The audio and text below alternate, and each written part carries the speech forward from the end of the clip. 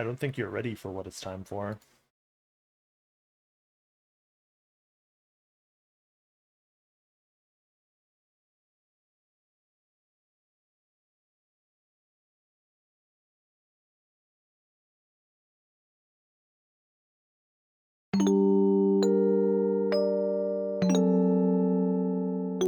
Ow. Be quiet. Jesus. Who the fuck raised you?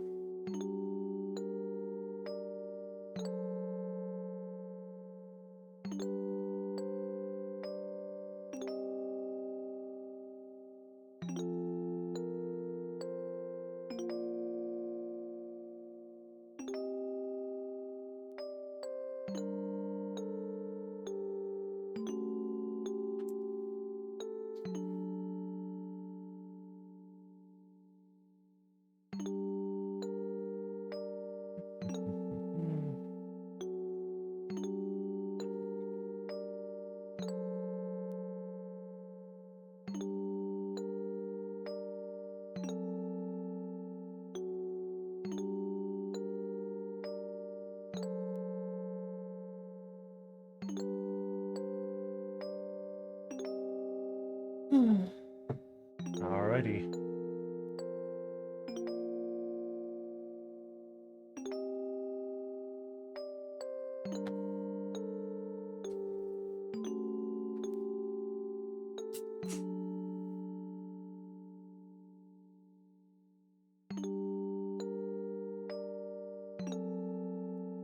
This is gonna be so much fucking reading.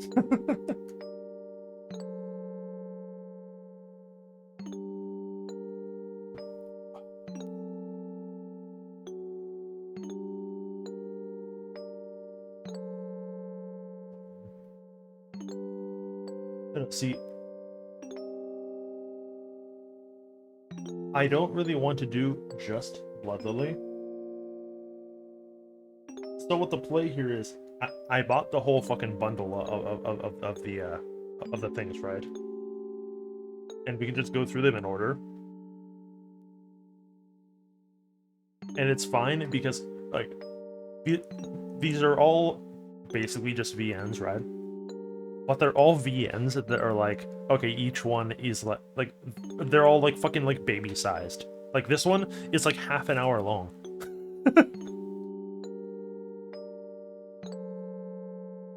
Like I think the longest ones are like 3 to 4 hours, maybe.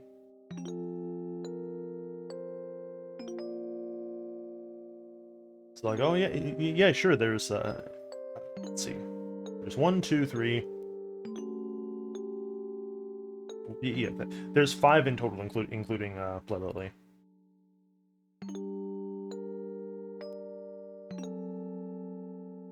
There's actually 6, but from what I gather about this other one, it's like unaffiliated. It has like some of the like same themes, but like it's not. These are not any of these fucking characters, like literally. So I'm gonna skip that one and like maybe do that one another time because that's like an actual like fucking RPG kind of thing.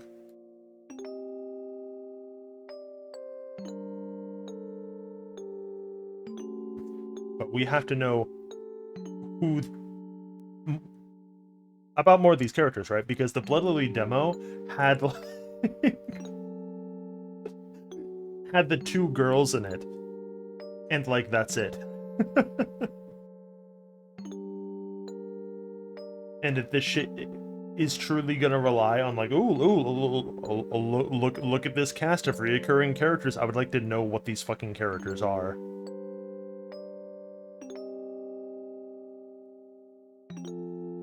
But yeah, this one. This one is listed as like half an hour long. Does the second one have a length thing? Not seeing one on the description. But maybe like an hour, hour and a half, and maybe 2 hours.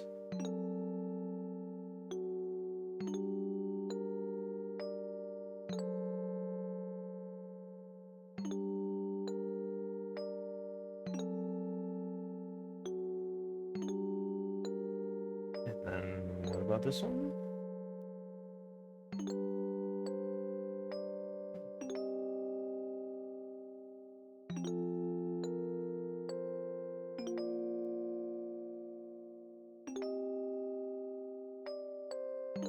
Anywhere from 2 to like 4 hours on this one, but I think the people because half of these don't have length things in the description, so I'm just basing on the reviews, but I'm pretty sure the people that are making these reviews that are like in excess of 3 hours just like went through the game multiple times. Like, there's no way.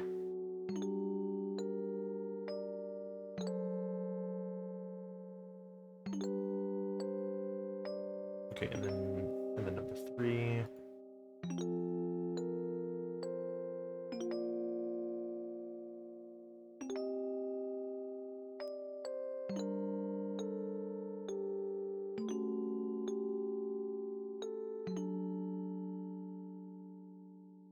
Number 3 is like another like 2 hours or something.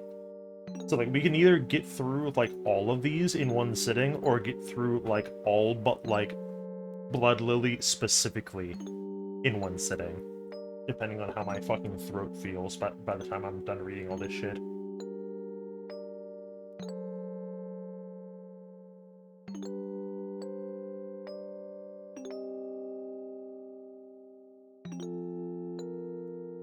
Maybe.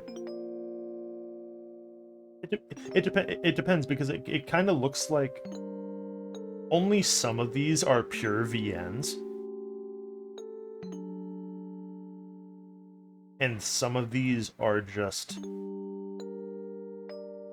I don't remember anything about the actual gameplay of Blood Lily, because there was still, like, we walk around and stuff, just to some extent, right? Because any of these that have, like, any amount of gameplay will make it less strenuous. Just because, like, yeah, I know this one's a VN. I would guess like maybe half of these are VNs. Well, no, because let me look at these again.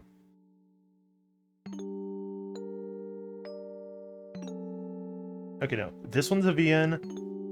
Case 2 is like a JRPG kind of thing.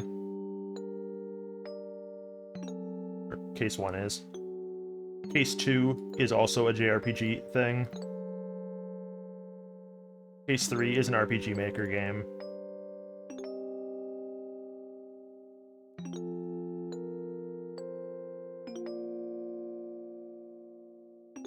Extra Case, I think, is the like exact same format as Blood Lily, and Blood Lily is like an RPG Maker thing. So I think this is the only dedicated VN one. Which means we're fine. Almost certainly. Okay, so let me close that. Close that.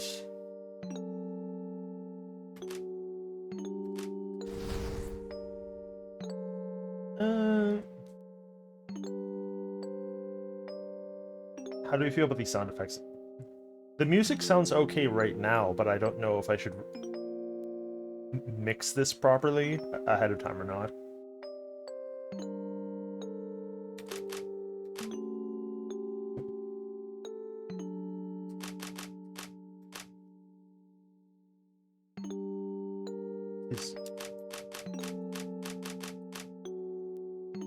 What does ME volume stand for? Because background music, background game sounds, blank, and then like sound effects.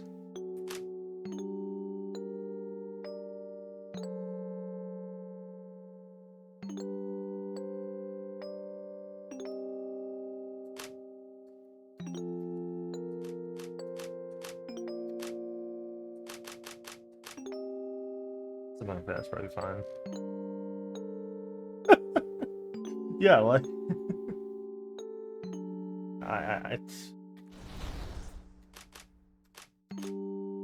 yeah, this is probably fine. Ah. Select the language in which you wish to play a game in. Oh, you got simplified Chinese and non-simplified Chinese in here, huh? Cool.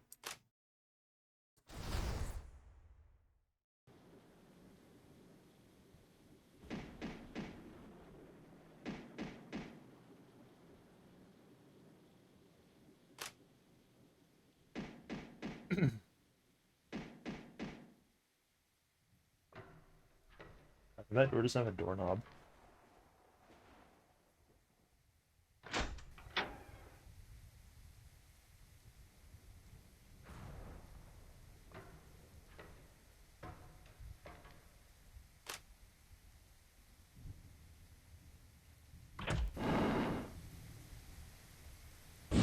Ah! How utterly terrifying.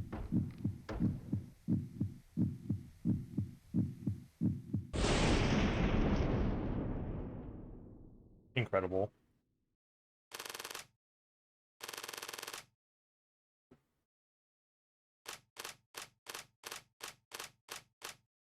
Wow. I don't want him to get me, bro. Don't flash red like that for like one frame. Please name the protagonist. What do you mean the default name is Brucey? That fucking sucks. What kind of dog shit fucking name is that? Are you joking?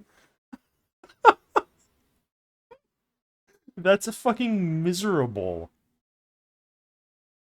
I wouldn't call someone that as like a mean nickname when if I'm bullying them. Like that. What the fuck is wrong with you, dude? Brucey. What? I'm not the fucking Joker.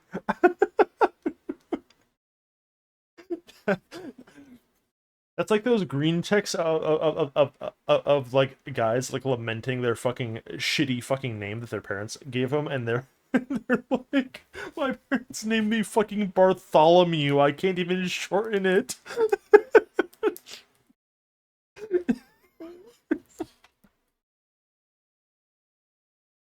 Jesus fucking wept.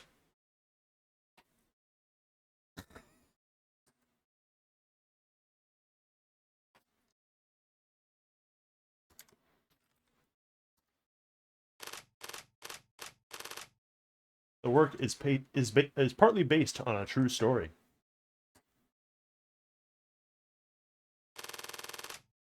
Hey, have you guys heard of the Cannibal Boy? What kind of laptop is that?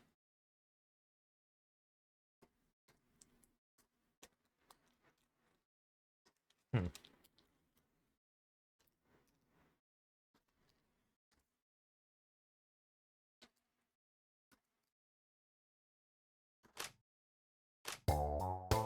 Huh? Of course. It's the urban legend everyone's been talking about.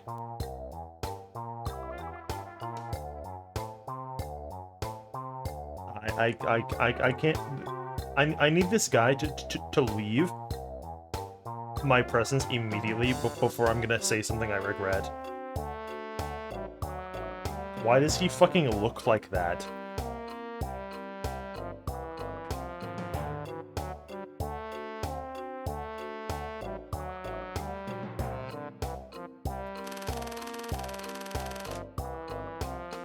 Jade, James. Don't you two remember why we're in Jade's room with this heavy textbook on counseling psychology? Huh, I really don't.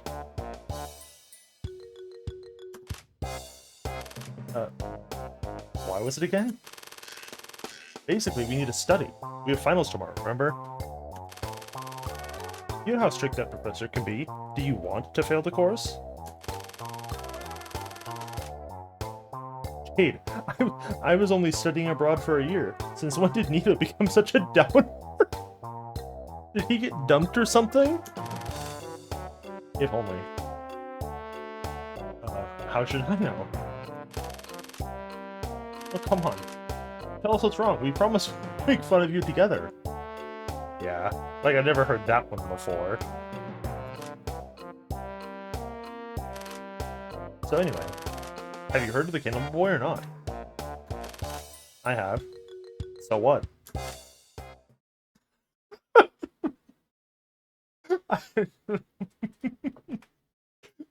I really, really do not like this guy. Look at him. He needs to get, like, pounded into a fucking mattress looking like that. Like, it is uncanny.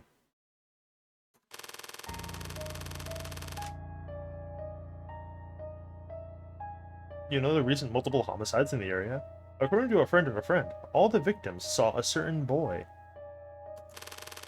Then, a few days later, they were found dead inside their rooms.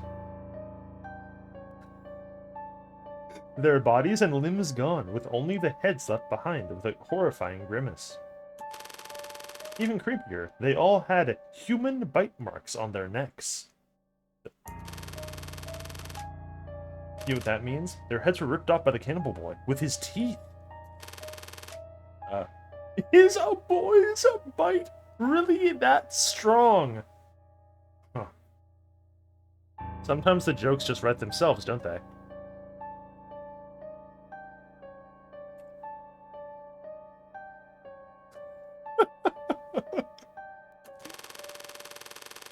Nito, what's wrong? What's wrong with you? You never questioned the logic of an urban legend. Otherwise, it's no fun. Sorry. But yeah, I've heard about it. So? Well, do you know about his past? What caused him to become a bloodthirsty man-eater? Beats me. What? Are you gonna do a case conceptualization? Or draw his genogram or something? Yeah, no, see, this is the exact level of interest that you would get out of me if you tried to tell me this dumb bullshit. I'm gonna go, yeah, I know about it. Fucking who cares? What is the straightest line that I can draw from where we are right now to when you stop talking about this so I can do something more interesting?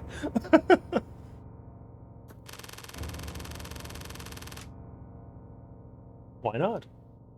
We get to hear an interesting urban legend and get a refresher on counseling psychology. Let James finish the story. Alright, whatever. Part 1. The Cannibal Boy. Why is it colored like that? What is that? What does that fucking mean?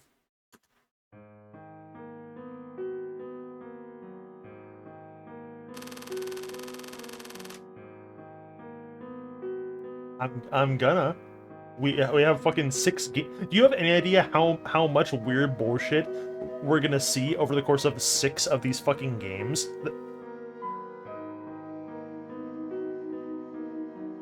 It's gonna be a fucking nightmare. The Cannibal Boy was originally just an ordinary kid who lived happily with his dad, mom, and big sister. But one day, his mom cheated on his dad and left the family, leaving the dad to become an alcoholic, and everything changed. Whenever the dad was drunk, he did stuff to the big sister. The big sister resisted desperately at first until the dad said, "If you won't play with me, I'll play with your little brother." To which the big sister replied, "That's kind of fruity, bro."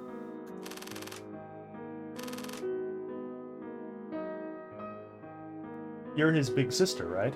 You decide what you want.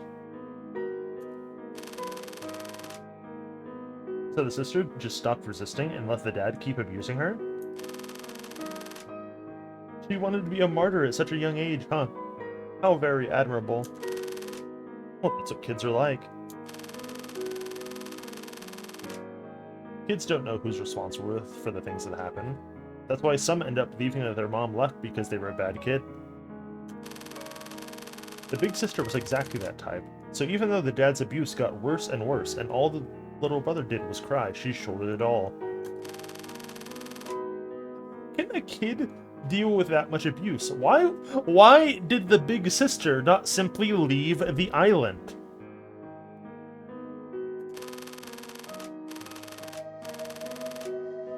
You don't understand. When parents don't act like parents, kids, especially ones with younger siblings, will grow up and take on the role of parents.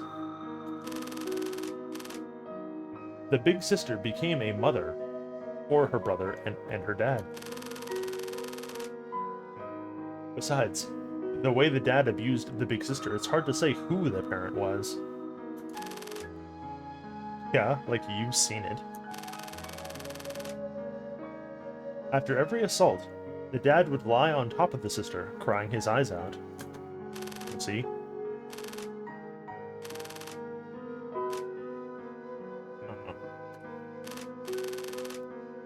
Those kinds of villains are worse. Why is villains in quotation marks? I bet there was something up with the dad's mama, the cannibal boy's grandmother, right? If you keep speculating like that, the story will never end. That's why forces of pure evil in anime and comics are proper villains. You don't have to consider their backstories or anything. You can just... What fucking villains are you talking about that you don't have to think about their backstory? What kind of fucking slop are you people fucking reading? Are you joking?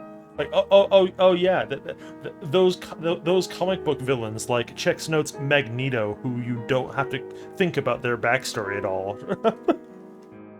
Like, what do you fucking get a grip?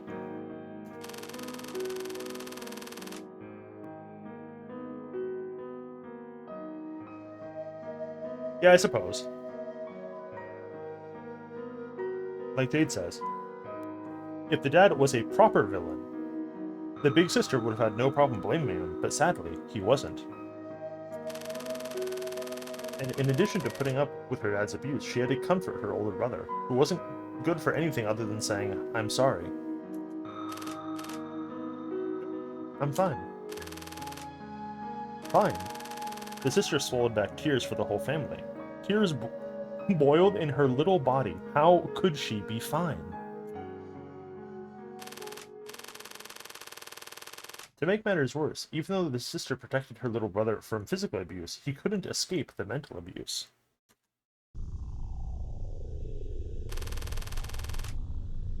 Unfortunately for him, the little brother looked a lot like his mom. That's right, the mom who left with some other man. Don't fucking oof.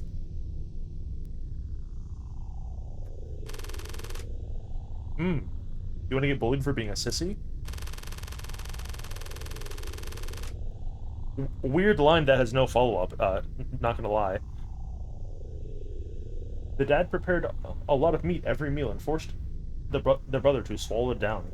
He wanted the brother to grow big and strong and not look so much like his mom.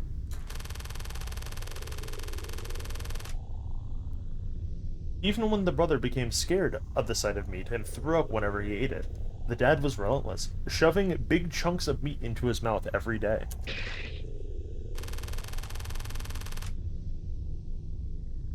The more the dad abused him, the more he cowered. The more he cowered, the more the dad abused him. And like a curse, the dad's fears became true. What did he transition? Like, what the fuck? Like, what does that mean?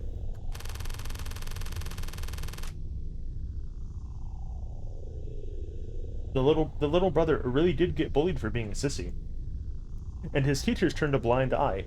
His life became a living hell. That's when he started having hallucinations. He saw apparitions that no one else could see, and heard voices no one else could hear.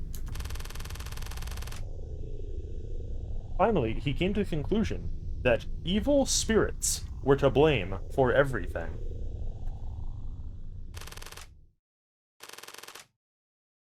If they were really human, they wouldn't be so mean to me. Dad, my teachers, my classmates, they must all be possessed.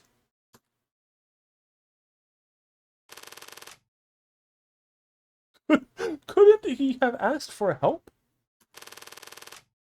Who could they have asked? The useless teachers? If you tell any of your teachers, I'll kill myself and your sister. You don't want to see your dad and big sister die, do you? I know you're a good boy. Yo, well, why did he simply not talk to his friends and produce a miracle? As you can tell, the dad's quite the character. Jesus. He's such a drama queen.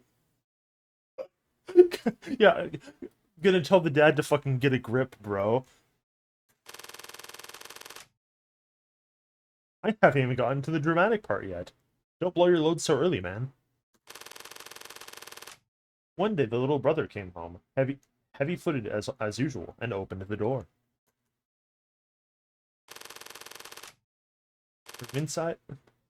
From inside the house came the familiar smell of alcohol, mixed with blood. A broken bottle. A bloody knife. The dad's face stabbed to a pulp. The sister with her wrists slashed open. The little brother didn't have to read the suicide note on her desk to realize what had happened. So it was too much for the big sister after all. Or maybe I should say I'm impressed she lasted so long. When he picked up the bloody suicide note on the table, though, what he saw was... It's your fault. Alright, well, I'm not reading all that. And in that instant, something snapped inside of the little brother. My sister would never write that. She'd never write anything to hurt me. It must have been, that's right, an evil spirit. The little brother's brain rewrote what happened in order to protect himself. The voices he heard and the illusions he saw served to protect the little world he shared with his sister.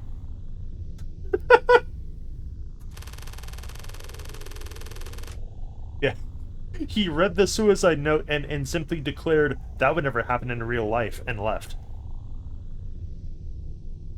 The evil spirit in Dad wanted to possess my sister, but she didn't want to hurt me and wanted to free Dad, so she killed him and herself. But they aren't the only ones possessed by evil spirits in this world. My teachers are, my classmates are, and so many more people. If I don't do something to free all the people who are possessed, won't my dad and sister have died in vain? There's a reason for all the suffering I had to endure. So it's my turn to exorcise all the evil spirits. But I can't just leave my dad and sister behind like this. I'll pack them up and take them with me. Stock RPG Maker sounds. Good thing Dad trained me to put lots and lots of meat in my belly. But it would be a huge hassle for the police when they find the blood and can't figure out who the victims are. I've got to leave them the heads at least.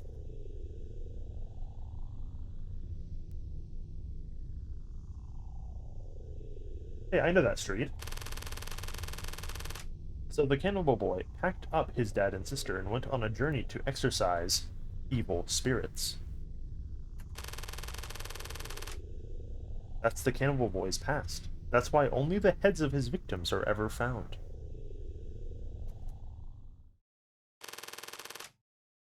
It's the last remaining shred of his conscience. Bro, this legend fucking sucks ass.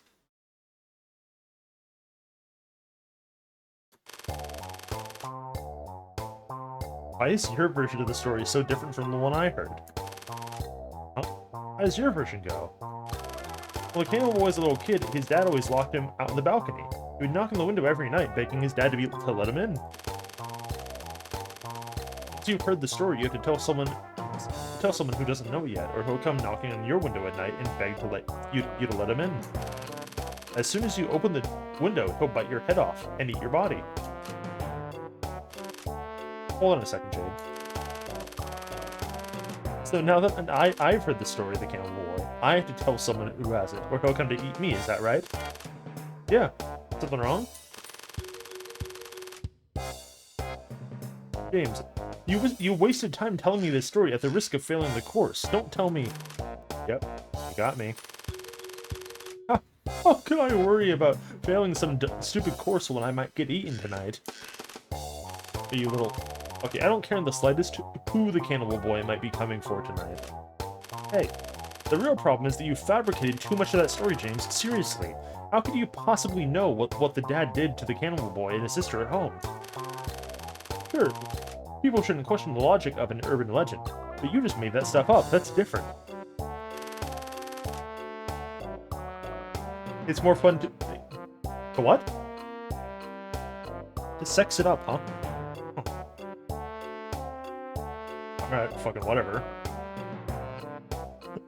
We're just saying words now, are we?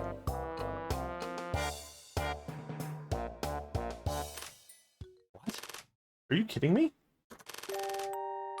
I think you're confused. Are you honestly? Stop saying that! Are you honestly seeking truth in an urban legend? They're practically made to be sexed up, question mark? Okay. The essence of an urban legend is in its blending of facts and lies. The Cannibal Boy's past may not have been that tragic, or it could have been even more tragic. He may not actually exist, or he might really come and eat Nito tonight. That's what an urban legend is all about. What's the fun in knowing all the facts? Okay, fine. As an urban legend, it's bound to have some lies mixed in with the truth. Nothing is certain.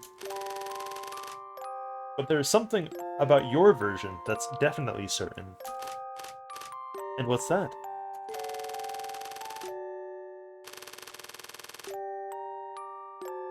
I don't know if the dad and big sister were really possessed by evil spirits, but I'm pretty sure that it's your fault came from the sister herself.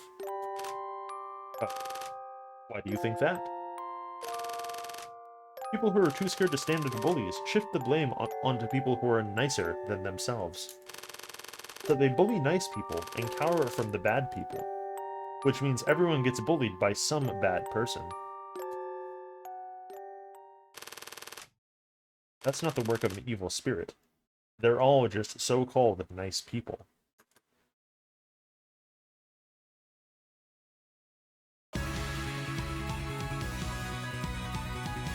Epic.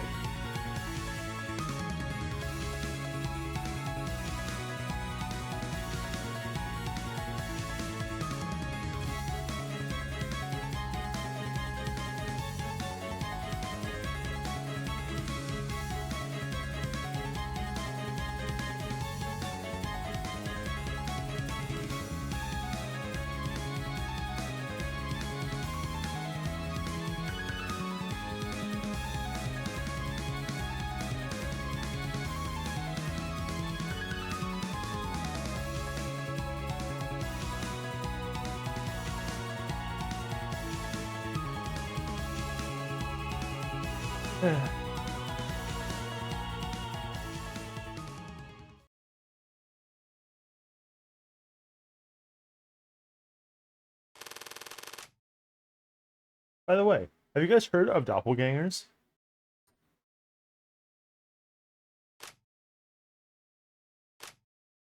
Huh? Of course, it's a popular urban legend. We just talked about the Camel Boy and now it's doppelgangers. What happened to studying? What about our finals? Nito, there's something I have to tell you. The earlier discussion enlightened me to a singular truth. Boy. Like, I'd never heard that one before. Huh? What kind of truth? If we give up on finals, then it's winter break for us, starting now. Oh, really? I'm going home. Hold on. Let's just take an hour break. After that, I promise we'll study, okay? Okay. One last story. We'll all go down together! You realize that I can hear you, right? A doppelganger, which literally means walking double, is basically the phenomenon where you or someone else witnesses your double. I'm sure you've heard of it. Sure, who hasn't? Okay. Then you know what happens if you ever meet your doppelganger. Your doppelganger kills you, right? Anything else? If your doppelganger dies first, you'll die under similar circumstances. Oh, so you're dead either way. Did you also know that doppelgangers are entirely fictional? I'm sure we've all come across something similar in our lives already. Know what I mean? No. Twins. In TV shows and comics, twins often find themselves in similar situations, right?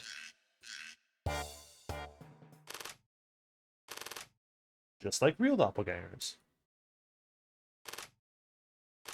2. Doppelganger.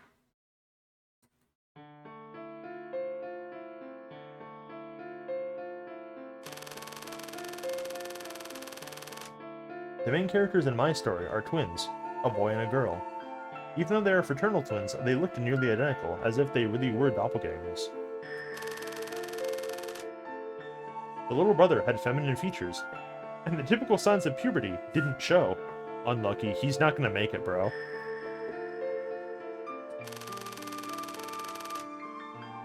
If he had put on the same clothes as his twin, people definitely would have mistaken them for sisters. All too often, boys who look like girls end up getting bullied. A rotten world we live in, truly.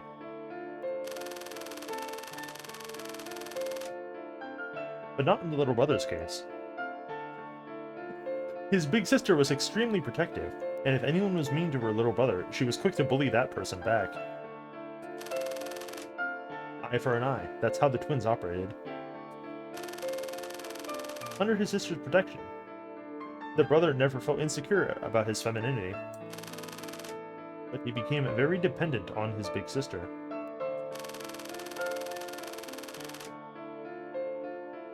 Meanwhile, the big sister always needed someone to rely on her to uphold her self-esteem, and she grew to be quite passive-aggressive. Women, am I right?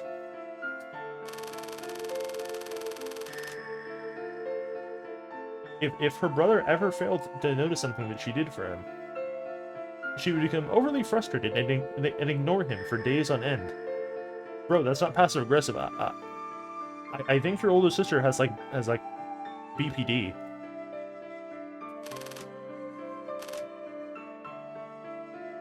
Adorable, isn't she? But regardless of that, the twins were very close, almost as if they were the only two of them in their own little world. That is, until the big sister met a certain handsome guy.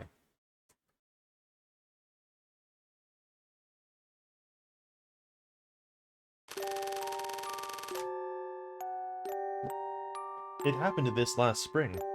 The twins were both taking intro to philosophy at the time. Unlucky. One day, they were discussing animal rights in class, and the professor asked whether it was okay for people to eat cats and dogs. To which the students replied, we live in Asia, we don't care about that.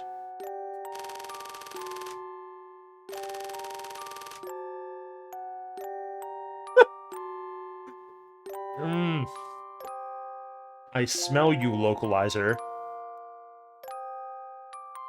What Redditor translated this that fucking is gonna say a forbidden word like that? Fuck off. Evil. Is that professor a moron or something? What's there to think about? You eat an epic hecking fur baby today, you might as well eat a real baby tomorrow. Could you just let me finish my story, please? Sorry, I just really love animals.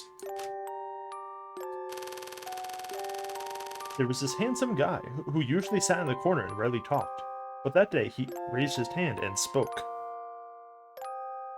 The word was a curse. So we can eat chickens, pigs, and cow, but not cats and dogs? That seems awfully inconsistent to me. Hearing this argument, the little brother had a response. People that don't love things equally. That's just human nature. I think that kind of inconsistency is excusable.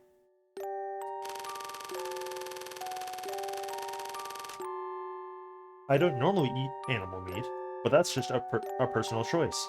If a cat or dog lover still chooses to eat other kinds of meat, I don't think that's any less consistent than my preferences. The two went at it, and support was split in the class. As the class ended, the professor praised them both for their well-constructed arguments. How is the class fucking split? The big sister supported her brother's argument, but she was also impressed by the handsome guy's logical persuasiveness and the articulate way he talked, quite unlike me. Ugh.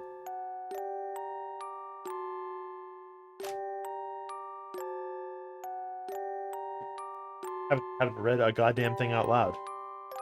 Hmm? What's the matter, Nina? It looks like you're about to say something. What is it? You're talking about Crate and Hans, aren't you? Crate and Hans, who are they? James, you really are something. Do you really not remember them? They were in our year, and you had classes with them. They majored in psychology as well. Crate and Jade in particular were very close, but half a year ago, the two of them disappeared. What? Seriously? James, I thought Great was your friend. Isn't it a little mean to gossip about your friend's disappearance?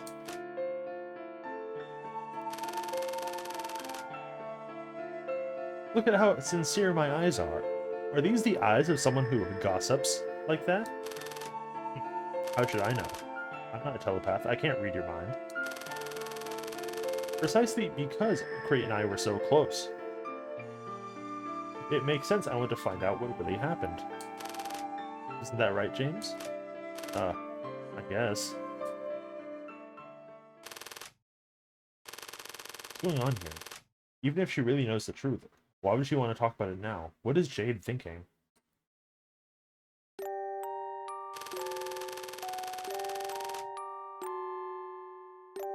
As time went on, Hans and the handsome guy clashed in heated debates over all kinds of issues. They became rivals and best friends. When the student association planned a big event, Hans formed a group with Crate and the handsome guy. And then Crate invited me, so the four of us ended up working together. Yeah, you gave both of them fucking names, but but that guy is still just the handsome guy. That's kind of fucked up. What is this dog doing? Hold on.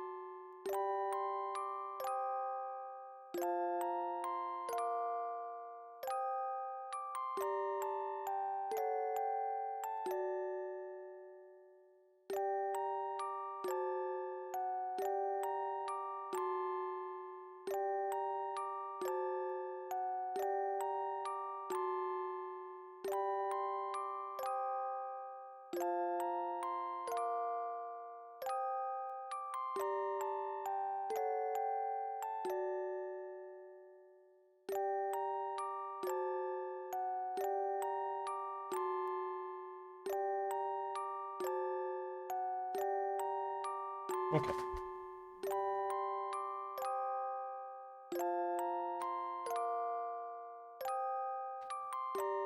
That was really fun, but also super exhausting. After a successful event, Brett suggested going to an amusement park after classes on Friday to celebrate. However, our professor suddenly decided that Hans and I were in charge of the next presentation. We needed time to prepare, So only Gret and the handsome guy made it to the amusement park. That's where something magical happened. Oh, dude, I can't believe the second story that they tell it is actually just the plot of, like, an NTR doujin. It's gonna be really cool.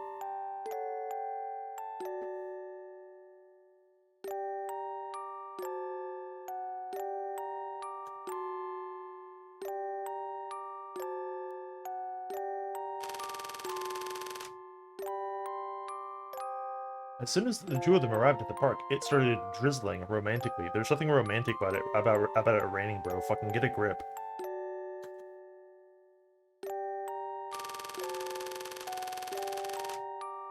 They both had umbrellas, but they both acted like they didn't and huddled under the handsome guy's umbrella together. They were suddenly so close.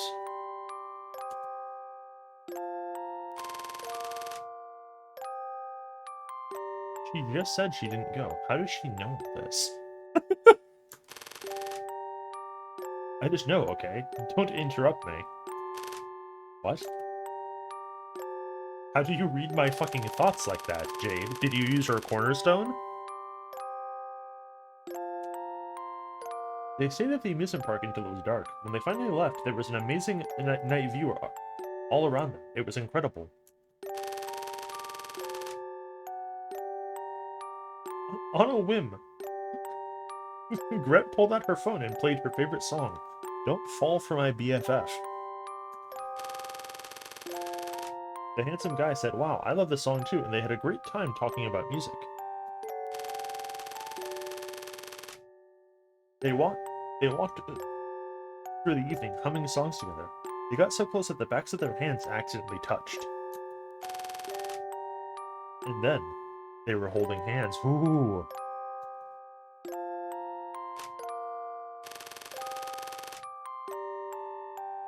Don't read too much into this, but are you interested in anyone at the moment?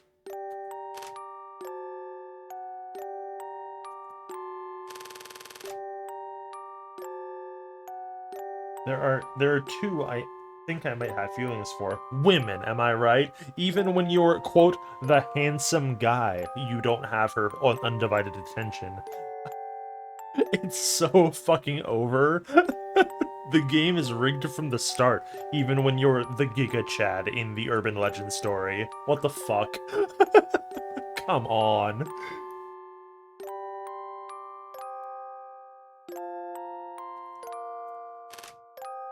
Really? Me too. Is one of them here with you? Are they in the room with us right now, handsome guy?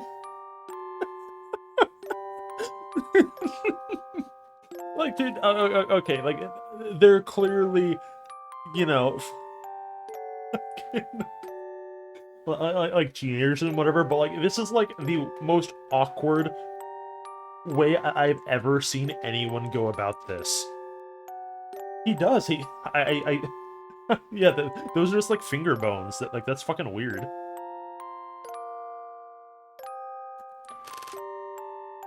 Yeah, it's you, bro. That was the moment they confirmed they had feelings for each other.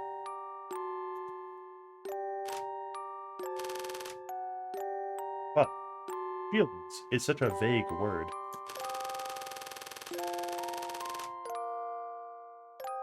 Brett didn't realize she had an actual crush on the handsome guy until the day she invited him and me to a movie that Hans had recommended.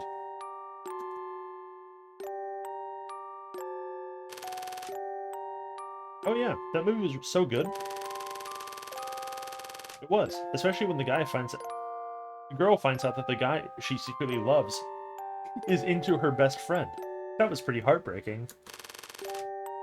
Huh? So you've both seen the movie already? Oh, well.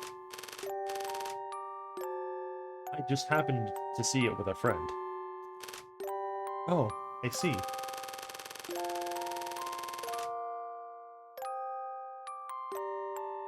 Brett recalled the handsome guy saying that there were two people he had feelings for. One was her, and the other must have been the one he went to the movie with. thinking about it threw Brett into a jealous fit. That's when she realized she had fallen in love with the handsome guy. Who then told her to fucking get over it. From that moment on, she couldn't get her head out of the clouds. Brett herself thought a 20-year-old shouldn't act so love-stricken. Okay, no. If you're fucking 20 and that is how you interact romantically with someone, you need to fucking jump off a cliff.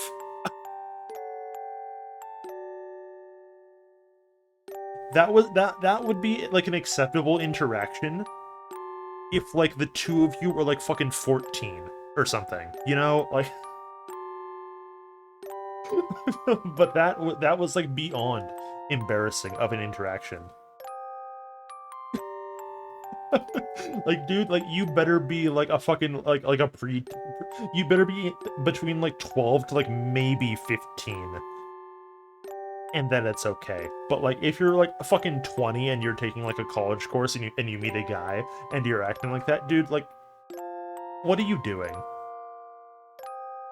Well, what could she do? She was totally obsessed. Brett went on several dates with the handsome guy, and it was always romantic. She fell more and more in love. Then finally, she decided to confess her feelings, to which the guy replied, "We've gone on like 5 dates, we're just fucking dating you, Spurg. What the fuck are you talking about?"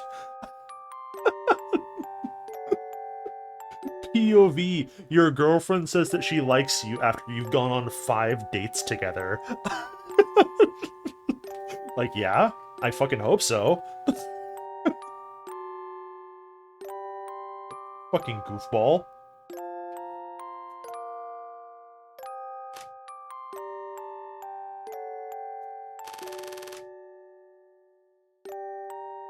Fred, I think we should just be friends. I see. You've fallen for the other person, then. Sorry, I should have realized how I felt sooner. It's kind of weird that I continually... I kept inviting you out on dates, though. No, it's not your fault. Could you tell me who it is? I just want to talk to him. I just want to talk to him. I just want to talk to him. I can't say exactly, but it's someone close to you. We should just be friends. Those words started it all.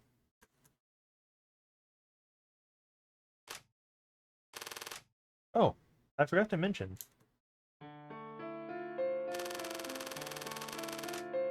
Besides listening to music, Greta loved to cook. Every time she made steak, she invited me over to her place. The Saturday after she got rejected, Greta invited me over again. Normally we'd laughed and chatted through dinner, but that day, Greta didn't even say a word. The atmosphere was unusually heavy.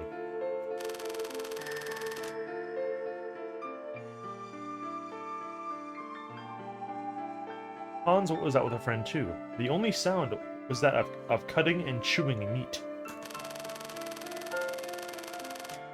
Greta's steaks were usually cooked medium, but that day they were rare. Whenever she cut her steak, I could see the bright red juice bleeding out. Gross. Hey, do you think I'm kind of an attention seeker? Greta finally broke the silence, but started on a disturbing topic. What's wrong? What makes you say that? You know how I told you that my dad was very strict? When Hans was little, my dad would lock him out in the balcony for every little mistake. Hans would knock on the window all night long, begging my dad to let him in. And every time I'd let Hans back in the dead of night. But my dad always found out the next day and beat Hans up. It was all my fault.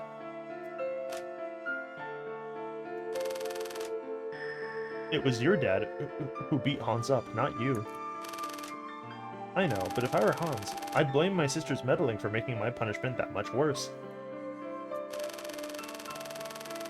I still can't mind my own business. It might look like I'm always doing stuff for Hans and others, but I only do it for the attention. Everyone knows it, but they're just too nice to say it.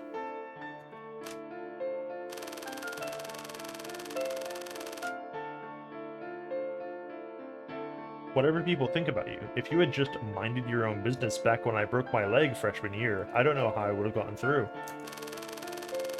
Sometimes I think if I hadn't broken my leg, we wouldn't be such close friends. It was a kind of destiny, don't you think?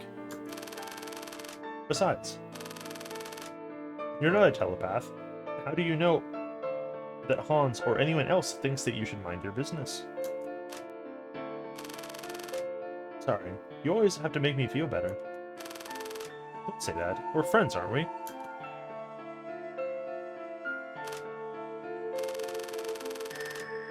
Jeez, she always did this, that sentimental bitch.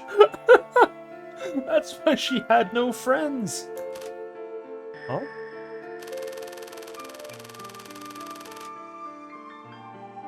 Every time she felt insecure, she never said anything. She just pushed herself to the edge, but still wanted everyone to notice. How could anyone stand that? But that's what made her so appealing.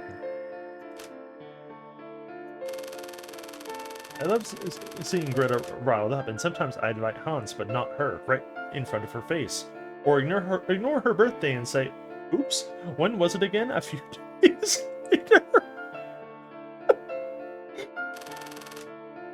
I wish you guys could have seen her face. The poor thing was adorable. You're kind of a freak, you know that? Oops, I got carried away. Let's get back on topic. Yeah, what the fuck is this? Is this harlot's fucking problem, bro?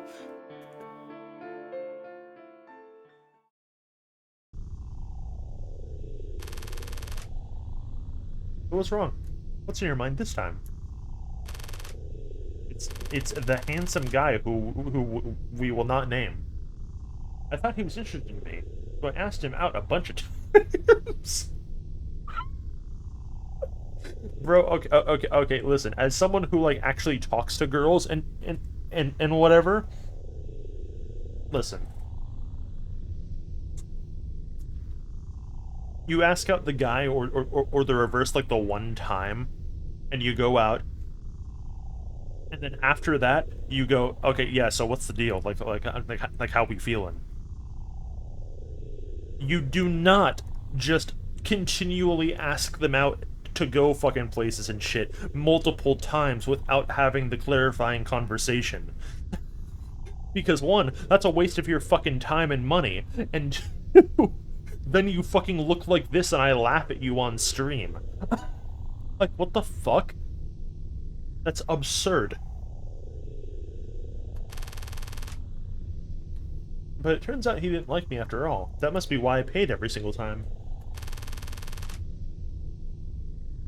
It must have been so annoying hanging around him like that. I don't think... And you know what? He likes someone else already.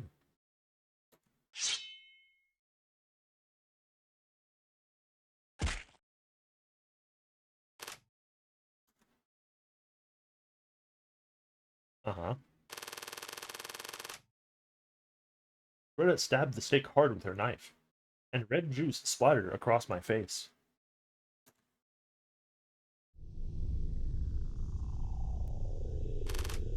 Oops, I'm sorry. Uh, it's okay. You're the one who went to that movie with him, aren't you? I knew it. It's all your fault.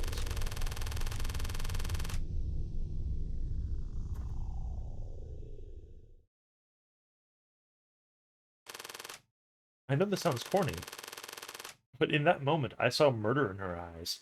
In that instant, she really meant to kill me. Just thinking about how many times Greta must have simulated in her head how she was going to push me down, mount my struggling body, and thrust her knife into my face. Oh, I just can't. This woman really is a fucking freak. Oh, fuck? Yeah.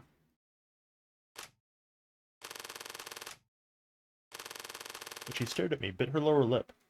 She put the knife down with a trembling hand and never touched me once. Why you? Why does it have to be you?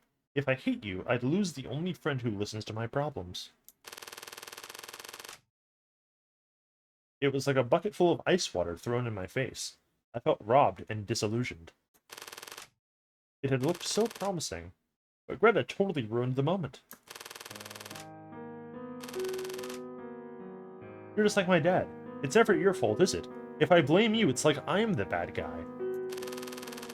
Perhaps to Greta, the villains in her life who weren't quite evil enough, like her dad and me, were the worst. She wanted to shift all the blame on us, but she couldn't because we weren't completely at fault. We shouldn't see each other for a while. I need to be alone. As I listened to Greta's words, I told myself I had to be patient. Not yet. At least not now. It's still but a bud, but soon enough she'll flower and secrete her sweet nectar. What the fuck are you talking about? I'm way more interested in what this fucking freak is saying than like this story.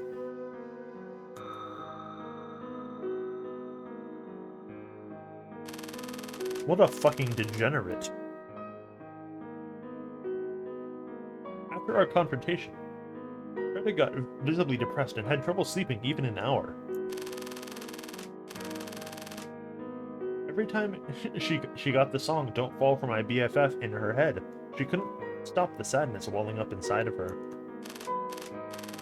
Not me. Why her? Why don't you want my love? Why do you want hers? These thoughts continued to haunt Greta. It had all started and ended so quickly that Greta couldn't take it. And now that it had ended, time was so slow that Greta couldn't take it. She just wanted to go back to before any of it had happened, then perhaps she would have had fun memories.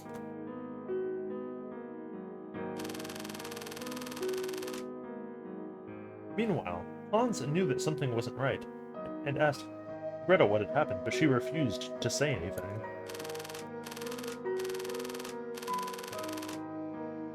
If you really understand me, I shouldn't have to explain.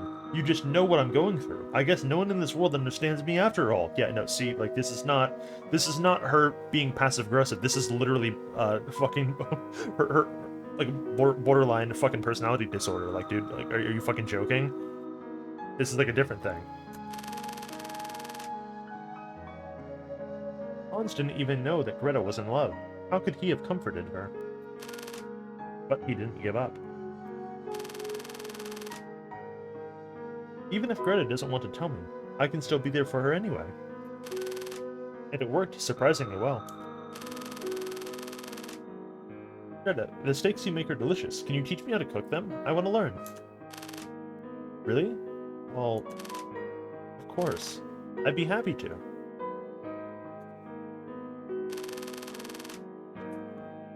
With Hans by her side, Greta finally started to feel better.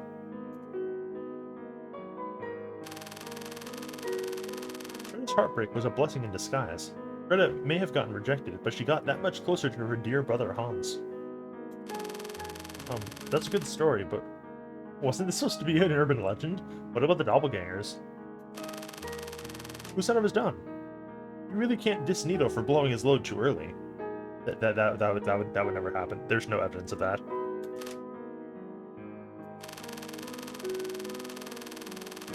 Hey, if Greta refused to say anything, how do you know she had sleeping problems? What kind of thoughts haunted her? Or what kind of interaction she had with Hans? Listen to yourself. And you accuse me of sexing my story up? Please! That line fucking sucks. Stop using it. It's awful. Excuse me? No, Jade didn't. Nothing. I just don't think Jade fabricated anything. I think that's what actually happened. Haha, Nito, you understand me better than my own parents. Oh, like yeah, never mind. What? Nito, you're usually such a skeptic. Has Jade put you under a spell or something? Do I need to wake you up? I'm not sure, but I get the feeling Jade still has a Joker capital J up her sleeve. There's no good reason for her to keep making up such little details. How much does she know? How does she know? What are her motives? That's the important part.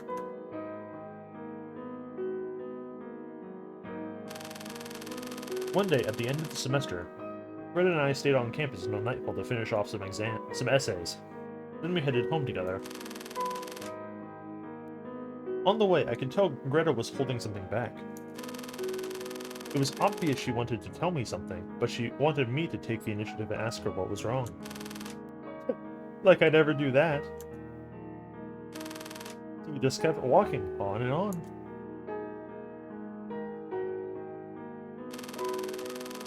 We had gotten to a park near the campus when Greta finally opened her mouth. Jade, you're mad at me, aren't you? Huh? I got pissed that the guy fell for you, even though it wasn't your fault. I'm really sorry. It was such a shock. Greta was taking the initiative to make up with me. I mean, fuck, all I wanted was to see her emotions explode. But that was okay. I still had a Joker left to play. Hey, forget about it. But I think you've misunderstood, Greta. I pointed towards the park, and Greta turned her head to look. Yeah? What's going on?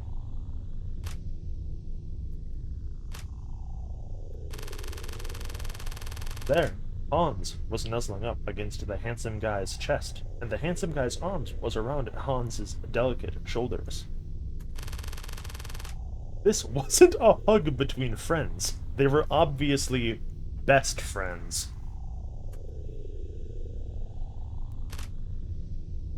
Just a bros being bros in the middle of the night in the park, bro. Like, come on.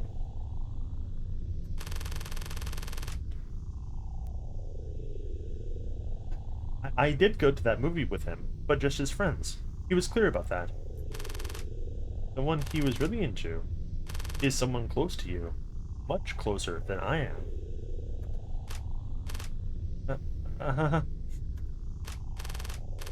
Come to think of it, the last time I went to your place, wasn't Hans out with a friend? Who do you suppose that friend was? What do you think they did? Did they go to an amusement park with a beautiful night view? Did they make out like they were doing now?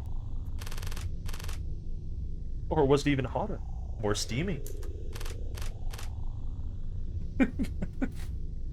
Bro, what the hell?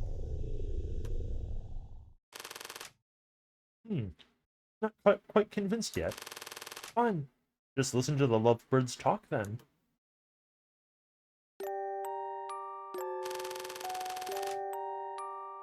You love that amusement park way too much. Don't you ever get tired of it? Never. As long as I'm with you. I'm having so much fun today. Thanks for asking me out. You've been looking down lately. I hoped it would cheer you up. Well, Greta's been in a horrible mood lately, and she won't tell me what's wrong. I'm worried she met some playboy who's stringing her along. If anyone ever betrays Greta, I'd skin him alive and eat his flesh, oddly specific. Little silly boy, how little you know that the one betraying her right now is you, Hans. Playboy, where did that come from? I ask you out and all you can think about is your sister. That will always be my number one. You're number two at best, man. That's some sister complex you've got. Did Greta spoil you when you were little? I don't know what you mean, but my sister was always nice to me, yeah. Isn't Hans just the sweetest? Even during his date, he was thinking about Greta. But to Greta, his words only made her feel like Hans was using her to make himself look good. Like I said before, my dad used to beat me up when I was little. Greta didn't want me to be the only one to get punished, so she'd always try to help me out. Maybe we could be up together. That's how much she cared about me. But me? All I did was cry and let Greta console me, forcing her to say that she was fine. You can't blame yourself. It was all your dad's fault. No, it wasn't my dad's fault. Back when our mom was around, he was really, really nice. Hans. My dad's not the one to blame. It's all because of that evil spirit. What? I knew that once I exorcised the evil spirit, my dad would be back to being nice again. Oops. Did I say something weird? What I meant was my dad was possessed by the ghost of his past. What? Is your dad Ebenezer Scrooge? What the fuck are you talking about, bro? You don't mean an actual evil spirit. You had me worried there for a second. I turned the music off and everything. Sorry, let's not talk about that anymore. I'm sorry I reminded you of such horrible memories. It's fine. Hey, by the way, Greta said she's hanging out with Jade tomorrow and won't be back until night.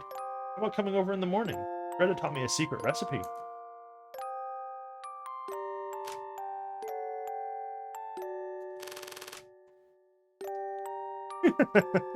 What a masterpiece. When I was in my lows of my lows, you had the gall to pester me to teach you how to cook. And it wasn't even for my sake, it was to seduce him. That's what was raging through Greta's mind. I know, because I heard it. Of course I'd let it go, but I'm not a big fan of vegetarian meals. Vegetarian? Why vegetarian? Huh? I thought you were a vegetarian, Hans. What? No, I'm not. I just don't eat regular meat. But I'm not a vegetarian, silly. But that time you criticized my argument in class, I thought you said you didn't eat meat because you're a vegetarian. Are you just a picky eater?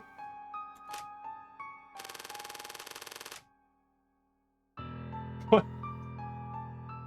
What kind of meat do you prefer? Could it be the kind I'm thinking about? Oh, that's very naughty of you. Watch out or I'll eat you up. What's up for you?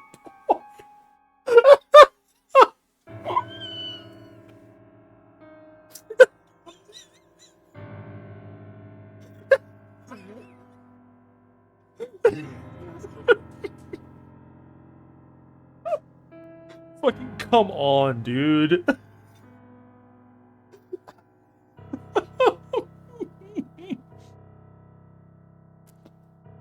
This straight up fucking sucks ass.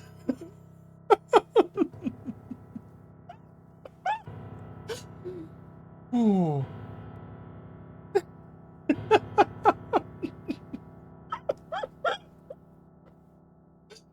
Ooh. What would your sister think if she heard? Oh, she did hear, and she was very angry. Then they kissed right there in front of us. A wet, erotic kiss. With plenty of tongue. Of course, Greta and I were the only other ones there, but it was quite a sight. The two lovers had no idea we were there and made up passionately for a while. Be careful on your way home. Don't get eaten by the cannibal boy. I'm more worried about you. Do you want me to walk you home? No thanks. I can take care of myself, you know. Okay, but you be careful too. Remember, I'll be waiting tomorrow. Don't be late, or you'll miss out on the meat. Okay, Mr. Potsdam.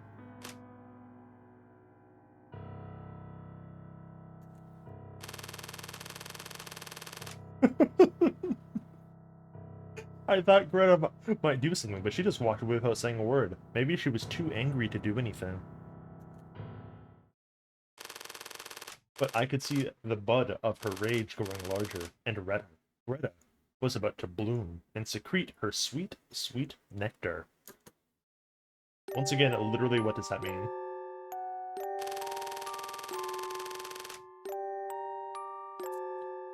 The next morning, the handsome guy... okay. Truly, at this stage in the story, we're really just not going to give this guy a name, huh? Everyone else in this fucking story has a name. I, I was able to overlook. Oh yeah, we're not gonna name this guy because he's not like a real character. He's gonna show up in like the debate in the opening segment or whatever, and then that's it. But but at this point, like you're just doing it to be fucking annoying, and it's working because it's really fucking annoying.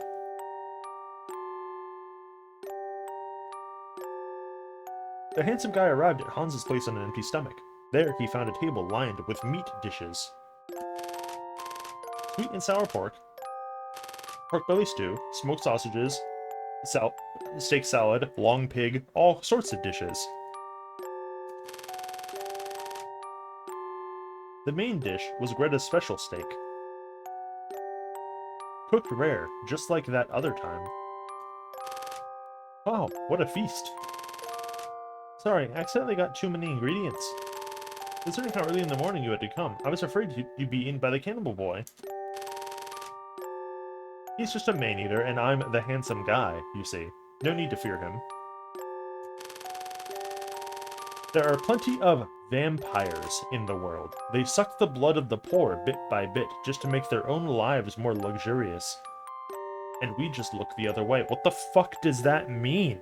What are you talking about?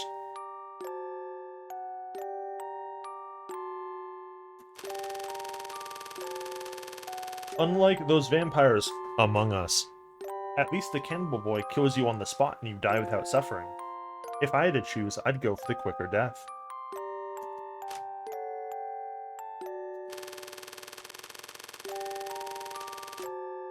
Besides, the cannibal boy treats humans just like any other edible animal. So many people are quick to judge cat and dog eaters when they have no problem eating chicken, pork, or beef. Compared to those people who discriminate between animals, at least the cannibal boy is morally consistent. He treats all living animals equally. Sounds like flawed logic to me.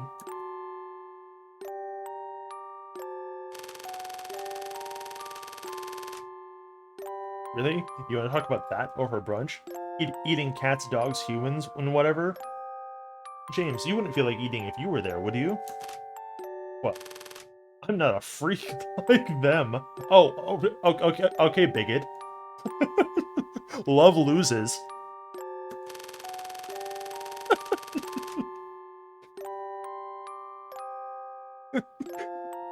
James really gonna hit us with, sorry bro, I'm straight.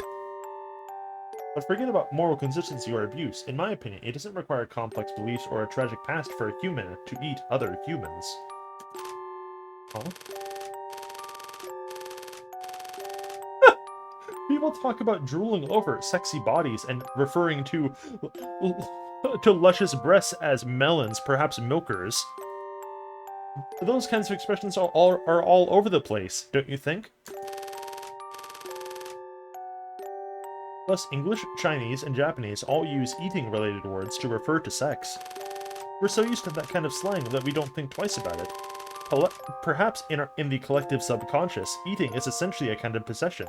A kind of intimacy, just like having sex. Wow, you guys really are fucking psychology majors. I'm gonna fucking give you a wedgie. Shut up.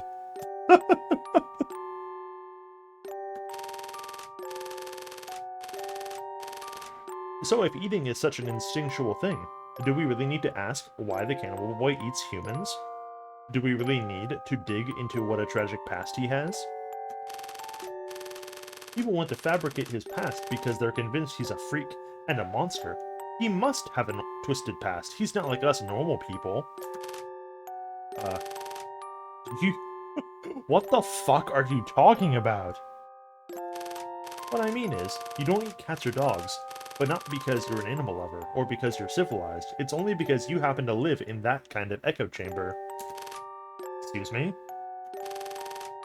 The only reason you don't eat humans is because no one around you does. You're just afraid that if you do, you'll be treated like a freak. Let's get back to the story. Yeah, we're using the talk note voice for Jade for a very good reason. Clearly, I just knew as soon as I saw her, I was like, yeah. Hans, what kind of meat is this?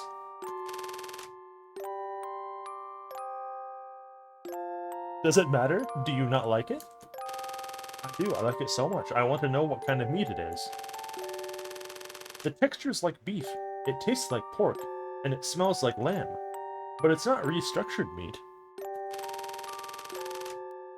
Maybe a hamburger that's 70% pork and 30% lamb might taste something like this. But it hasn't been ground. It's been steamed. It's one whole piece of meat that's been grilled.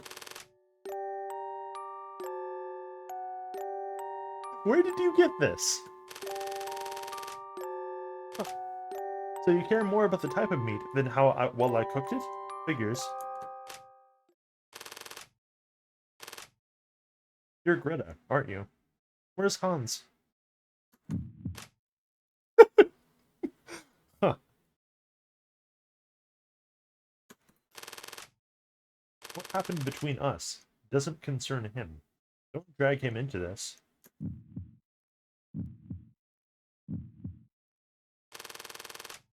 Really?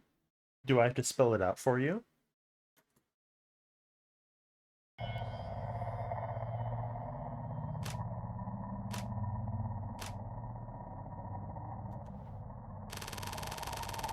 The handsome guy looked at the bloody chunk of meat and put his fork down with a shudder.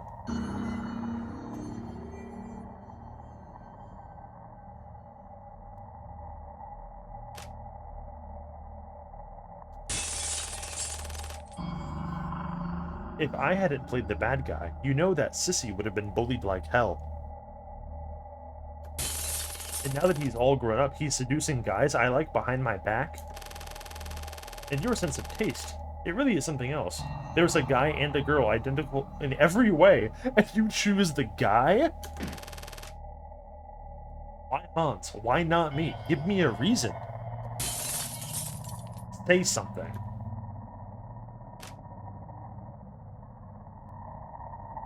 I like men.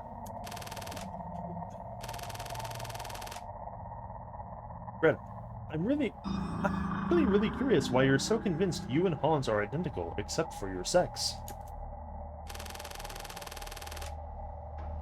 The handsome guy stood up and walked towards Greta. Then he slowly gripped Greta's shoulders.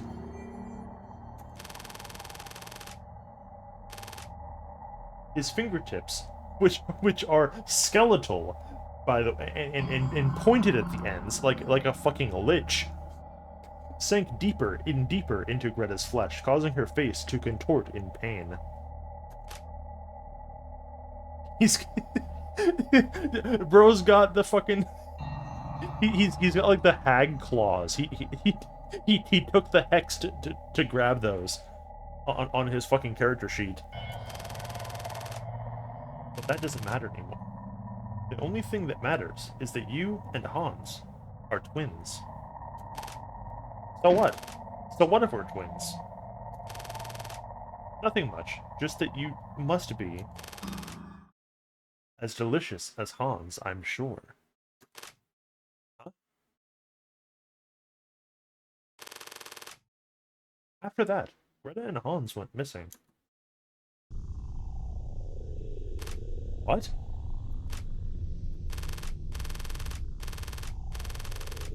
But they weren't dead. They both bloomed with wild abandon before withering in vain, frozen in their own most beautiful moments. All it took was a little push for a normal person like Greta to murder someone and feed the flesh to someone else. At that table, she was a cannibal boy too. Greta proved that, and she'll live on forever in my heart. Jade? You, me, the handsome guy right there, we're all the same. Humans are all birds of a feather. Consistent beliefs, a tragic past, none of that is necessary. Anyone can turn into an evil spirit. Part 3. Damn, they weren't kidding. Anyone can turn into an evil spirit.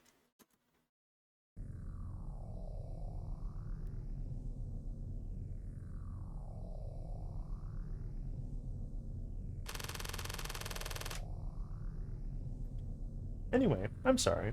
I spent way too much time on one urban legend. Hope you enjoyed it. Hans was slaughtered by his doppelganger. Greta died the same way as her doppelganger. They're both worthy of being called doppelgangers, don't you think? Bullshit. That's not what a doppelganger is. Jade only brought up that topic as a way to give away what happened. What does she want? Does she want to blackmail me? Or see my reaction? Or does she just want to prove her pet theory that everyone's fucking insane? And how does she know everything about Hans and Greta? By stalking them? Spying? Or maybe she hacked into their devices? Jade, why did you tell us this urban legend? Oh, come on. You of all people should know, Nito. What, that there are no more heroes in this world? Fucking roll credits? Like what? Hey, what the hell's going on? Were you two plotting to scare me or something? Is that why we're gathered in Jade's room?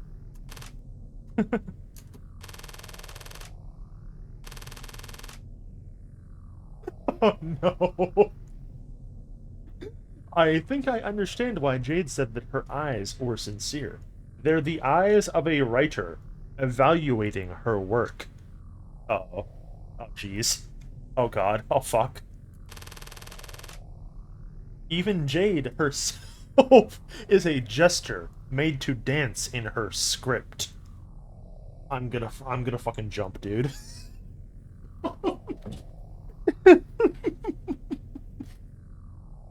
It never fucking went that far.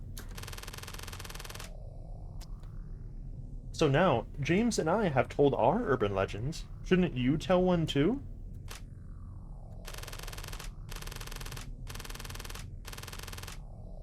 If you hear the story of the cannibal boy and you don't want him to come knocking, you have to tell the story of his past to someone who doesn't know it yet, right?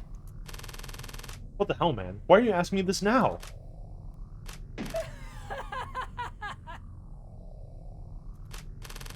What's so funny, Nito? Ridiculous. There's no past worth talking about. You civilized people eat plenty of animals, but you point at people who eat cats and dogs and call them savages. It makes me sick. I hate them. You can't eat some. If you can't eat some, don't eat any. If you want to eat some, then eat them all. Is it that hard? Is it that hard to be consistent? That's all there is to it. Plain and simple. Stop that, Nito. You got to leave him some hope. Just look at James's face. Can't you see it's filled with despair? How's the climax going to happen now? Do you realize what a nuisance it is when too many people find out what I like to eat? I always set an annual limit for myself, but I guess I'm going over this year. I guess I should reward Jay's enthusiasm with an urban legend of my own, but I don't really like to conjure things up. So I'll let James here experience it firsthand. Wowee!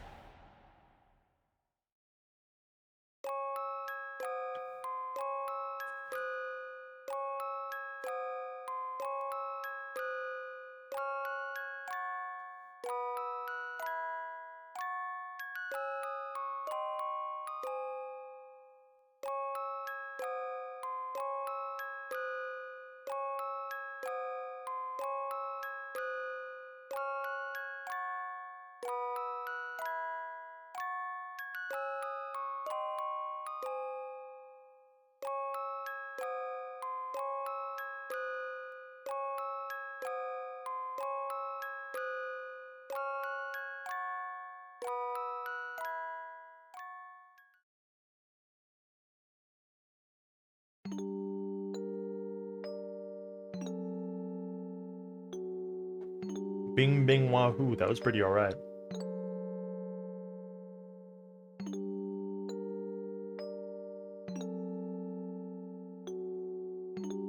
ladies and gentlemen, 1 out of 6 done.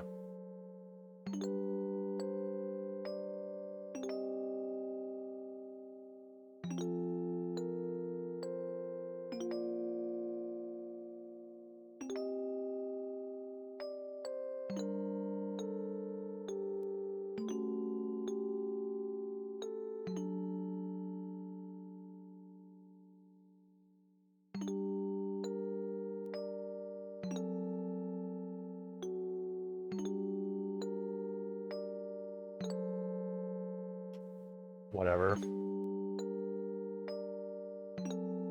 Okay. Grab the next one.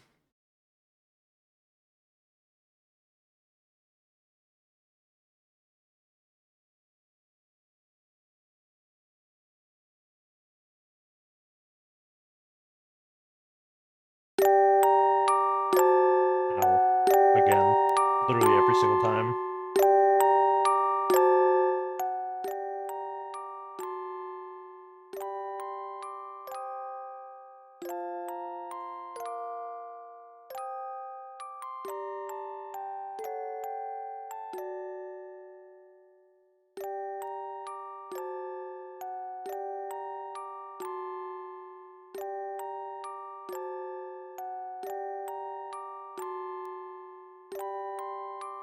Welcome to Physical Exorcism, Case 1.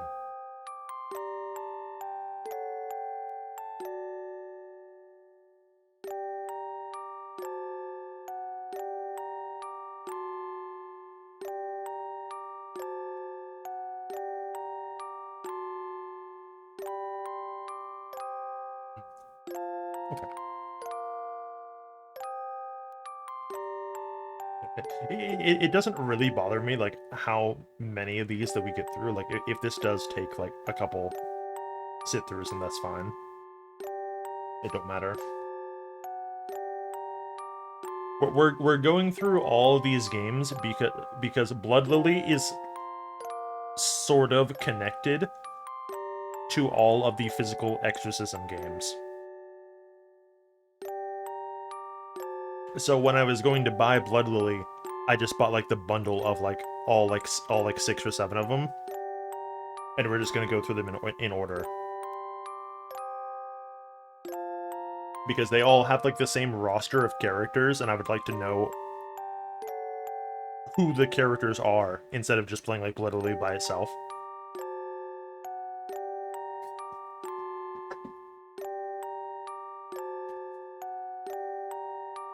I think, yeah, we're not going to see anybody familiar until the second case. So, like, the one after this one.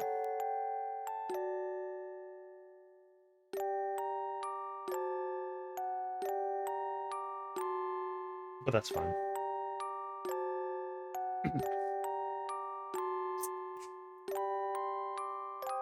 And that was that last one was the only one that was like an actual VN. This is like an RPG Maker thing. I'm gonna have to actually like sit up in my chair. Kind of. Probably not.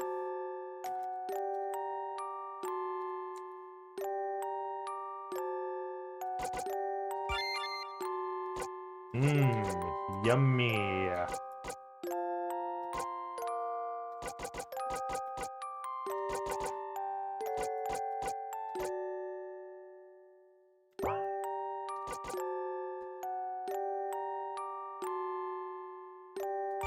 Alright. Case 1. Mountains of Molehills. Also, kind of weird that the VN thing had like the anime fucking opener thing after part 1, but then act 2 and 3 just like kind of played out. I'm not sure what the fuck that was about.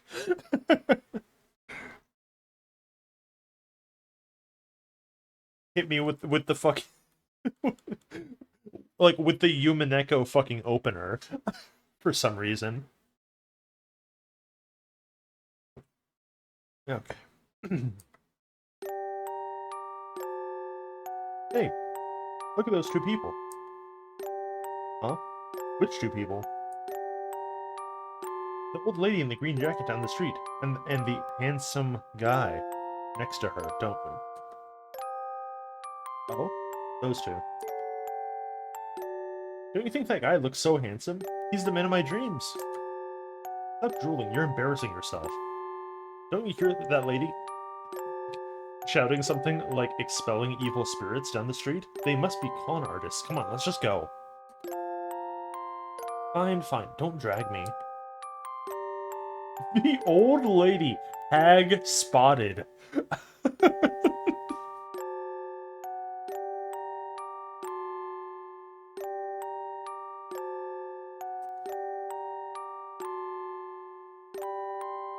Being called an old lady is bad, but having to hawk our excellent exorcism services on the street like common whores is the worst. The handsome guy. Besides, look at my sincere look. I'm nothing like a con artist. Your eyes are too narrow. I can't see them clearly.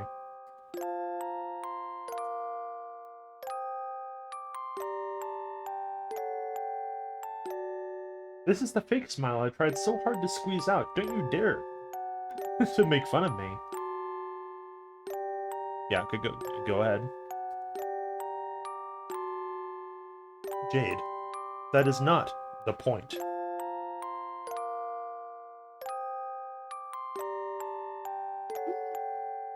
I at this juncture, from going from 0 to 1 right now, I'm not sure, because they're deliberately opening with these two fucking guys right here. This must be a conscious thing. We'll see.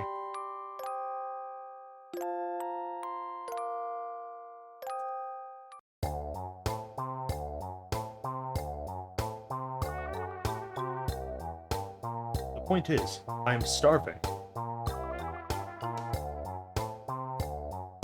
Interesting.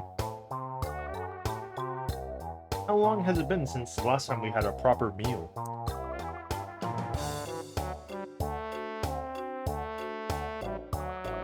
Don't squeeze out your soul here. Cram it back in. Don't let someone else know about your superpower, TM. What the fuck does that mean, Jade? Oh, sorry. My nose itched. Brucey. We've eaten only grass for the past 5 days. It's all because that stupid client said something like, expelling spirits seems simple to me, and bargained with us for half price. What's worse is that you were so pissed that you slammed the car on the road and made a big dent in the car, which cost us all of our money. I shouldn't have saved that guy. What a jerk. Now I really want to just flay him and eat his flesh. Stop that, or clients will be scared away.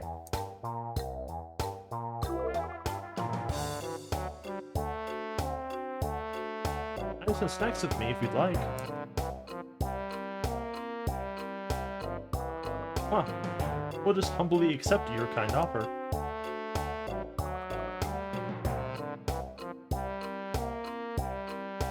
I think this music might be slightly too loud. You said you're Lucy, right?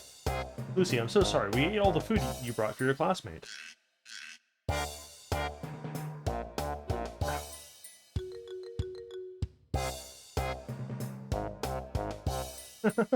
It's alright.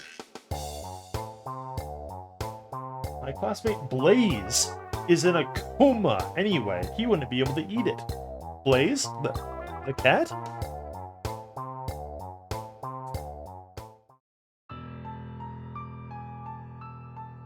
What's wrong with Blaze? Maybe we can help.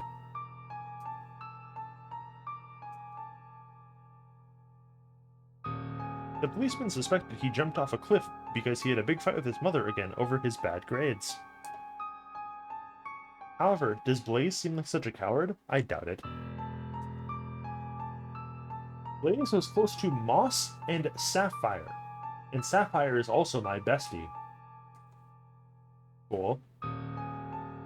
One night, 3 weeks ago, Sapphire and the other two wanted to tell ghost stories. So they went to the rooftop of our school, where a student had jumped from the building to his death. to tell ghost stories in the middle of the night.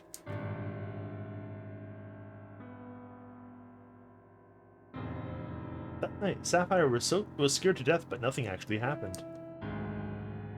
However, a week later, Moss died from a car accident.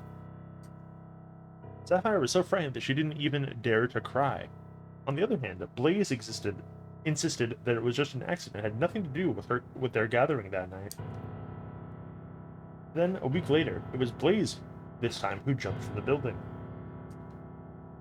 According to this pattern, soon it will be Sapphire's turn. That evil spirit from a student who jumped from the roof must be responsible for what happened to them. Lucy, I know how worried you must be. However, Sapphire is still alive. We still have a chance to stop her before being brutally murdered or whatever. Bruce, Jade, you two are exorcists, right? Please save Sapphire. Expelling spirits isn't a game. It's risking our lives to fight against evil spirits that ordinary people can't even see. You better not bargain afterwards or say something as useless as expelling spirits seems simple to me. As long as you save Sapphire, I'll work hard. Even get more part-time jobs to earn money. Come on, Bruce. Stop being so stingy. Lucy is so nice that she treated us to dinner. It's just... It's Jade's old habit again. Habit with two B's? Everything that she thinks is interesting, she will rush into. Don't worry, Lucy. We'll first meet with Blaze, collect information, and start to protect Sapphire tomorrow.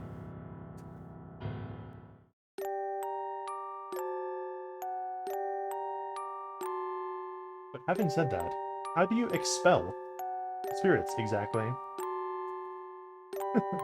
By so-called superpowers.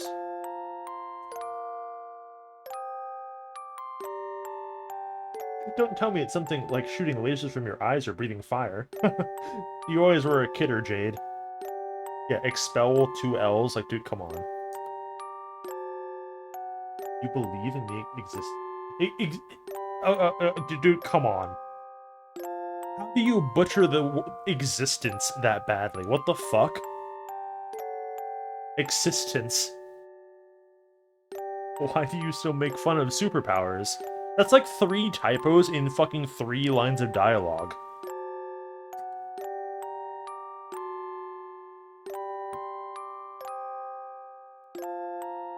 Yeah, fucking incredible. Not sure where I should put this. Maybe like right there.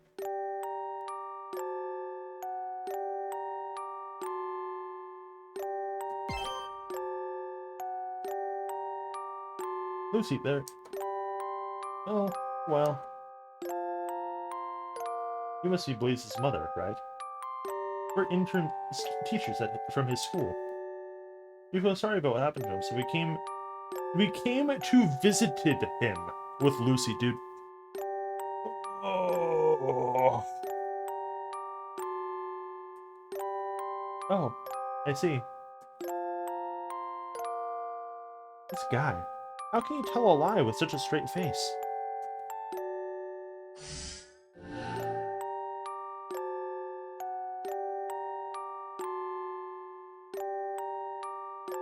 Screw these people. It doesn't matter who comes at all. Do you think your visit could possibly make my poor Blaze wake up? I was trying to use telepathy to see if Blaze's mother had any clues in her mind. Now all I know is that we're not welcome at all. Anyway, as long as she doesn't find out about Bruce's lie, we can continue to investigate. Cool.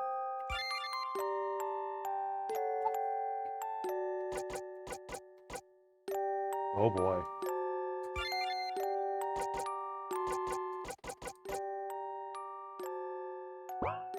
Was not expecting the fancy custom UI job.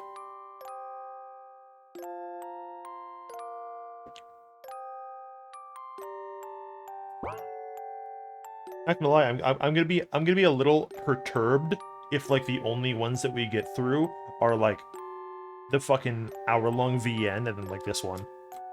Holy shit, I'm so fast.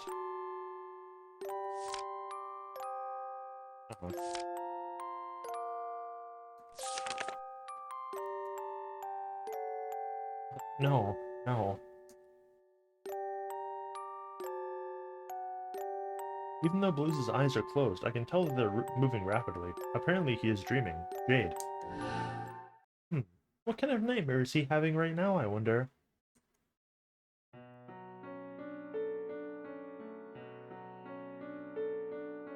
Why is your neck so long?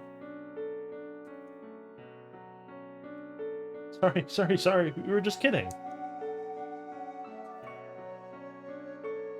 Black, please. No. Aren't we friends? Don't you think you're being unreasonable? Friend, huh? Oh, shut up, you. Just shut up already.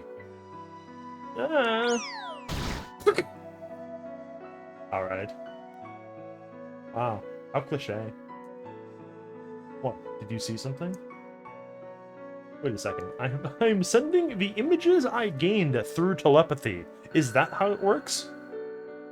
Is it like a GoPro? Black and friends. Did Blaze know about the evil spirit from the person who committed suicide? XP received. From what, bro?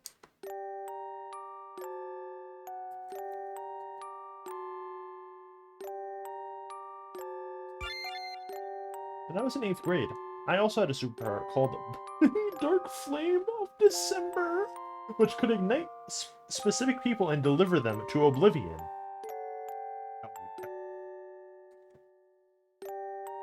Jeez, Lucy totally regards us as delusional, childish, and attention-seeking brats. The flames deliver them to oblivion, huh? That sounds awesome. Oh, well, I didn't realize that talking... Does talking to people give XP in real life, too, do you think?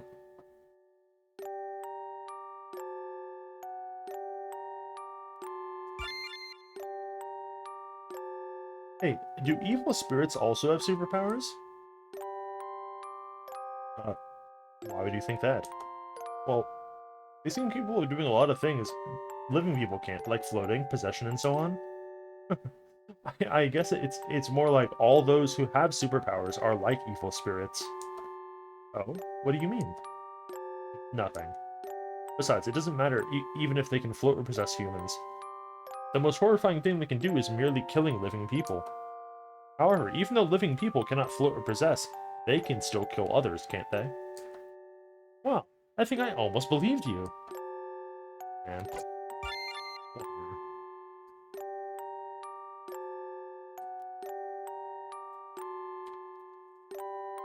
The merchant. It's him.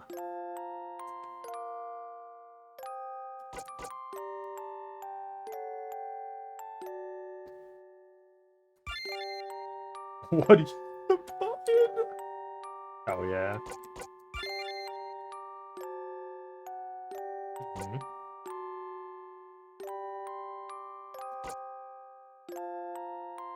Got the HP system, got the sanity system.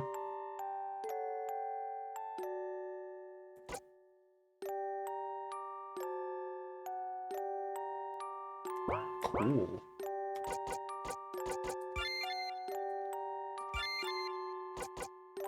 Beechwood sword? Wow, I know what that does.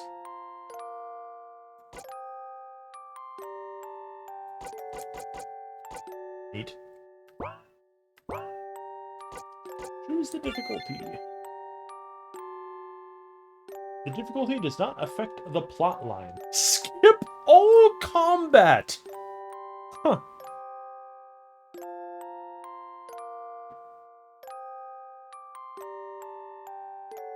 What if they transferred to the RPG Maker engine and you said you should have kept this a VN instead?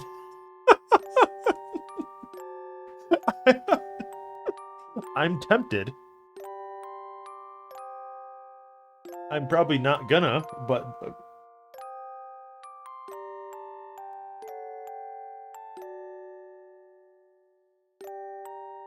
Goodness fucking gracious.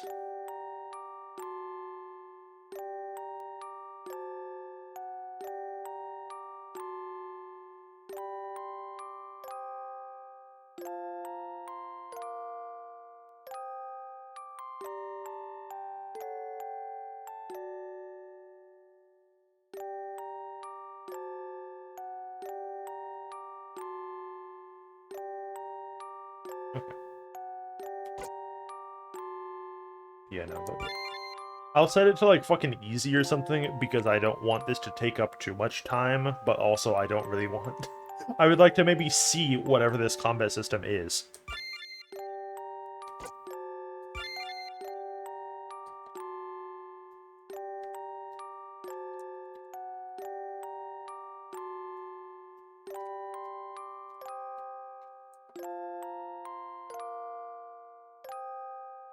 If father is dying again, should I hook him up to a respirator again? Or give up? Yeah, those are your two options. Not unlike a BioWare game. You get one gives you Paragon points and one gives you Renegade points.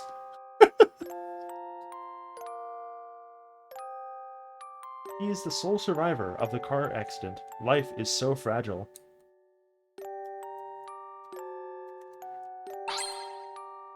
It's a weapon. Let me equip it. Right-click to open the menu. Is that real? Oh, wow, it is.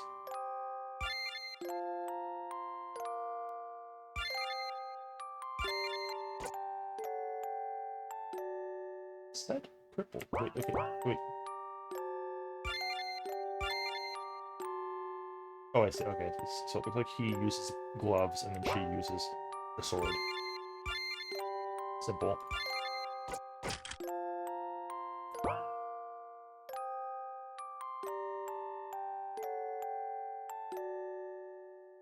Is that what Jade is fucking short for? That's not you made that the hell up. Yeah, dude. My name's Jade. It's short for Jade Rian. No, it fucking isn't. Oh, I see. Yeah. The mouse does. Let me move around. That makes this like infinitely easier. Genuinely. How much longer will you guys make me wait? What if that leaves a scar on my fingy? Please wait a while. A patient is receiving first aid. Can you promise I will not have a bacterial infection? Be careful, I'll sue you. Wow, it's the Karen's prison music. Cool. Didn't realize it was that kind of game. Oh, jeez. I don't know if I can stream this, bro.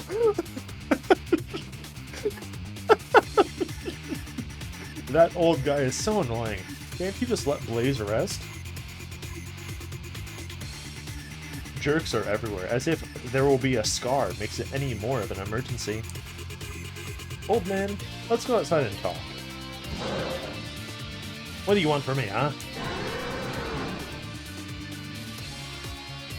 Are you saying that you'd like a more serious injury so that we will see you sooner? We'd love to help you with that, if so. We? I actually don't want to cause any trouble, but it seems like I have no choice now.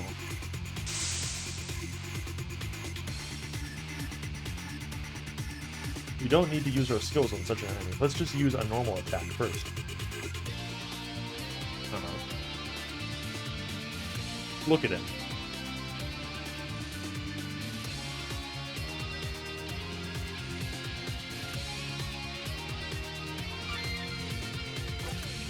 Okay. That's cute.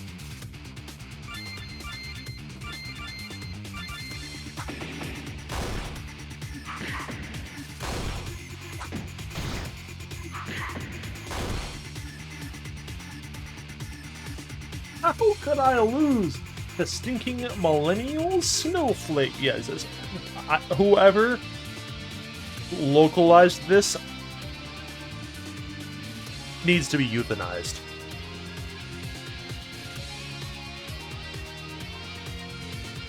They need to be gilded like a fucking like a farm animal.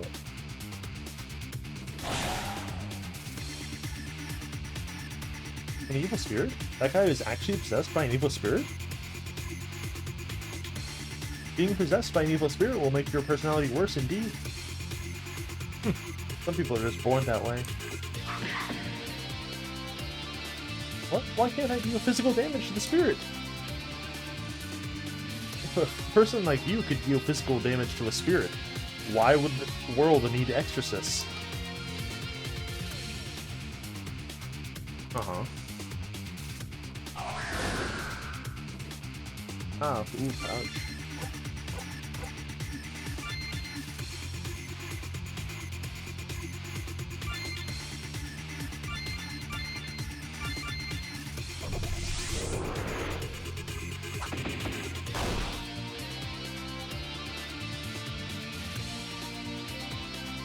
If your sanity is reduced to 0, you gain insane. Insane? What would that do to me? You'll hurt yourself or attack your allies. Also, the condition doesn't go away automatically. If everyone is insane, it will be a game over. Cool.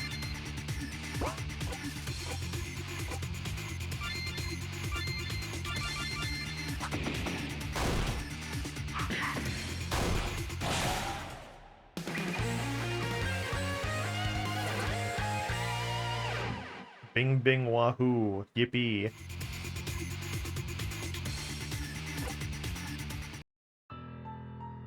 you have any idea who I am, I will... Hey, make that guy shut up, Jade. Of course. I know, Larry. You retired 2 years ago and now live on a pension, waiting to die, right? Who are you? How do you know my name? Dear, dear Larry, it doesn't matter who we are. Instead, everyone has someone that is important to them who we never want to get hurt, right? What are you trying to say? For example, your precious grandson, Daniel. He is such a lovely and cute little boy.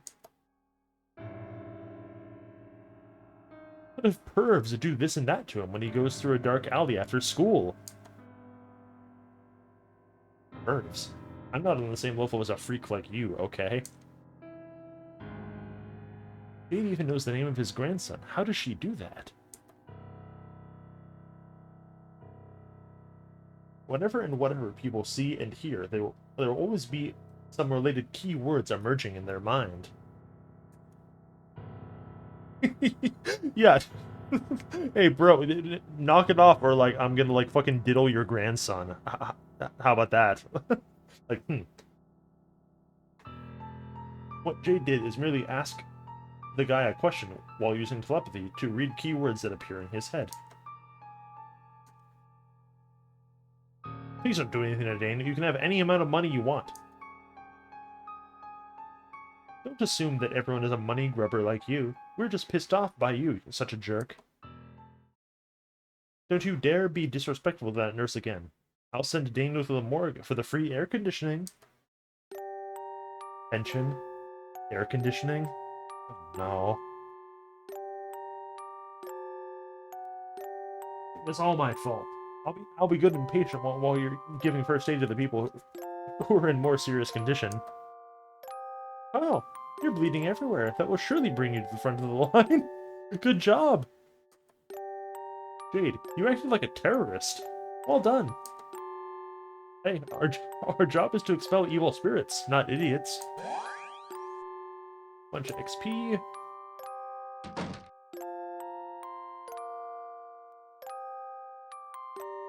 Mr. Lee, are you also coming to visit Blaze? Yeah. Too many things have happened lately. And you are? Aren't they intern teachers from your school? You don't recognize them? Oops.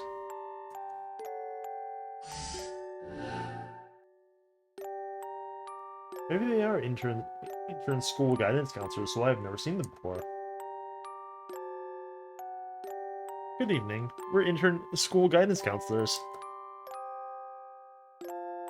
So you really are guidance counselors. No wonder you paid a visit to the student. Come on, not that straight face again. However, the teacher's so gullible.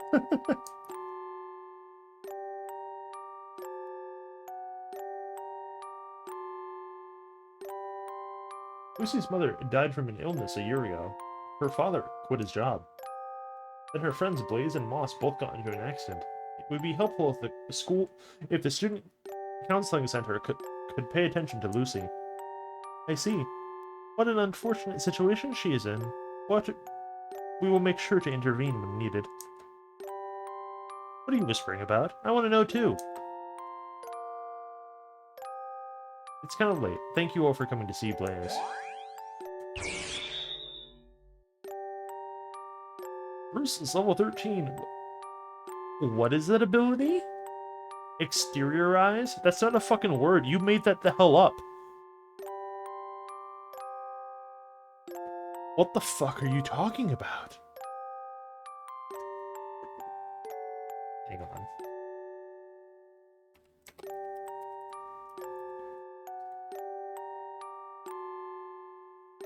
I know. I guess that is in fact a real word. Exteriorize, to make exterior or give exterior form to. Whatever. That sounds fucking fake. Yeah. It turns their insides into outsides.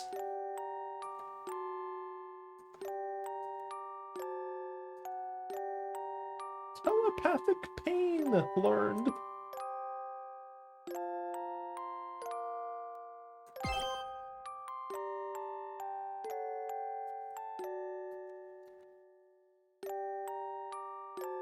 Talk about Sapphire. Sapphire hasn't shown up at school for 3 days, and on top of that, her cell phone has been turned off.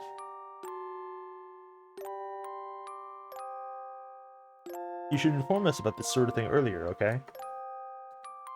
Just in case, tell me the school's address, Sapphire's home address, and your phone number. We'll contact each other via cell phone no matter whether Sapphire goes to school or not. No problem. I'll leave it to you. Holy moly, what a way to pick up women! It really is just that easy, bro. Talk about exorcism. Bruce, why do you want to work as an exorcist? Don't tell me it's because with great power comes great responsibility or something dumb like that. Evil spirits have no human rights. Alright. What? The reason why I do this job is that evil spirits have no human rights. We do not have to take responsibility for anything that we do to them.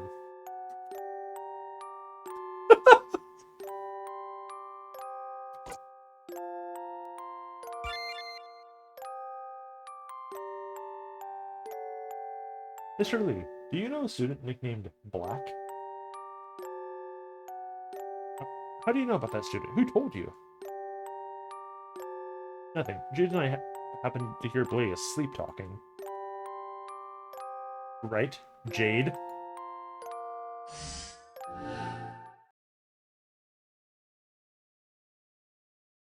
Lucy, Black, Blaze, and Moss were all students in my class, and Black was just closer to Blaze and Moss.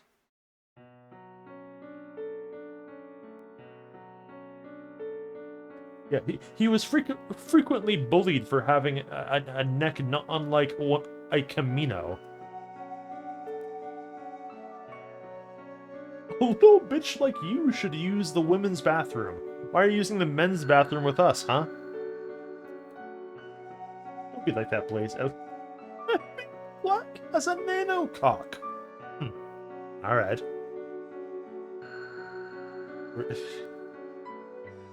It's just gonna be all night to make me read weird shit like this, huh? Let me check. Cool.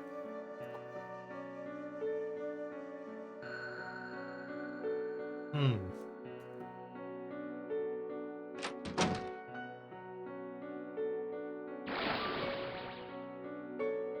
He can't take a joke and he didn't even wash his hands. That's his problem. I wouldn't mind if someone made those kinds of jokes about me.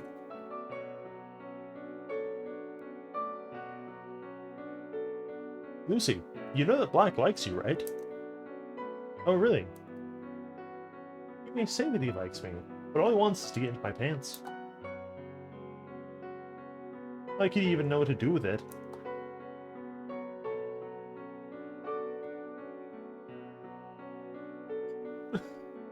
Every time I see Black, I can't help but think that his temperament is so much like me when I was in high school. Bro, what? The teachers do not use the same facilities as fucking students. I'm like almost positive. Why the fuck? Yeah, dude.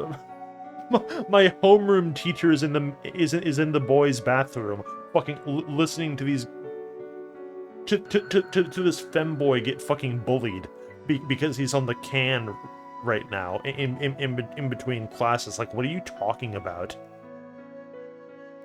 Do they? Huh.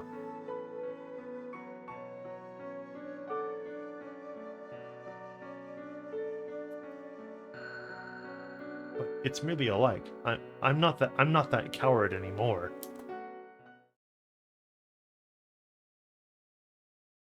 Since I can endure it, Black should also be able to endure this, right? It's just that same old story. So boring that it is not interesting at all. I know that everyone has a lot of speculation about Black's suicide, but speculation is just speculation. Wouldn't that be unfair to Blaze and Moss if people just jump to conclusions without knowing the truth?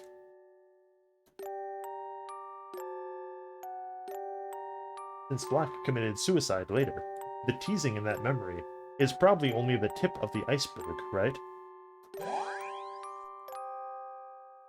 Neat. We had our dinner, but where are we going to sleep tonight? How about that park? I hope the government won't send the police to bathe the hobos again. Some legislators even said that everyone who sprays on the homeless will be rewarded. What heinous crime did the homeless do to deserve this? They lived in California. Get the fuck out of here. I wish everyone could be as kind as Lucy. Speaking of Lucy, I'm quite interested in that burning dark flame of December.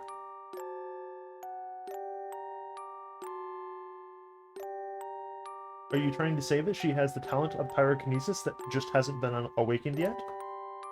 Pretty much. I can smell of the same kind from her. What the fuck does that mean? Our kind. Oh, it's almost 9 p.m. I can give you a ride, or your father might be worried about you. Really? Thank you, Mr. Lee. I leave Sapphire to you. Bye. No problem. Feel free to contact us.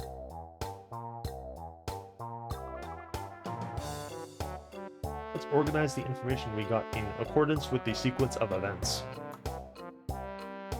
Blaze and Moss bullied Black. Sapphire and Mr. Lee knew about it, but did not lend a helping hand. Then, Black committed suicide and became an evil spirit. He started his revenge on Blaze and the others since that gathering at night. Moss died in a car accident. Blaze was so scared he jumped from the building. Lucy is worried that something will happen to Sapphire since she attended the gathering too, so she hired us exorcists to expel the spirit. You don't seem pumped up. This case is just so corny that it does not interest me at all. Yeah, this kinda sucks. As long as we make some quick cash, whether it's interesting or not doesn't matter. 16, 16, 18... How does the level ups in this fucking game work? Like, you gained XP, you're up to level 16. Oh, actually, you're up to 18 now. Just kidding, lol. They still sprayed water on us. What is wrong with being so poor that we have to sleep at the park? Compared to evil spirits, sometimes living people are far worse.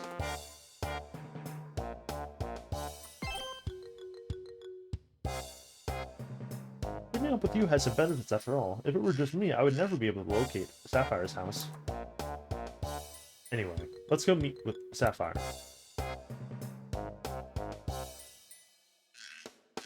Don't park the car like that. How am I supposed to get out?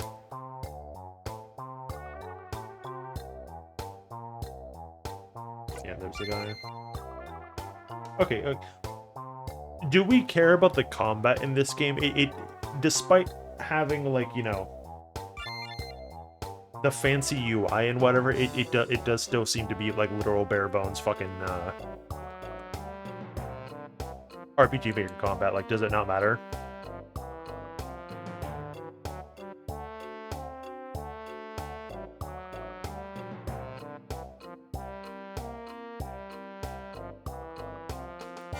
Where did the phone go? It's right here.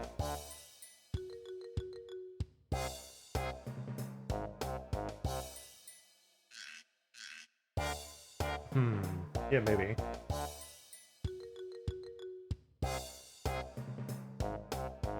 I can just leave it on the same difficulty.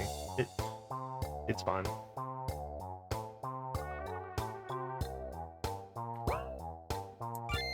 wait, actually.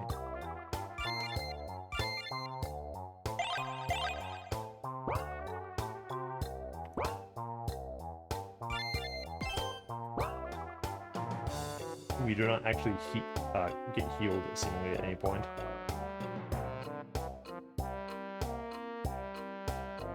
Did you know that Sapphire's father is just a man candy? Taking advantage of his sugar mama? A man should never depend on his wife economically. I somehow wish my husband could help me do some housework like Sapphire's father does. But even I could never accept my husband being dependent on me. That's kind of fucked up of you to say.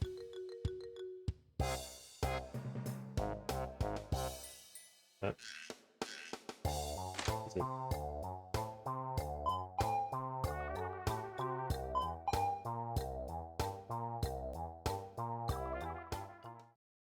This must be Sapphire's house. Or maybe it is.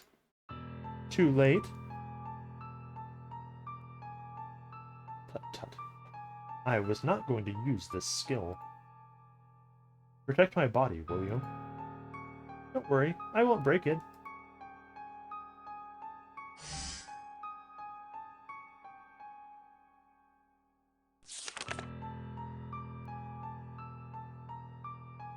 Lucy, you... How come?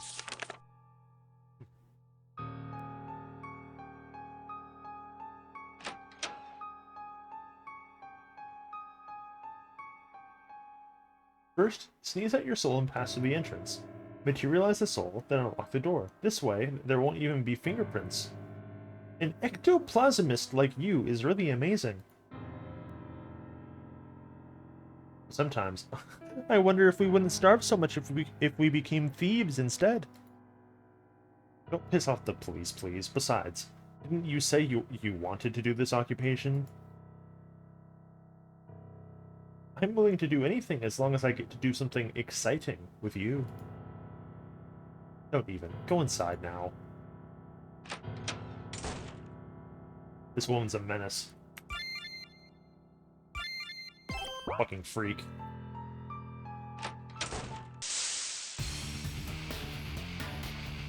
Oh, it's a lot. That's a good number of them.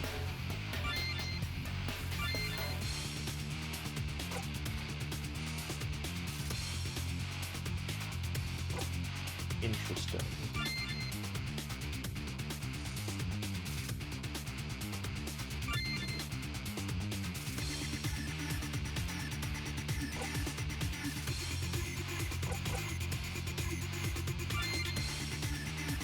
They all have the same health pool.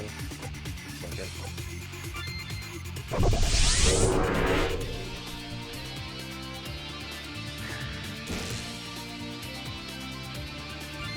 do you mean, bro?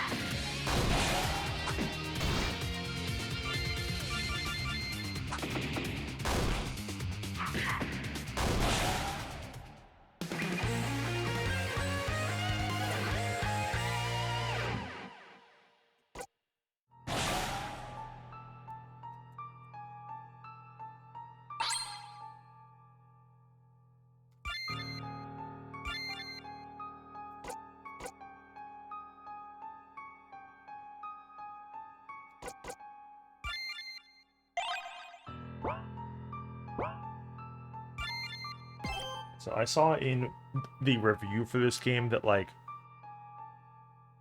your main guy is, like, the only one that is gonna deal any fucking damage. Jade, for some reason, does, like, fucking nothing. And I'm not entirely certain why that is.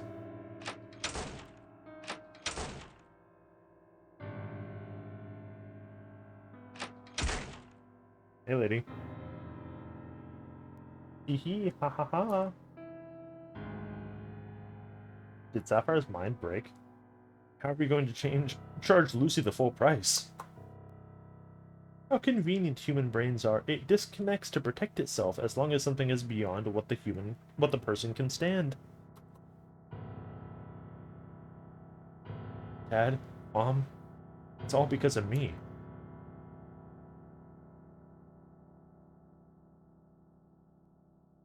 Slaughter Sapphire's innocent parents, but keep Sapphire alive so she will think she killed her own parents and feel guilty. This evil spirit really knows how to take revenge. Nonetheless, I still have to check what actually happened. Hope you don't mind me peeking.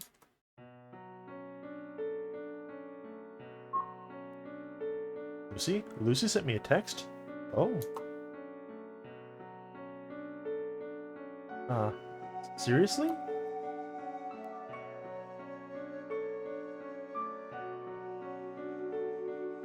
You look so perverted. You're supposed to turn on your cell phone, not the other way around. Lucy just asked me to wait for her after school. I can't believe it. How do I look? Do I look okay? Could it be that Lucy knows you like her and she wants to respond? We make fun of you for being a pussy all the time. Who would have thought that there was a woman hitting on you? No way, I mean this could be, like, about anything, right?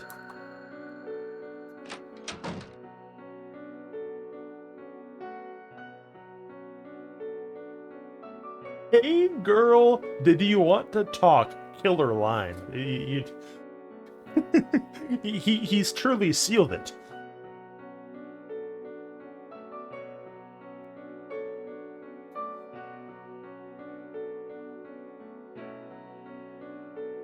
I'm having serious PMS right now. You better not talk to me. Alright. Hey, didn't you say to, like, wait up? Your message even had a kill day less than 3 after it. I thought you'd like to, I don't know. Did you hear that? A heart emoji. I didn't expect that Lucy would be interested in black. Maybe we still have a chance, says the boy.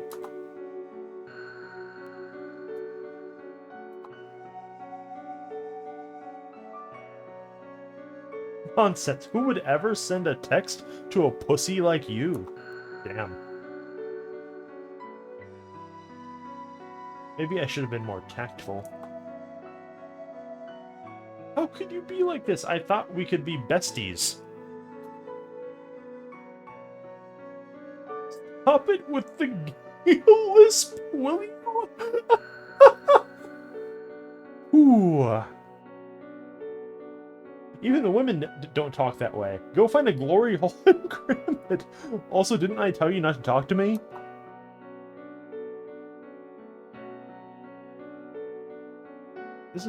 That's weird. Didn't Lucy just say she didn't send him a text? Oh wow. Is he gonna cry? Like, listen, even if you have a crush on me, do not act like you were close to me, okay? Have I ever been close to you?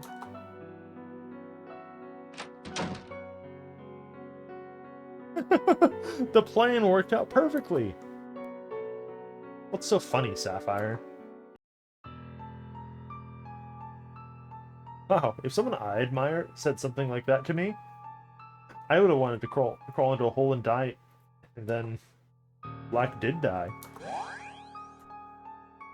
Unlucky.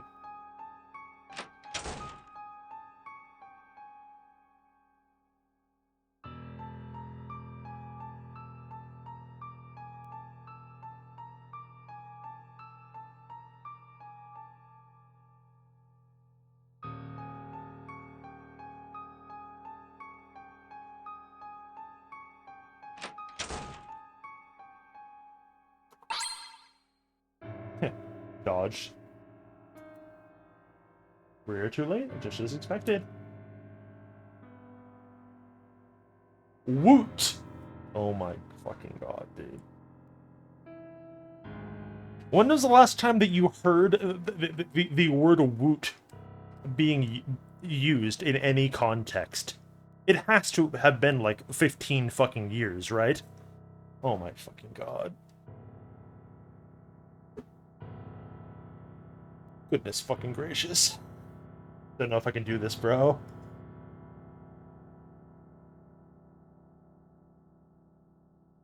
What is...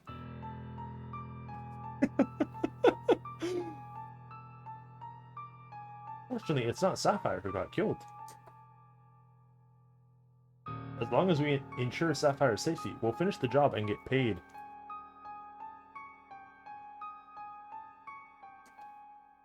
Don't be such a wet blanket.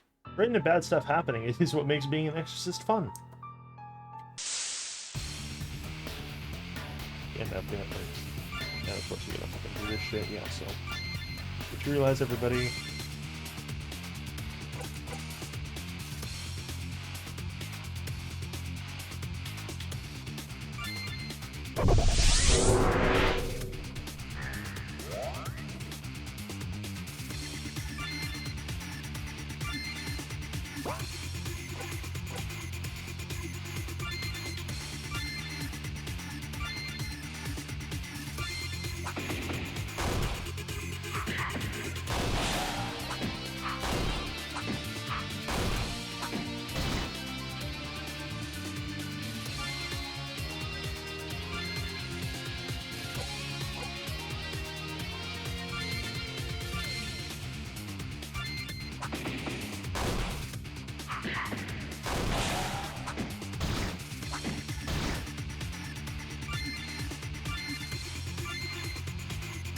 You attack that one, and then you attack that one.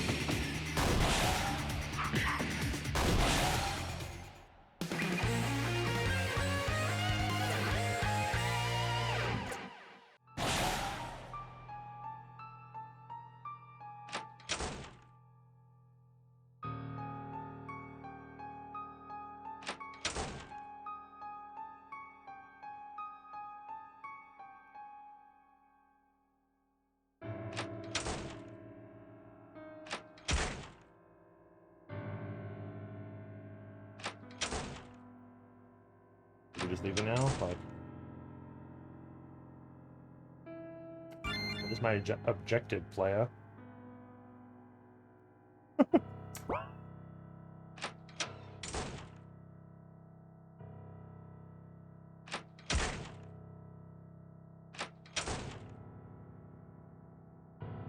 Because the funny spirits respawn, so...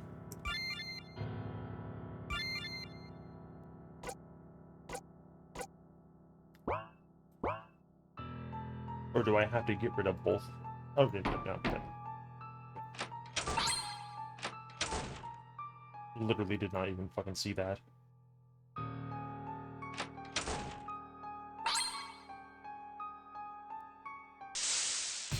gonna fucking cry. Now see, like, I'm definitely leaning on the combat sucks, actually.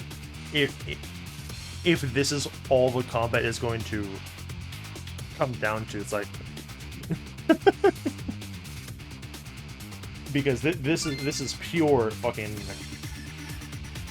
RPG Maker slop.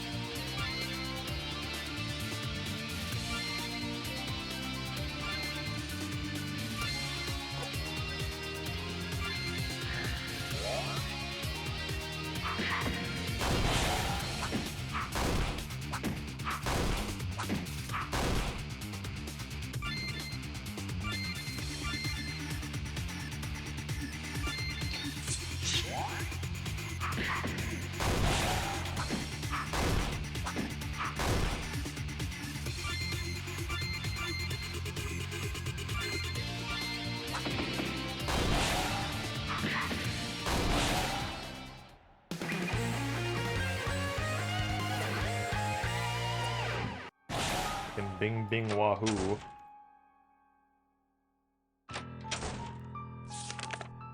Exchange diary. Read the part which Sapphire wrote.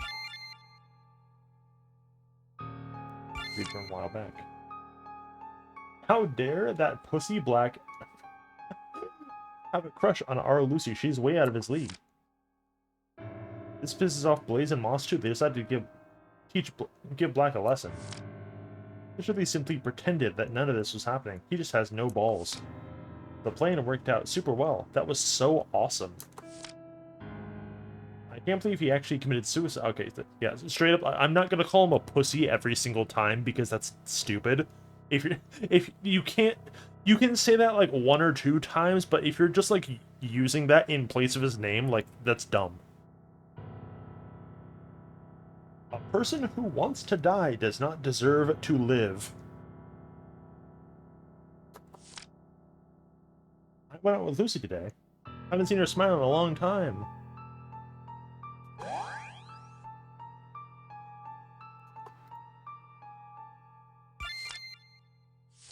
Oh, let's see.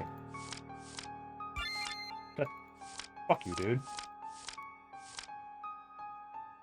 3 weeks ago. It was all Blaze's idea to gather around and tell ghost stories. Now Moss had an accident.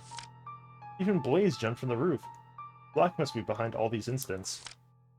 Not my fault, not my fault, not my fault, not my fault. Black, it was your own idea to kill yourself. I'm probably doomed. All I want is for Lucy to stay safe.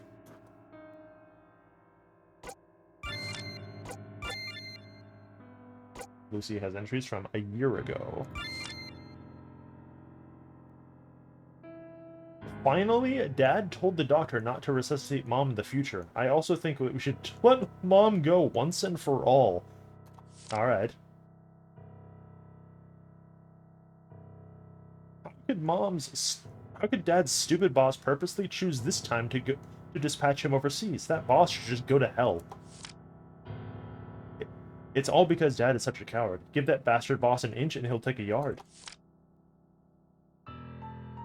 You guys live in Japan. Why the fuck are you using the Imperial measuring system? Does Japan even use the metric system? Or did we worm our fucking stupid measuring system in when we like inundated their society? I don't actually know. Dad just stays home and drinks all day. The way he looks at me seems strange too. It hurts, it hurts, it hurts, it hurts.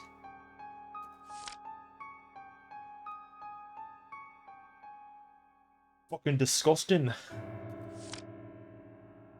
So that's how the law of the jungle works! Now I see. So it was my own fault I was eating, right? Dad, that's what you meant. Therefore, everything the teachers said is bullshit. The world actually works this way. I will become strong. Much stronger, you'll see. Someday it will be my turn to eat you all. It's just like that time that the evil spirit wrote a message in blood on the wall. Don't say that. We need to keep her alive so that she pays us.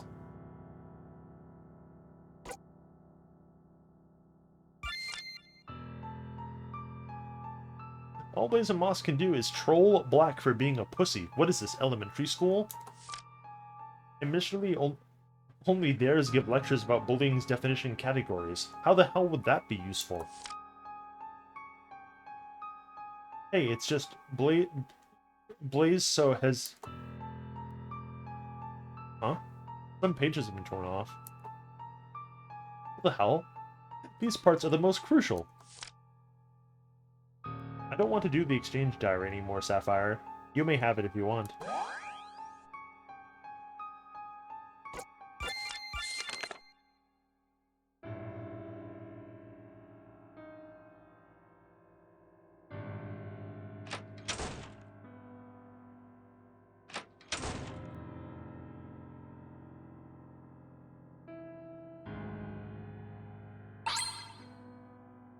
Got the key. I thought Sapphire was just a bystander. I didn't expect her to be even crueler than Blaze and Moss. Is this Lucy? Hello? What should I do? Sapphire still hasn't come to school. No, so you've already gone to her house to protect... Huh? Are you... Black? Lucy? Who are you talking to?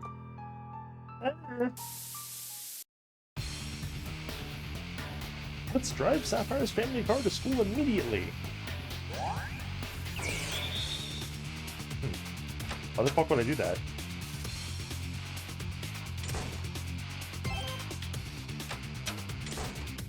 Hey, dickhead.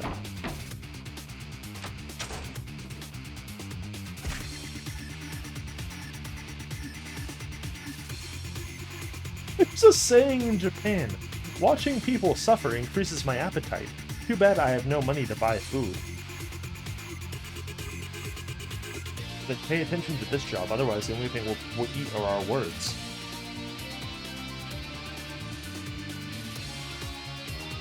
I hope Lucy won't suddenly change her mind and refuse to pay us, otherwise I'm really going to flay this client and eat her flesh. Alright, whatever. I'll probably miss out on some dialogue, but it doesn't matter. You look very suspicious. What are you trying to break into the school for? Says the veterans.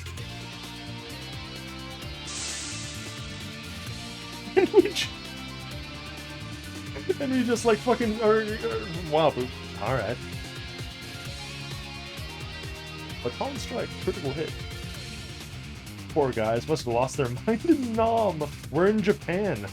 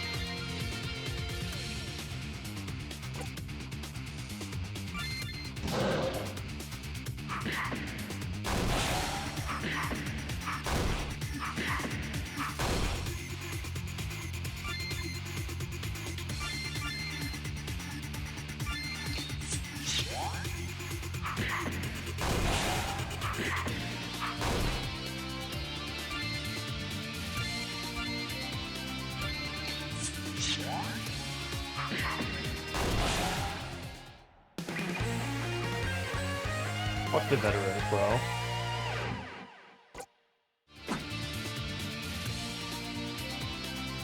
But our client is in danger.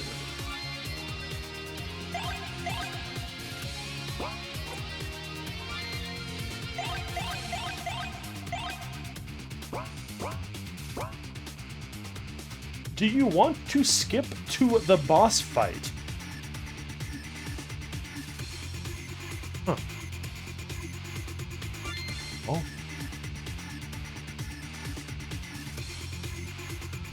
First, look up.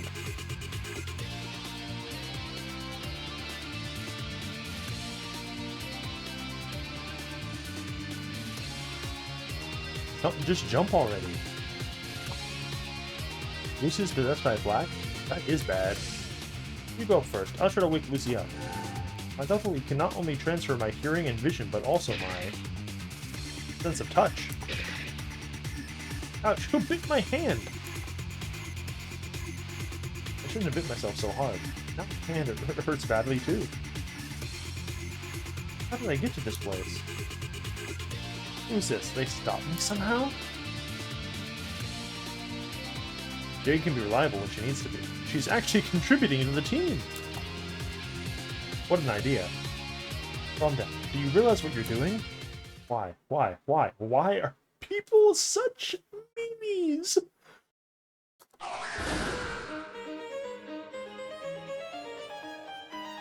Bruce, I'm not in control of my body again. You're dead. All of you are dead. Or whatever. Let's die.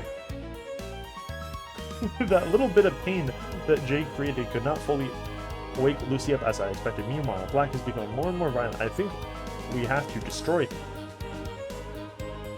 Lucy, show him who's really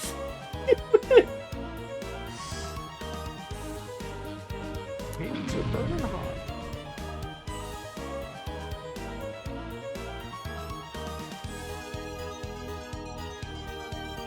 What do you think? Is there any peaceful way to resolve this? I cannot think of any. Let's fight. Just beat the fuck out of him, bro.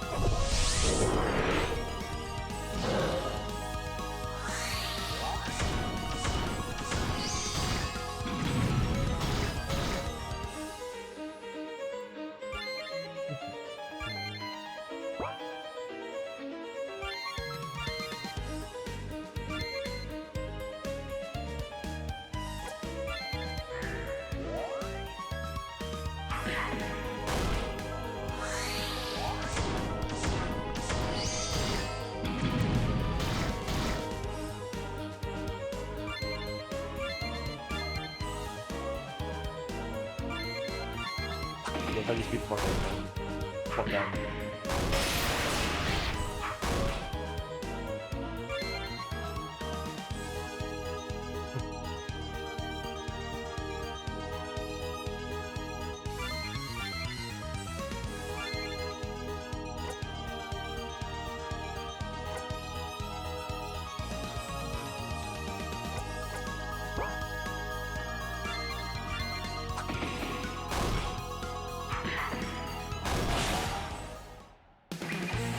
Whatever.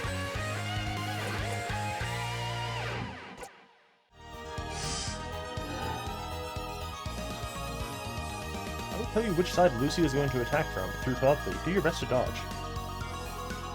Was the boss fight purely mechanical, and then now that they're going to address it just in case you skipped the fucking combat in dialogue? That's actually kind of thoughtful of them. That's cute.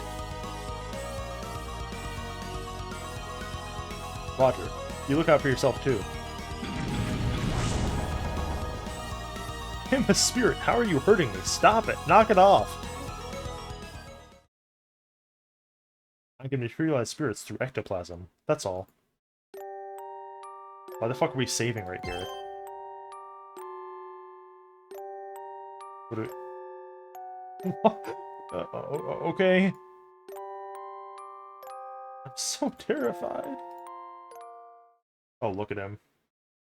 Everyone picks their side. Everyone is so mean. No one understands. Everyone thinks I deserved to die just because I'm a bit fruity.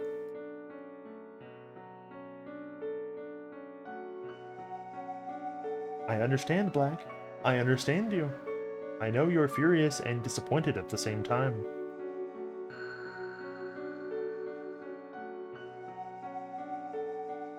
We all hope that in this damn world that there is someone who deserves our admiration.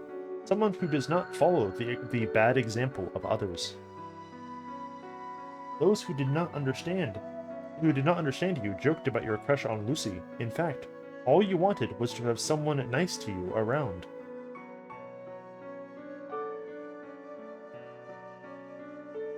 Therefore, the more you wanted something, the more terrified you became. You never have it. You want to idealize Lucy, so the world would not be so shitty. And we're afraid that she'd be less than perfect. But she wasn't perfect. And the truth hit you so hard that you could do nothing but admit you live in this shithole. Yeah. Weird response.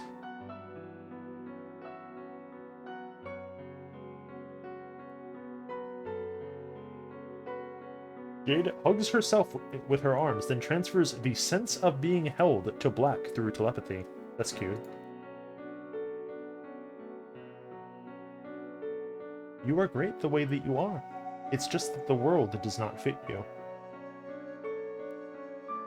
All I want is someone who understands me.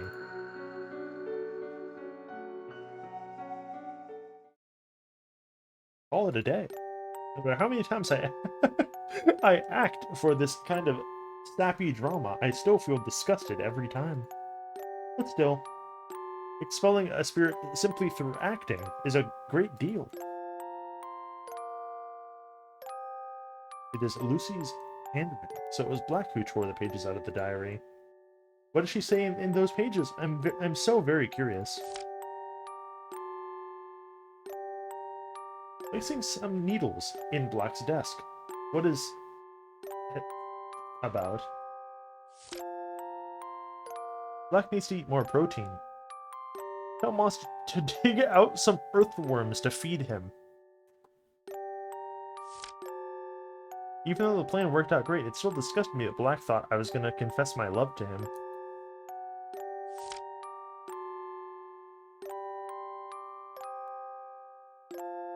Why would Black want to live such a hard life? I should ask Sapphire and the others to bring him to the top floor to practice committing suicide. Lucy wrote all these? How? This time, the client is more like the evil spirit than the real one. It really is like a BioWare game, huh? Hey, lady.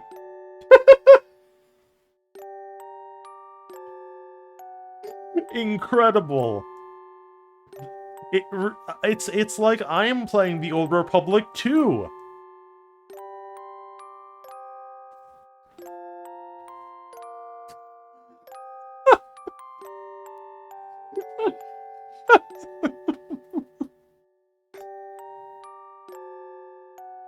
Goodness fucking gracious. Okay, yes, so clearly this is like almost certainly just the end of the game. So this is not nearly as long as like as I feared, thank God. But I'm gonna get up and like refill my stuff before we see. I'll go through. I'm assuming that all three of these are their own separate thing, but I saved right before talking to her so we can just see all three. Even though so far, this hasn't been terribly interesting, huh? This dare I say it? This has not been Kino. This hasn't been like pure slop, but it's just kind of been like, yeah, for not particularly compelling stuff thus far. But that's life.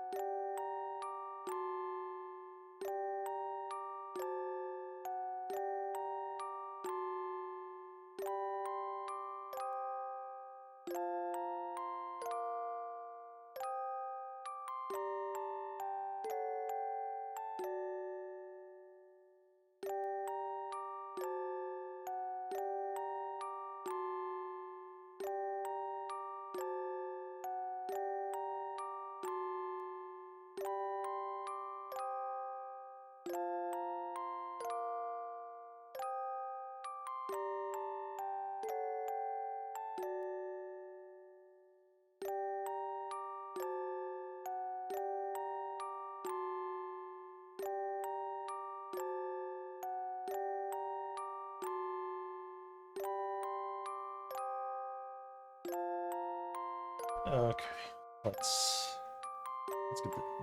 get this fucking moving. But as well, we just leave.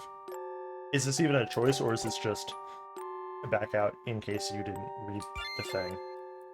I see. Yeah, so we only get the 2 choices.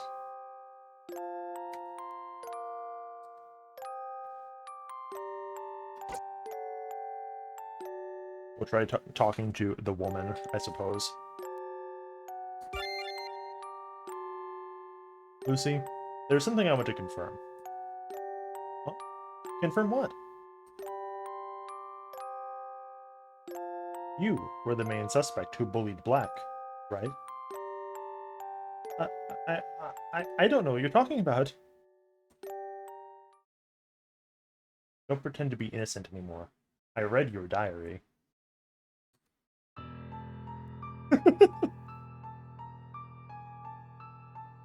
Huh?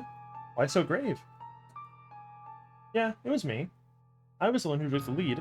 But what about it?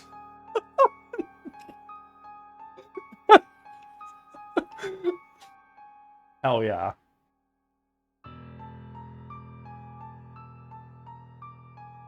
Why, yes, I did. I did bully this effeminate boy to death. So what? Fucking big deal. I do not intend to lecture you, but did you force him to die? Force him to die? He's the one who committed suicide. Besides, it was not us who made him commit suicide, it was all those bystanders. Didn't everyone know about Black being bullied? Even Mr. Lee was no exception. There were numerous opportunities to save him, but no one actually lent a helping hand. They all knew that Black was bullied, but they all pretended to not know anything about it. I wish I could let you see their faces turning a blind eye to the matter. Even to a bully like me. Like, lady, you're like 80 pounds, okay? Like, you are not a bully, okay? Like, get a grip.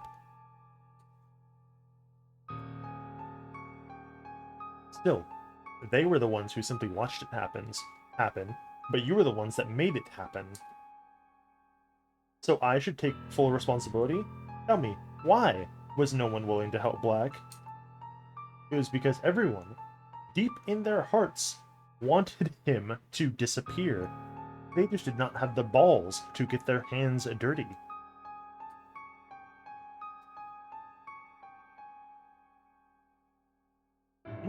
I'm not saying that.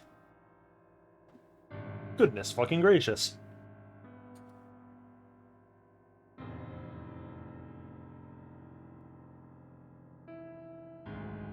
You think that only calling someone a pussy at school counts as bullying?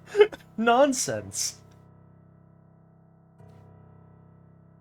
The world is based on the law of the jungle. I was just socialized earlier than other students.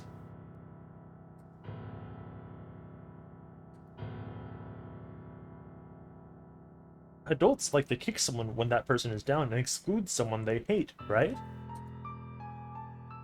Legislatures spray water on the homeless who offend their sense of aesthetics. Self-righteous, stupid clients humiliate professionals. Housewives talk behind house husbands' backs. Also, bosses dispatch a man whose wife just died and has a daughter overseas in order to force him to quit.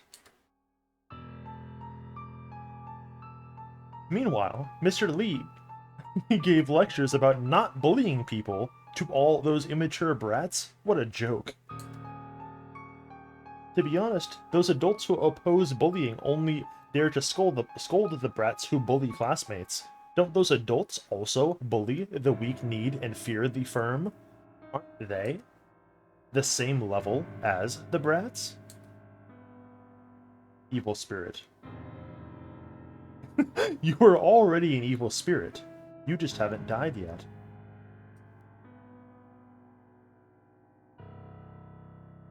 All those who have superpowers are like evil spirits. No wonder you said that, huh? Since there is an evil spirit here, Exorcist, what are you planning to do? Expel an evil spirit like me? Are you kidding me?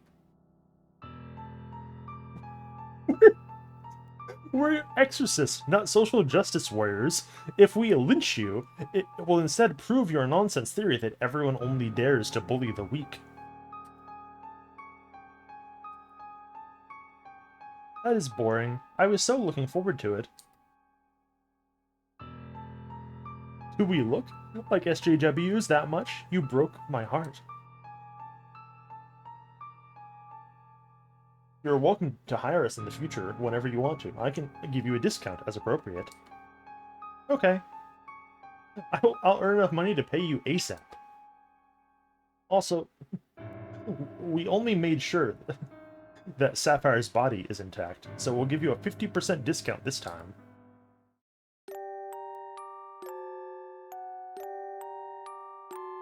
You usually do not inquire about clients' background information. Why did you ask Lucy those questions this time? Oh, nothing. It was just that I personally have not encountered any bullying. Yeah, fucking look at you, dude. This guy has never been bullied in his life. So I figured it would not harm us to learn more about it. I didn't expect you to be curious about anything. How did Black turn into such a powerful evil spirit so fast? It is pretty disturbing. The way you put it, it's almost as if you are forcing me to make a sequel. That would never happen. True ending. Mountains of Molehills. Roll credits.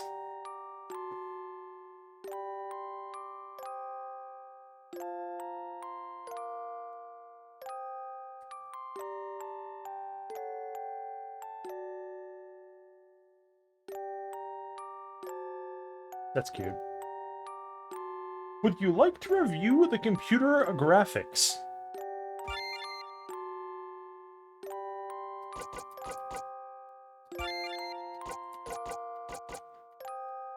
Oh, there's only 6 of them, huh? Rough. And then what if we just fucking just punt her?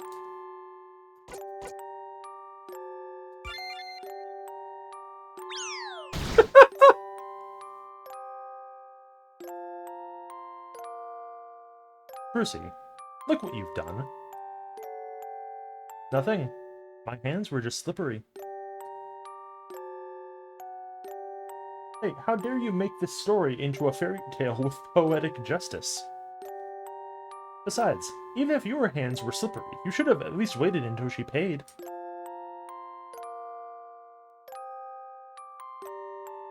Bad end. Never do it for free!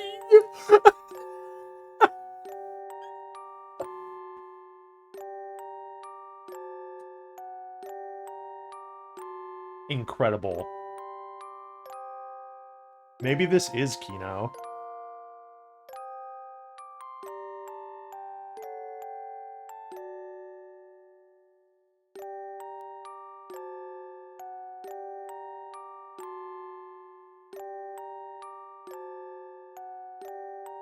Okay.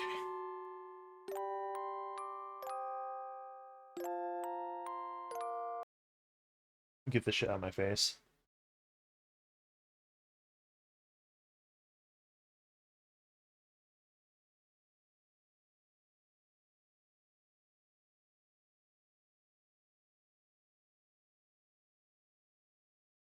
Finally. We are able to play something approaching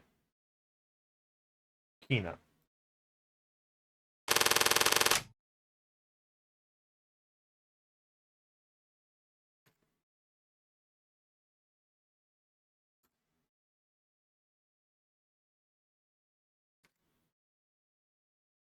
Yeah.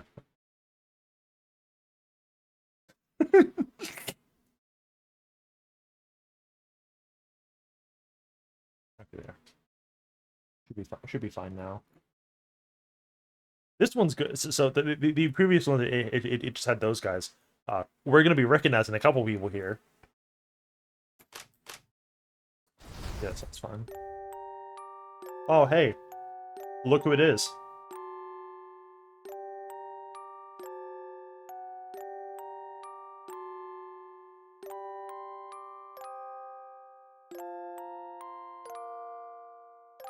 In the exact same pose as Blood Lily, but it's fucking... But they rotated the picture 180 degrees for the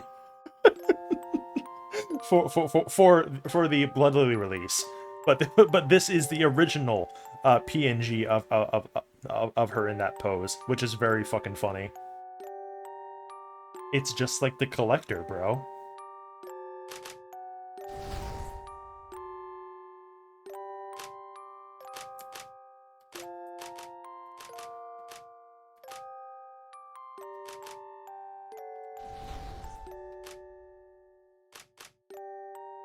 Paranormal evil. Yes. Please select a difficulty of your adventure, standard or hard. The value of your dice rolls will be the normal 1 to 6. Oh, what you got coming?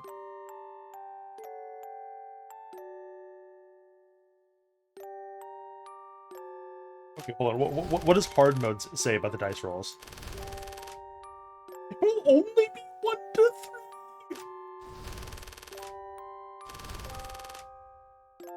Give me the D6 or give me fucking death, dude. You're not. I am not gonna play through the dice game with 1 D3 dice. That's absurd. I don't even. Hold on. What does a D3 dice even look like?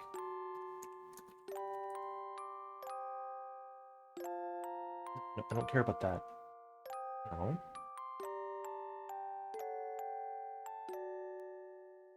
Those are fucking weird.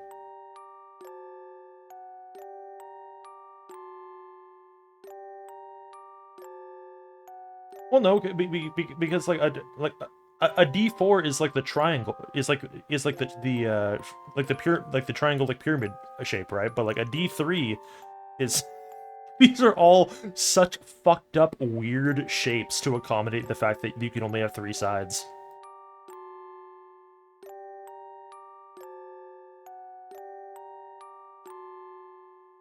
Yeah, hold on. Yeah, fucking, there isn't even like a uniform like depiction of them. But here, fucking, look at look at all these fucking weird shits. It's just like, oh, here's an oblong. What is that?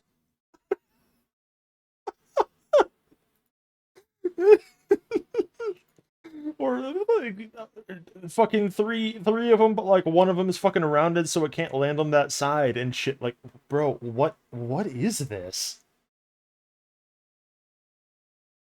I fucking hate this. Yeah. Yeah, like this seems to be the most common depiction of them. Like some like it's very weird looking. But yeah.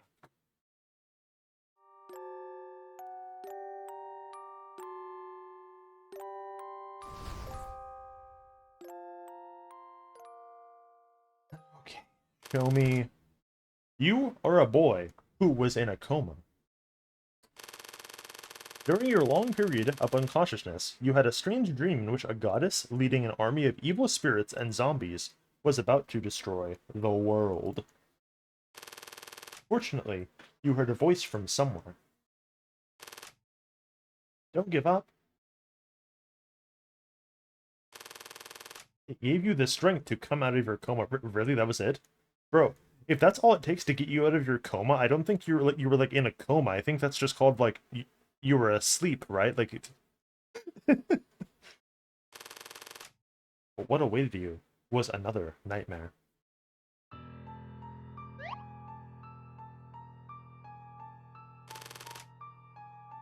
Who am I? My head. It hurts.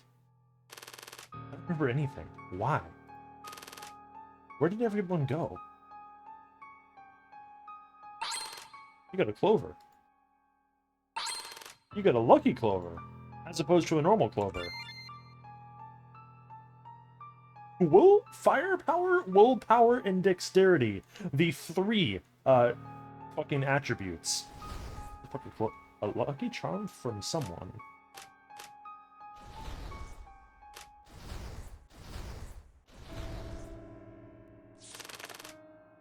Three dead, one heavily injured. Several lives were lost in a fatal car crash several days ago. The victims included a couple, their son, and the son's friend, who were out enjoying the day when they were caught up in an accident. Only the son survived. Is the boy me? Did I lose my parents and a friend?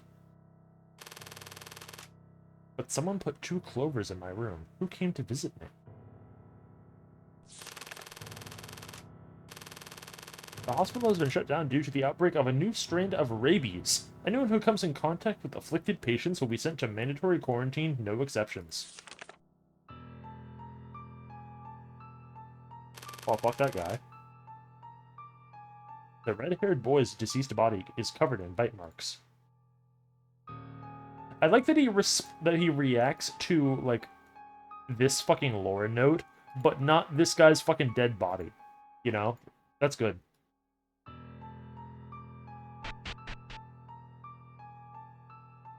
I gotta find someone first.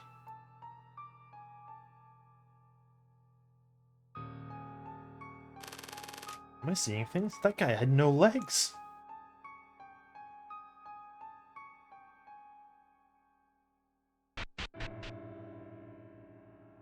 I actually rather like this more close-up view of the environment like this, as opposed to like the previous game where it was like the standard like big fucking zoomed out RPG Maker view.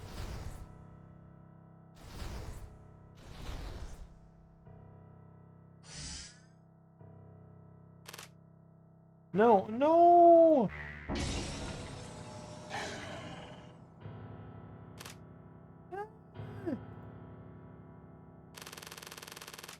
What's going on? Did that evil spirit thing possess him or something? Help! Here's the woman say help, and it's like, hold on, I gotta deliberate about this.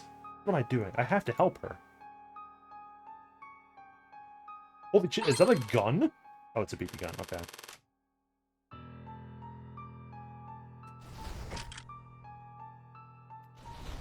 I was gonna... Like, it looked like there was just a sniper rifle on the fucking floor, which would have been the funniest possible way to kick this off.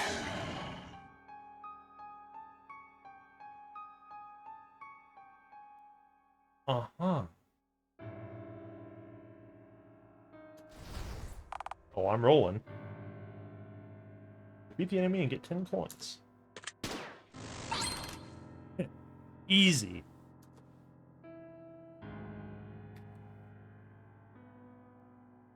That's neat. Thank you so much for saving me. I can't believe you killed the zombie with a BB gun in one fucking shot like that. It's you. So you're awake. You know who I am? Not really. I'm also an inpatient here. I was checking in every time I pass by your room to give you encouragement. And you're the one who put the clovers in my room, aren't you? Yeah. I'm Sarah Sweet. You can call me Sally. I don't remember my name. Why don't you call me... Please name the protagonist. Default, Marty. No, see... I renamed us in case 0 because Brucey is a dog shit fucking thing to call yourself. We can probably go with the default name this time. Marty is fully acceptable. Just because the only person who goes by Marty that I know isn't a boy, like, doesn't make this like an unusable name.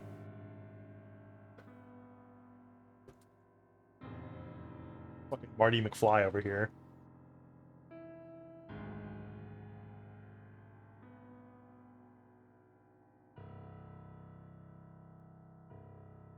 What is yeah. Yeah, I want to at least get through this one and then do like one more at minimum. It is extremely important.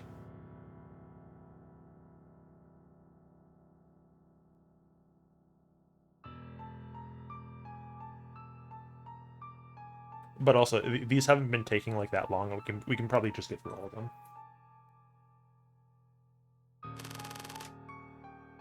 Let's get this place together, Marty. Sally will now join you. Like, it's only been like 3 hours. If I just go for like an extended period of time, like a normal fucking stream, then we can probably get through all of them.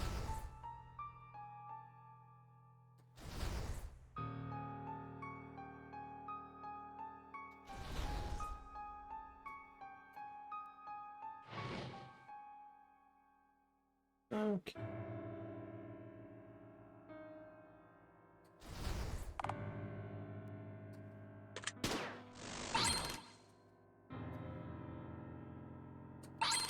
Picked up the handgun.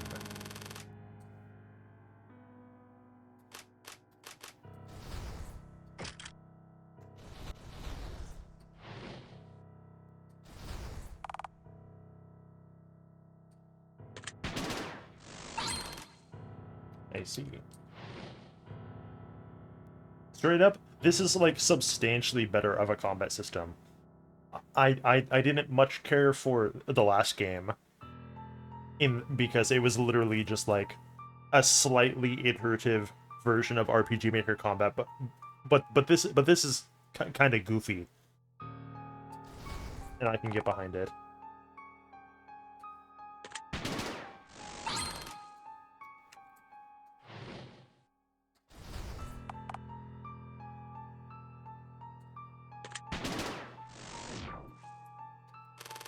The body of a police officer.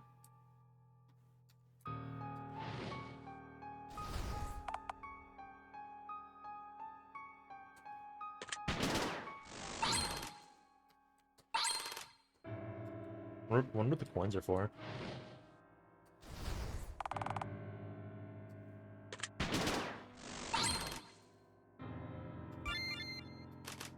Yeah, so far we've only failed air quotes, one of these coin flips.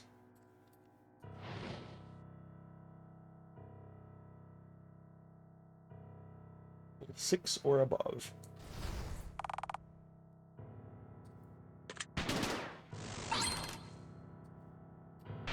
Fucking idiot. Got a matchbox. Bro, you burned up a barricade with a matchbox? What the fuck are you talking about?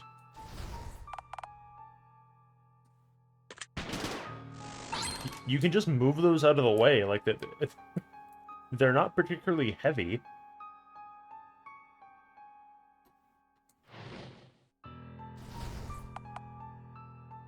Damn.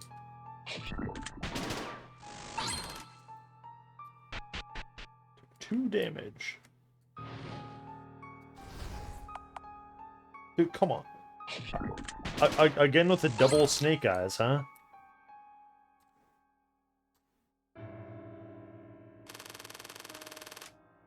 Zombie dogs are hard to fight. You can choose to try and get past them for now.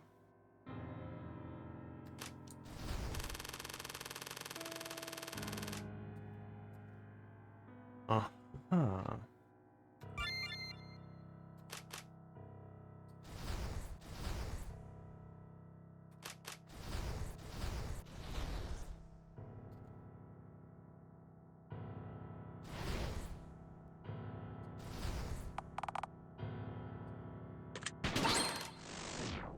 Fuck that dog, bro. So you can use items in the item menu. Restores HP. Sorry, I'm lucky. Don't need it.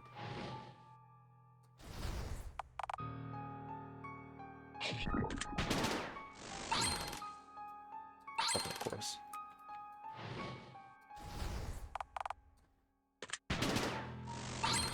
Yeah, we can just save that until we're at, like, 10 health.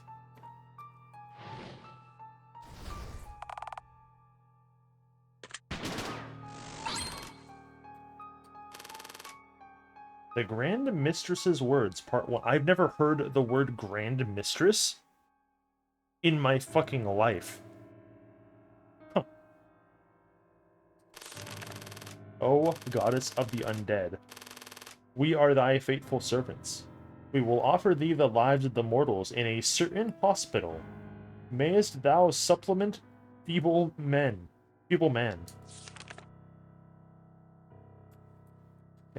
Yeah, what the fuck is this guy talking about? The body of a cultist. I've been told that I have the body of a cultist before. It's safer in here. Let's take a break.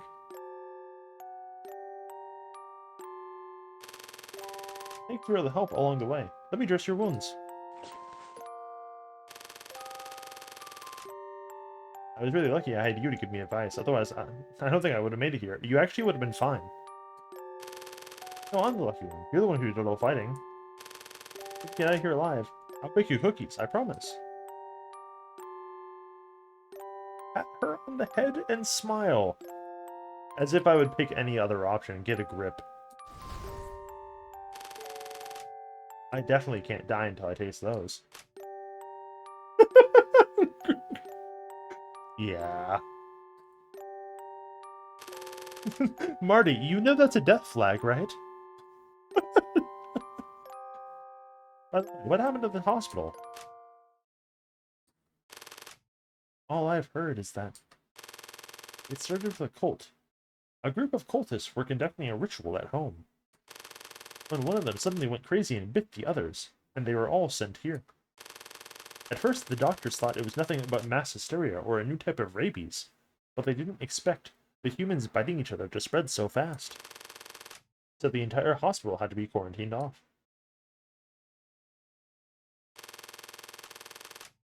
It's almost like the cult planned for this to be a mass human sacrifice. Luckily, one of the visitors called an exorcist duo she knew. They concluded it's not rabies or hysteria, but a paranormal hazard TM. Paranormal hazard? Yeah, those ... things.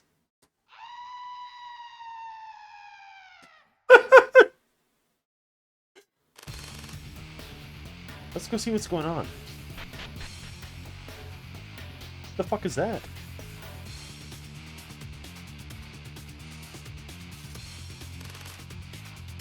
What are you? Ah! Turned him into an evil spirit. You can't believe your eyes. The monster in front of you is the goddess who led the army of evil spirits and zombies in your dream. The nightmare has become reality. I am the Grand Mistress of the Order of the Undead, and thy most faithful servant. O Goddess of the Undead, thy reincarnation is yet incomplete. But do not be troubled. Simply indulge in the offerings we have provided. All living souls in this hospital are but sustenance for thy resurrection.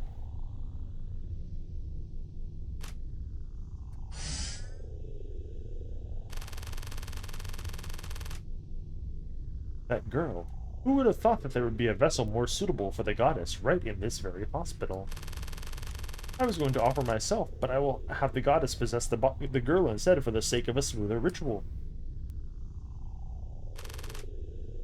Stay away, you monster! Sally, run. Fool. You have no idea what an honor it is for her to be possessed by the goddess.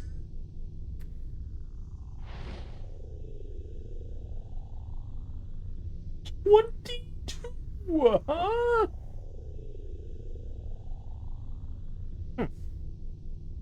Yeah, well, fucking... I got one dice, so something tells me this isn't gonna be good. Time to get H-gamed.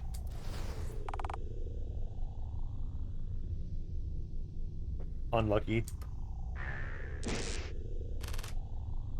I can't move. Before the evil eyes of... Yeah, who could have guessed that when you give me one D6 that I fail a like a DC 22 check? Weird. Only the weak can only cower. Ah, I can't believe Marty's fucking dead.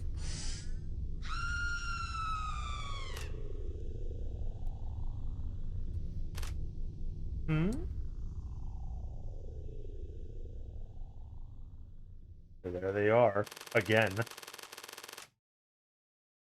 You already lost your parents and your friend in a car accident, and now you're about to lose Sally, too. You're so frustrated. You don't want to lose anyone anymore. But your eyelids are so heavy that you just can't open them no matter how hard you try. Oh, let's make a bet whether this hero can save the princess in distress. Are you kidding me? What's the point of betting on him? He's as good as dead. Then save him! My guess is that ultimately, he'll be totally useless as he watches that Sally girl get possessed. You're twisted as always. I'm an exorcist, not a philanthropist. I work as much as I charge. The only people we need to save this time are the client and her friend. Why would I save anyone for free, just for your twisted sense of entertainment?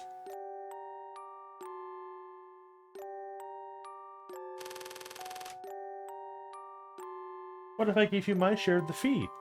Would you save... Sure.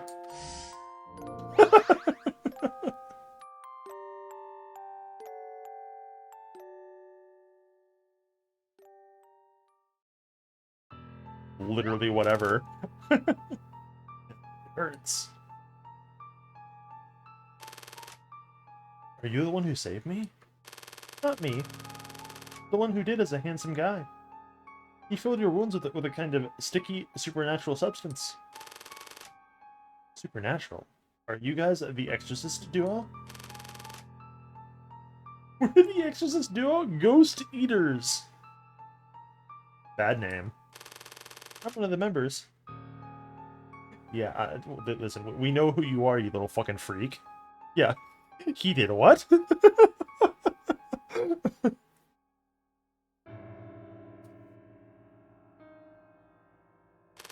Where's Sally? What happened to her? She was taken away by the cultists. I believe they plan to conduct a ritual to use Sally as a vessel for their god is to possess. Does that mean we still have time to save her? What do you mean we? She's your girlfriend. Shouldn't you save her on your own?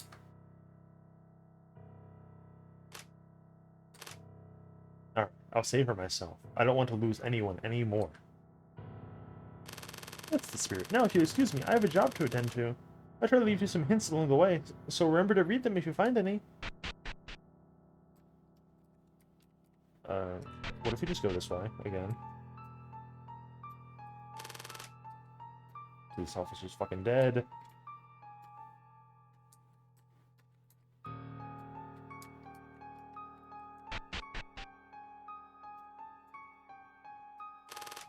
A hint left by Jade. There's some zombies up ahead that often breathe miasma. To fight them head-on, you'll have to resist their miasma first. If you approach from behind, you may be able to take them by surprise.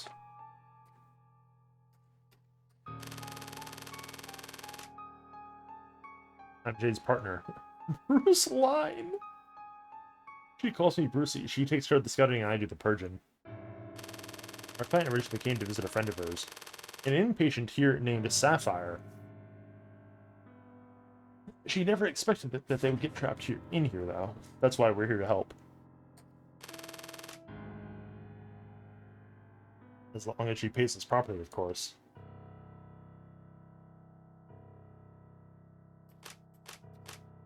Thank you for treating me. What? Don't be wrong. I didn't treat you for your sake. There is money in it for me. Nothing more. You're here to save everyone, right? Why would I do that? In this paranormal hazard, it's up to you to survive on your own. Unless you can afford to pay, of course. What can you do for me if I pay? I suppose I can give you some more items and equipment. Shotgun for 200! Well, I have 195, so...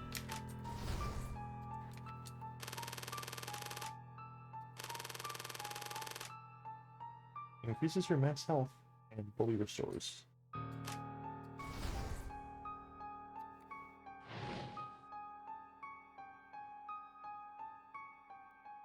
Dexterity check. I can only like a 1/3 chance.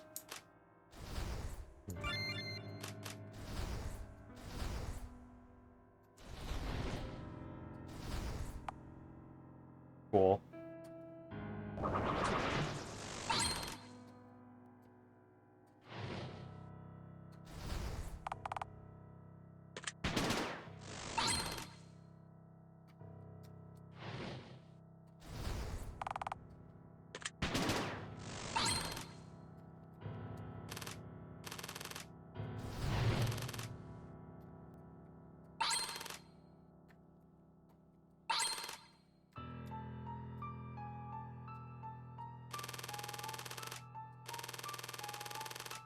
Okay, give me one of the treatments instead of the shotgun for now. That seems more important.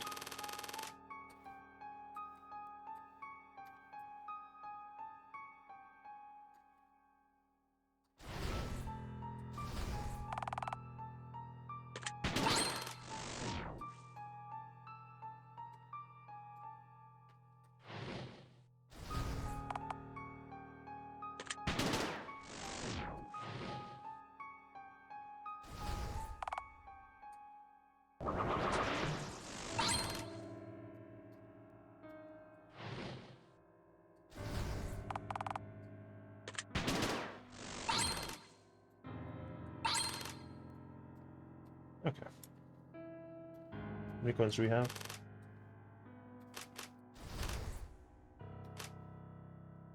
Enough to get the shotgun.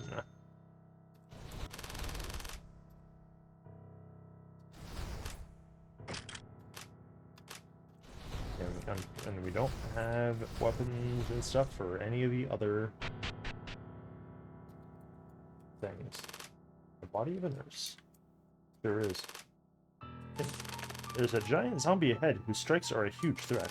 If you parry its strike with dexterity, you might be able to get a counterattack in if you're lucky. If you endure its miasma with willpower, you won't take as much its damage even if you're unlucky.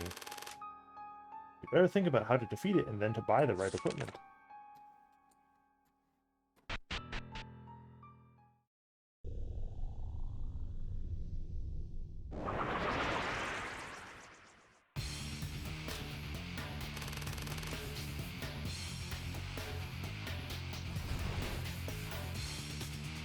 Power check? Just fucking blow it out of the sky, dude.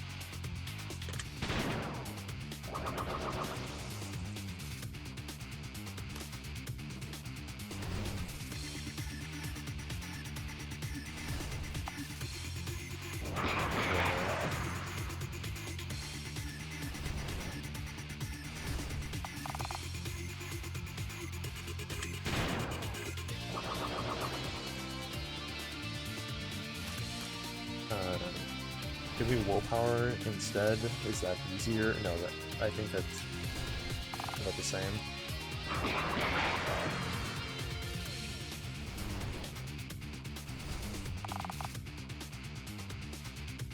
I'm gonna fucking die, dude. Literal worst possible timeline.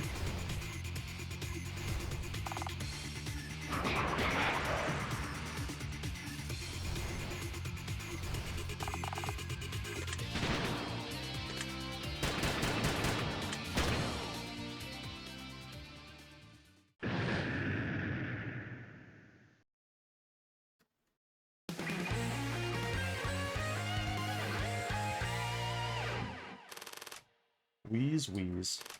I did. Whose compact is this? It's Alex. You guys have his contact.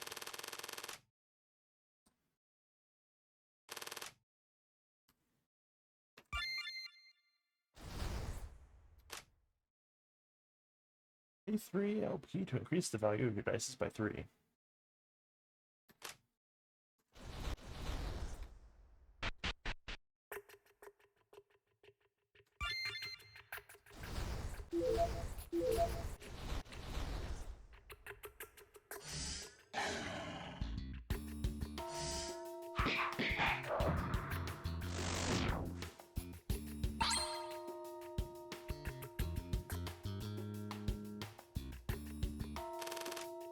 Still alive, huh?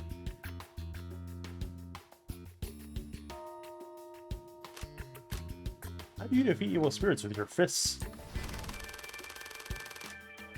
I had the power to materialize them when I touch them, so I can defeat them with my fists.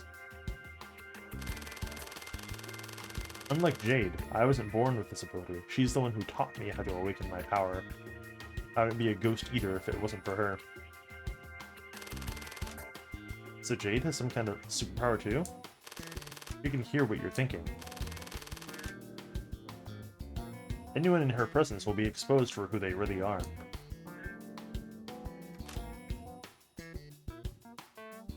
You fight evil spirits for someone else's sake?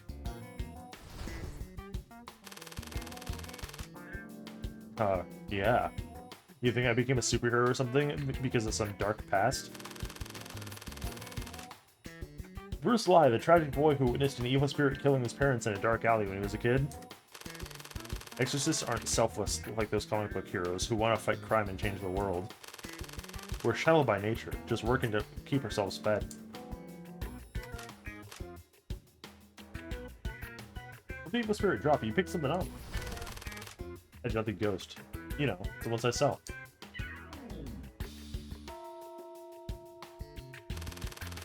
What, the edible stuff? You make those from the evil spirits you beat? It's illegal to eat human flesh, but it's not illegal to eat evil spirits. Evil spirits eat humans, and an exorcist eat those evil spirits. It's just a food chain. What's the big deal? I suppose he's right.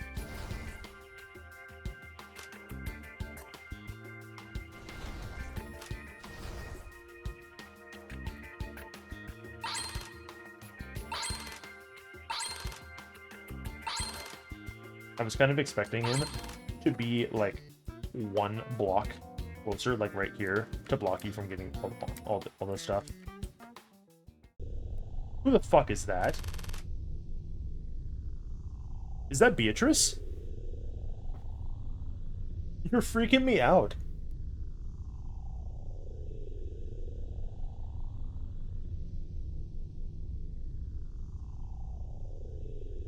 The oil painting?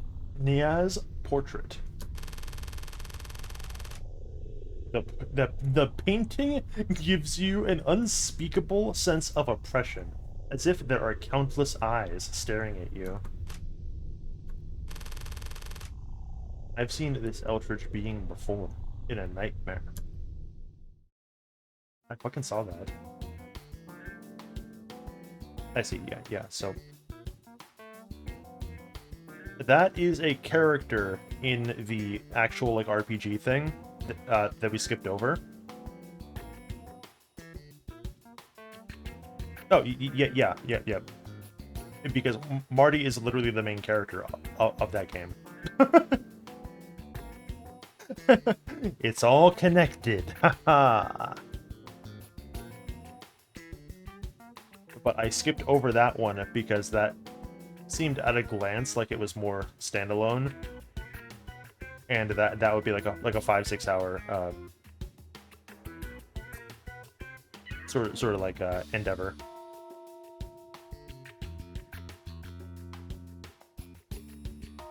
We can go back to that like later, but like probably not like tonight.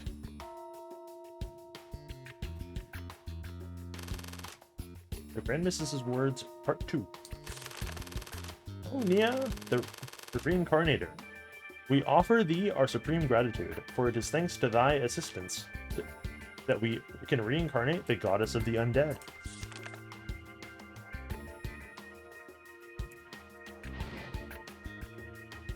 Get past the spider web! 50-50 fucking coin flip on the... What do you mean I take 3 damage if I fail the check against the spider web, bro? Like, that doesn't make any fucking sense. You're insane.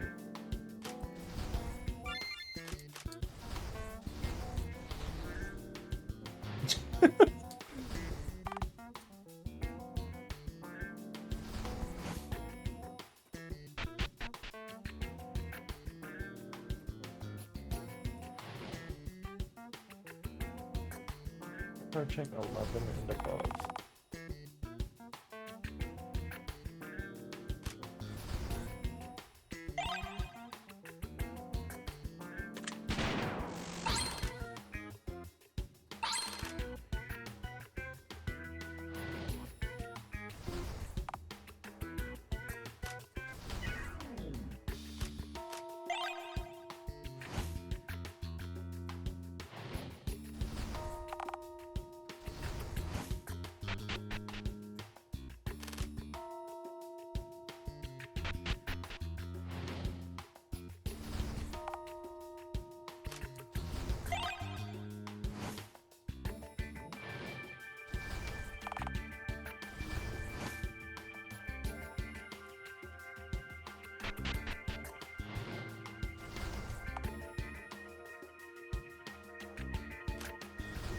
No, dude.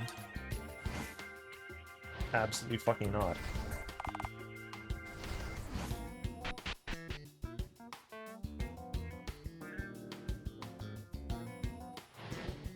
Beat the fuck out of the spider because there's like an okay chance that I can just do that outright.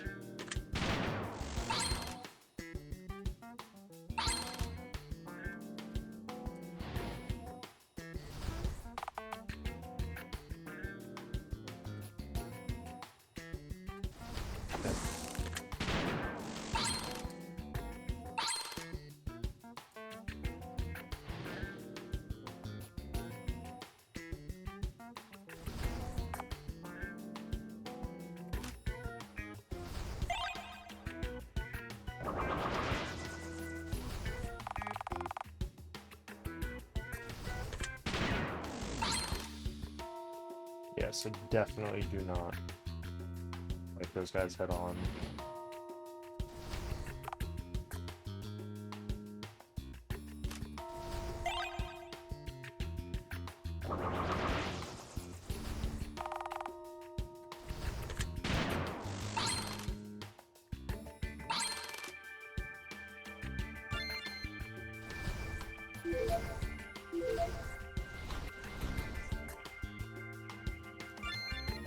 Yeah, this is actually rather annoying because like I don't have anything to increase our willpower.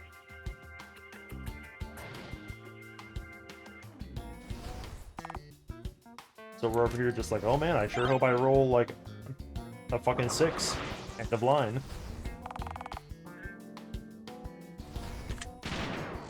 Thanks.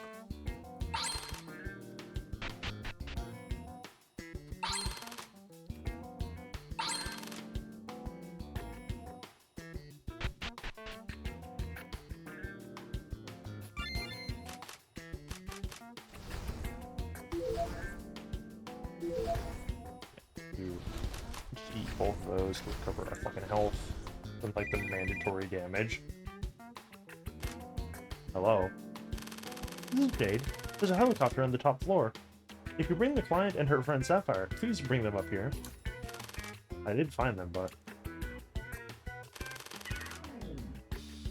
Sapphire got bitten to death by a zombie to save me. Lucy, I'll take Sapphire's rescue out of your free. I only charge as much as I work. Wait, can I change what I want you to do? Look, I found you. Jade has secured an escape route. Now we just need to get you out of here. What change do you want to make now? Why are those zombies here? Because of some idiot cult. And who do they care about the most? Probably the Grand Mistress, leader of their faith.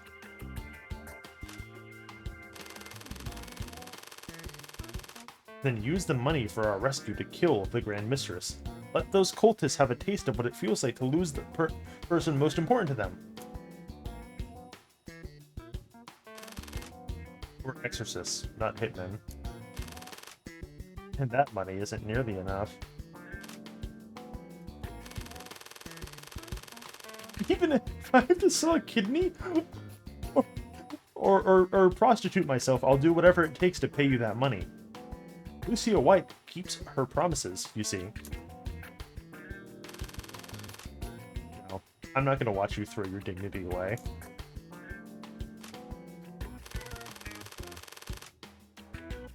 I can tell you're like one of us.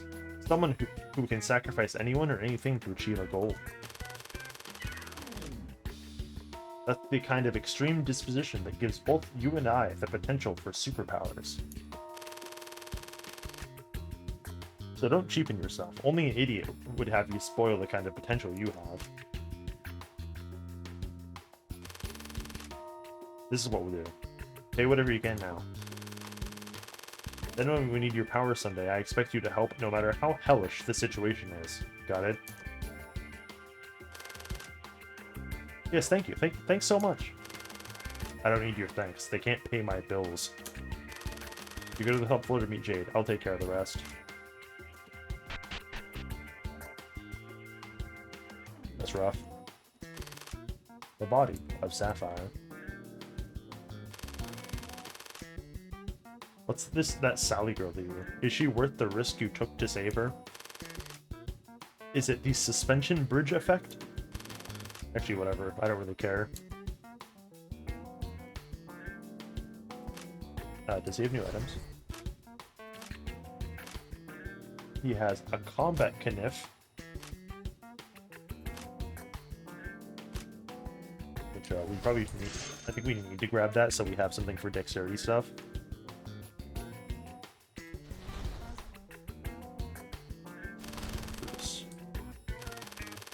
Aren't you afraid of fighting so many zombies?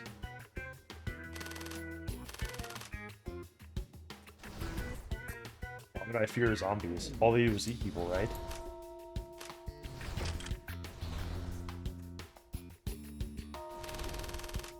I mean, there are man-eaters everywhere anyway. This world has always been a man-eat-man world. If you ask me, the situation inside the hospital isn't that different from what goes on out there. The only difference is that the more the man-eaters out there eat, the more likely they think their quality of life is, thanks to their own brains and diligence. They don't realize that the meat they consume is butchered and fed to them by others. They don't even realize that who eats and who gets eaten are institutionally predetermined from birth. Bro, what? But that part's different here. Zombies don't target you just because you have darker skin. They don't let you off just because your parents are rich either. Zombies eat you because they're stronger than you. Only the truly strong can eat others. Things are much fairer in here than out there. I appreciate things being fair.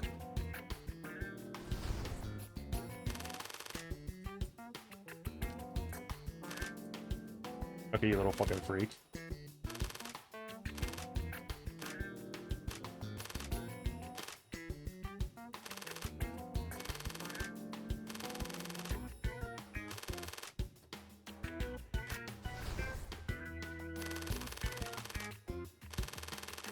$300 this time. Yeah, it's still worth it.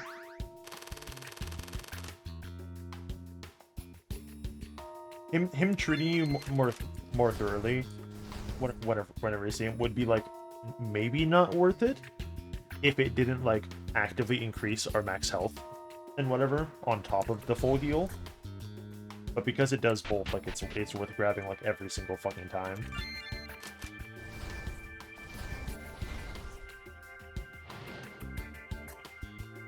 Sneak attack the vampire from behind.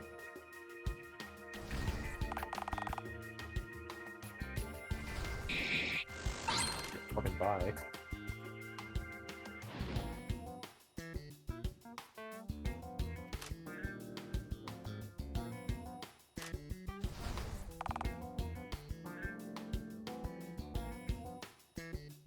5.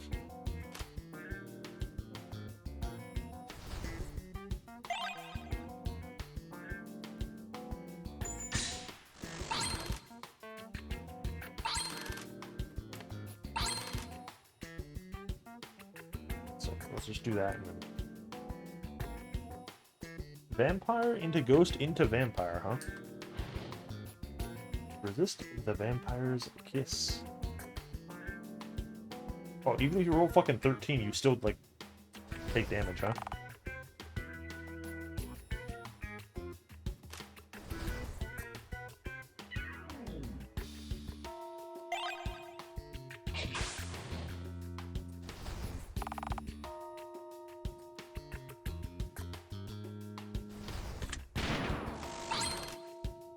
Okay, yeah, but yeah. So you take damage pretty much no matter what, but then regardless of what you roll for the firepower check, you just blow them the fuck away without subsequently like taking additional damage afterwards.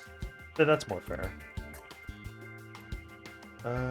If I did go this far, yeah. So it's spiderweb, ghost, spiderweb, ghost, spiderweb. So 3 spiderwebs and 2 ghosts versus... Yeah, I think going this way is literally better.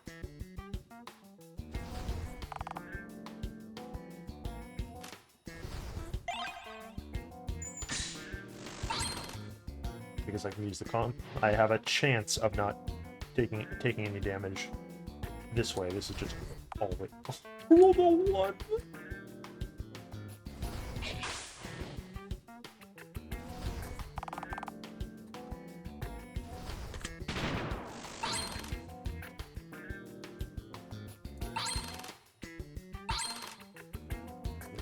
That.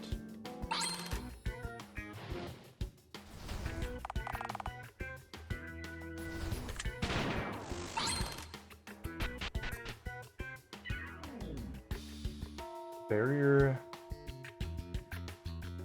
into barrier, but then that is clearly okay.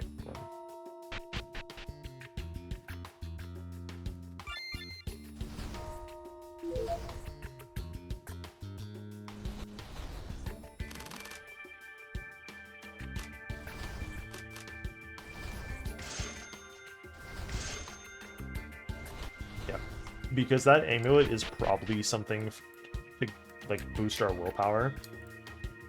So, like I have to spend the coins and subsequent resources to get over there to do this, if that's the case.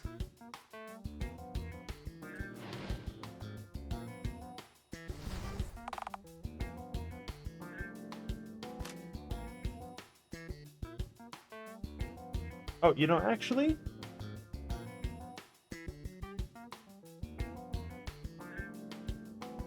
the ghosts are the same resource no matter what, because so in order to use the compact to boost our roll, +3, we spend three of our fucking points. So there's no mechanical difference between getting the high roll and getting the low roll in that case.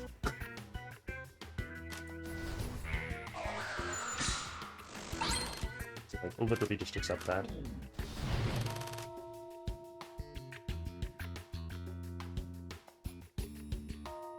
Yeah, like, it's very rare that I can like play a game and I can see the developer's thought process when they're placing the enemies so clearly. That's something to boost your roll checks. And then over here, the intended path has ghosts that you're only going to be able to safely get past if you have something for roll checks. And it's just like 5 ghosts in a fucking line that you have to get through. Fucking blatant.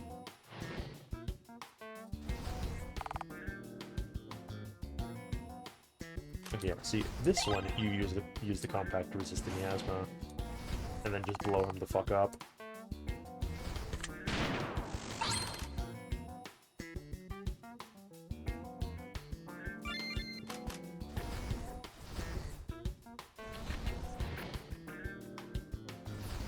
roll.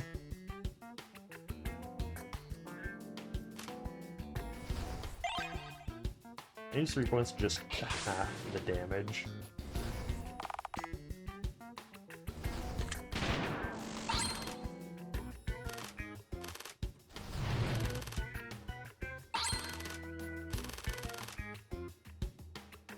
Talisman. Yeah, which is +2 to willpower.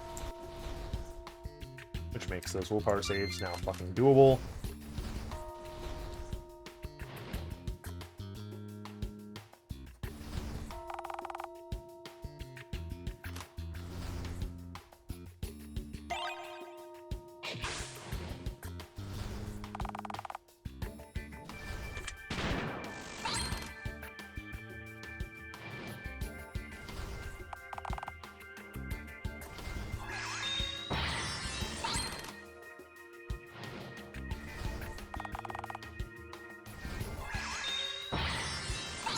Yeah, wow, what a difference having something to actually boost that respective stat makes, huh?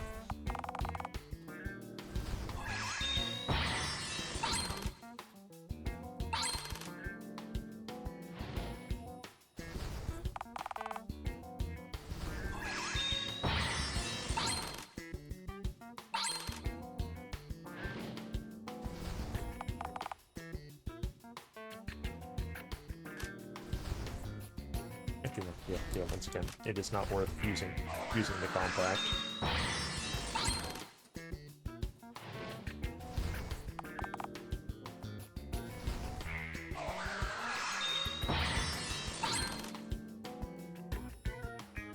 Okay.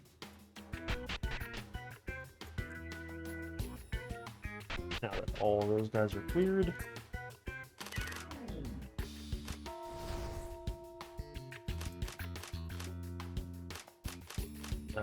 just give me the SMG.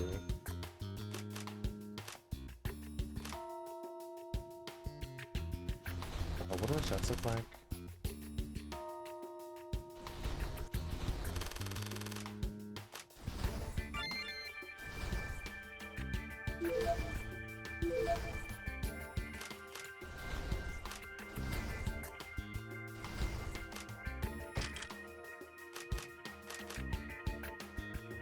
Okay.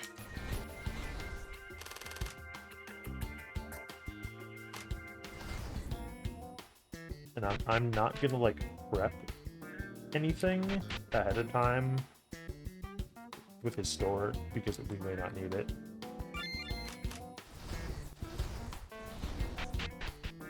But this seems fun.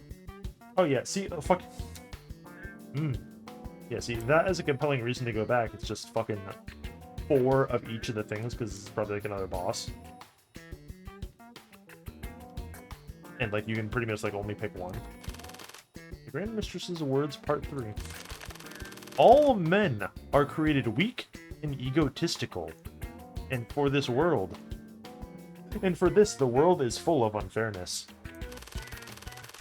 Worship the goddess of the undead and embrace her extract. Kill thy weak ego and entrust thy flesh and mind to the goddess. Are you a drow? What do you mean? The only way to bring the world together as one is for all mankind to be united with the goddess.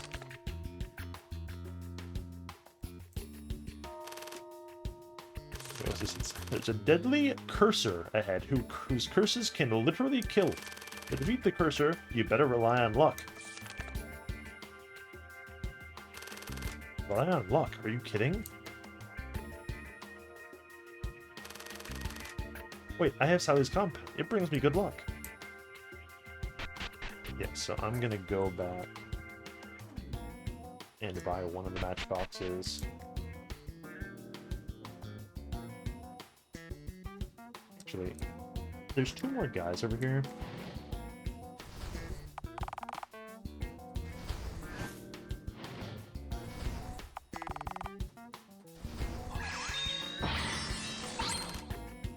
That we could use to get like a couple more coins, and because of the combat knife, we now can like effortlessly jump over the spider webs.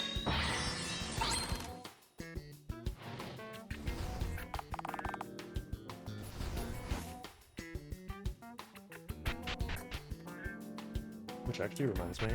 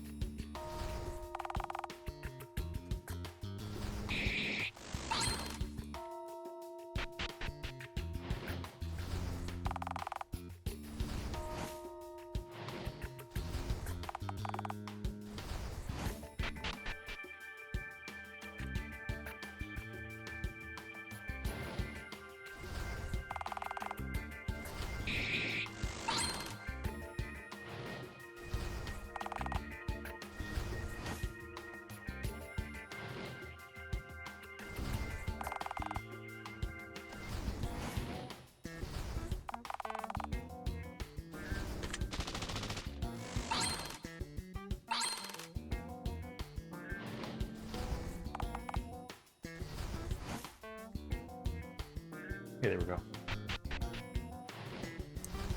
Extracted, I think, like, all the value up until this point possible. Well worth it.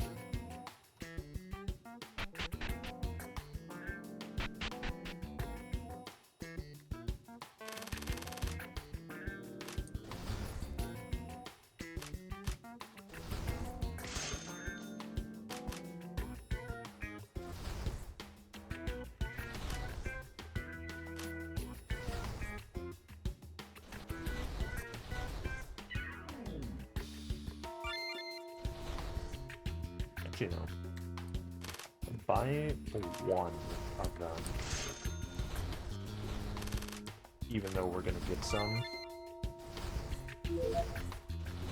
for doing it, because then I only have to like burn one, and I can just save like 3 of them.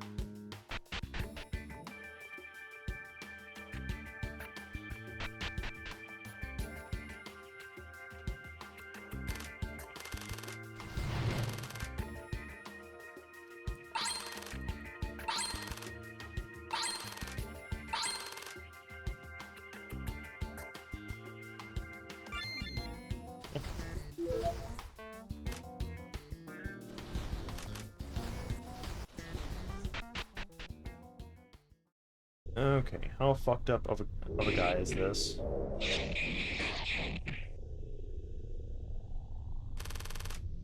Your curse is nothing.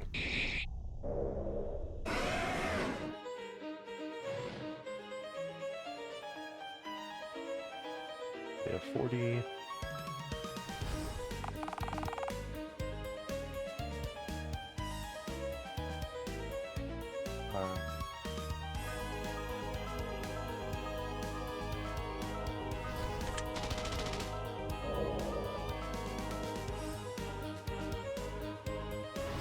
I think our willpower is actually higher.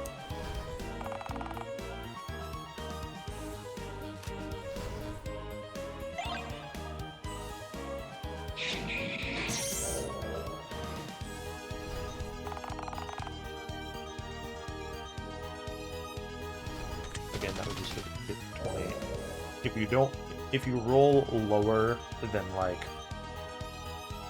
an 18, then you're not going to get the max damage off.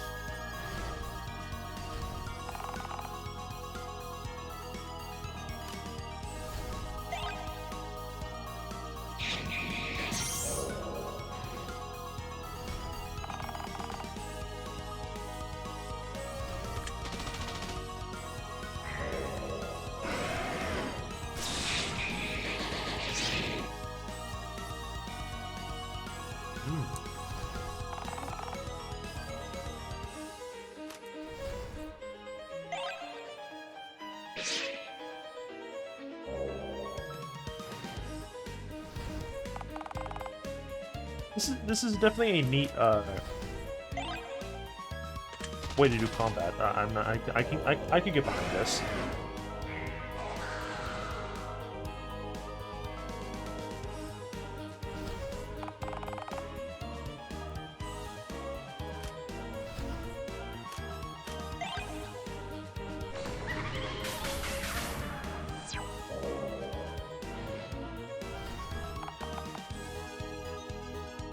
Bro, are you fucking joking?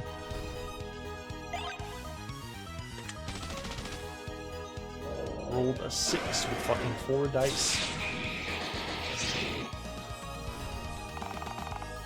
That's evil.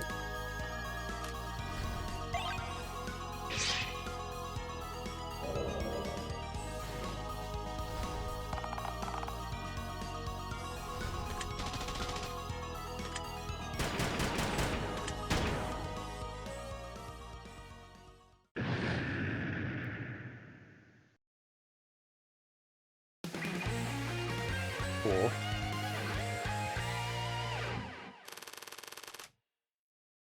Sally's compact? I'm not afraid of anything anymore. Alright, bro.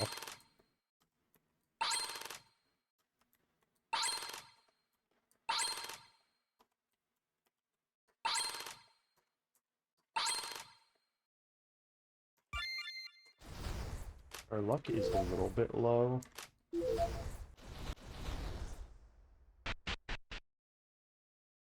Oh, it's her. It's the woman. Grand Mistress, you monster. Why are we referring to her by her actual title when she's the antagonist? That seems weirdly respectful.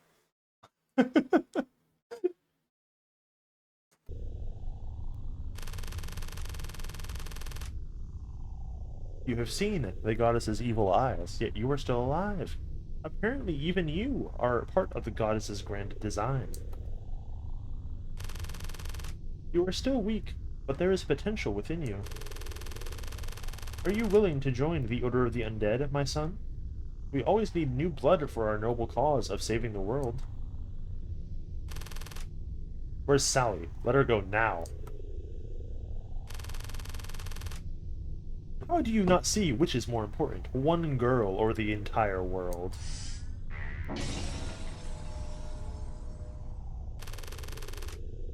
O goddess, I beseech thee, judge him with thy eyes.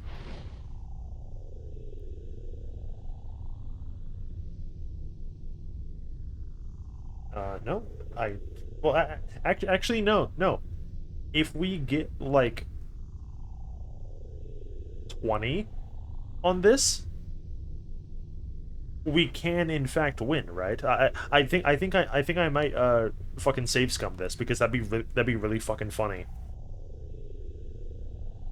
We can't win with the 3 dice, but if we get super high rolls on those 3 dice and then use the compact to give it an extra +3, that will push it over, and then this would just be fucking dead.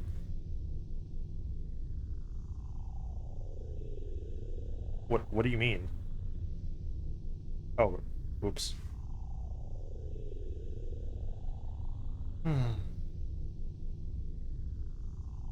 Unlucky.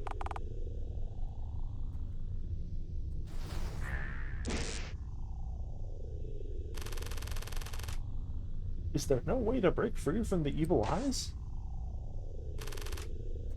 Not the compact. I see, it is this compact that blinds you from reason. Bro, that's been carrying me, you fucking cunt. You are weak and a fool. Your little hero game ends here. Oop. I shall not make you one of the undead. You have no such value. What do you mean? So weak and useless. Bad end. Sally! Enough of that. Are you still dreaming?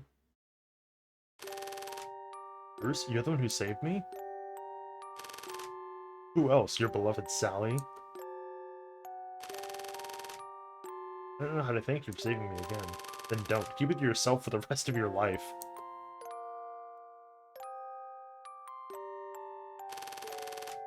Why? I thought you never saved people for free. Someone else already paid the necessary fee. Okay, but where are we? The nearest room. I looked at the placard outside, and by coincidence, this used to be Sally's room. Alright, I should give this back to you. It was broken, but I picked it up anyway. I don't have what it takes to save her. Excuse me? Without her compact, I can't take on the evil spirits and zombies. He gets it. These dice rolls were so hard. Don't give up. I'm gonna.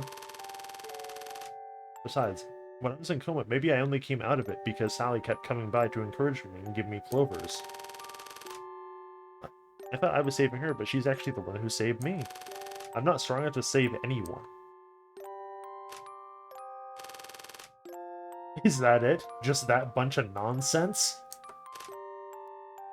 Yeah, you know, I didn't really like Bruce in, like, the past couple games, but he's definitely growing on me now. He's pretty good. Huh? You think you're some superhero? Like, there needs to be an origin story before you can save someone or get saved by someone? Sure, the world's a shitty place, but it's also very simple. Just do whatever you want. If you're not strong enough, at the very worst, you'll just get eaten and die. Think of it that way. Or else, how would we ever live our lives? Are you actually trying to make me feel better? Take it whatever way you like. But make me talk anymore and I'll start charging you for it. Ah, you are, I knew it. I have no parents, no friends, no memories. I don't have anything. It means I have nothing to lose and nothing to fear. Sally, I'm coming to save you right now, and if the goddess defeats me, I'll be right there to die with you. What is compact mirror? Oh, wait. I think I can use the mirror in the compact to repel the evil eyes. What an idea!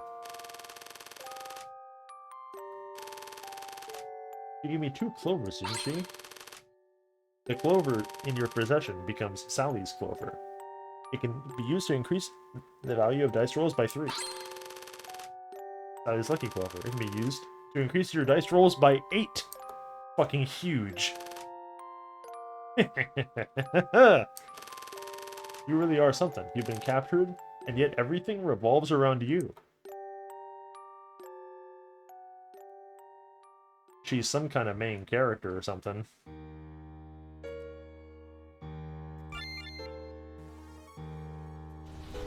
Okay, how much does this?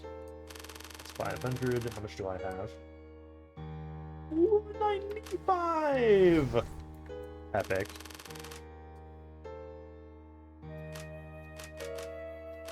The rocket launcher. Let's see. Okay, so we probably shouldn't actually buy any of these because I need the health upgrade. But it's fine. I'm sure we can fight, like, one guy.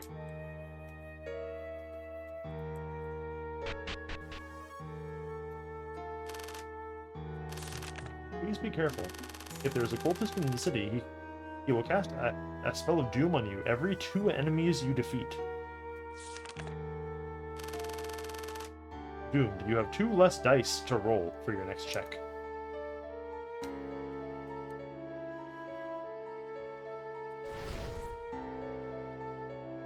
Gotta hit 25 to get the maximum on these guys, huh?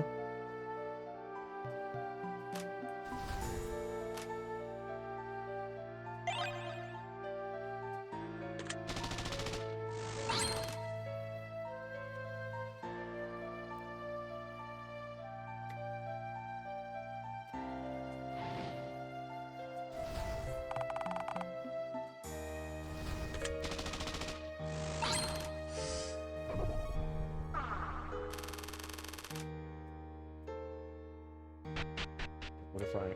Oh, I see.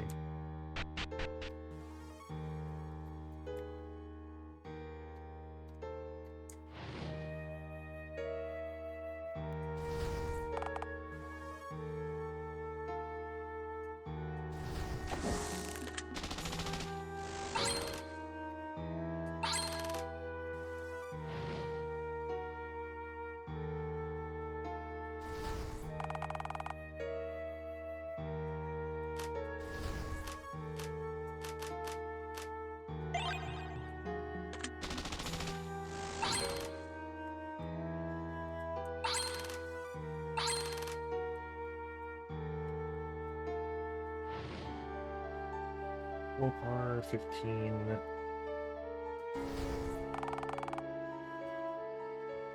Yeah, but that's fine.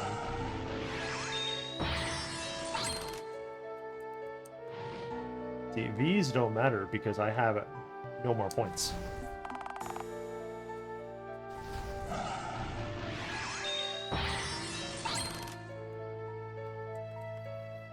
Truly and utterly meaningless.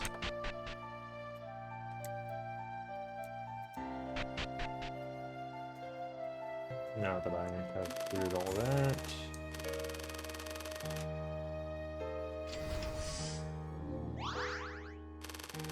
Get the coins. And we can't buy anything new because I don't have quite enough coins yet.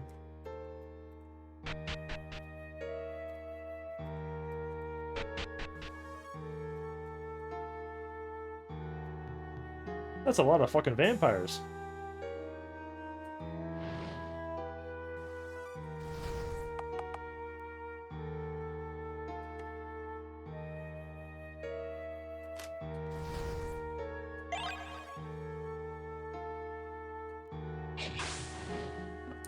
I guess I don't know how to fucking count, huh?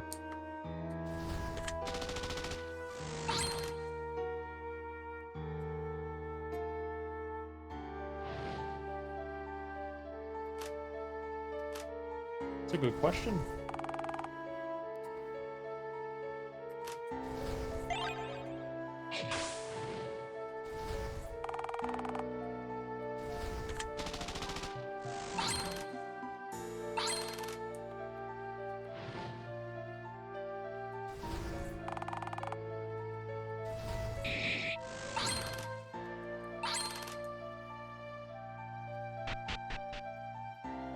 Okay. Back and get,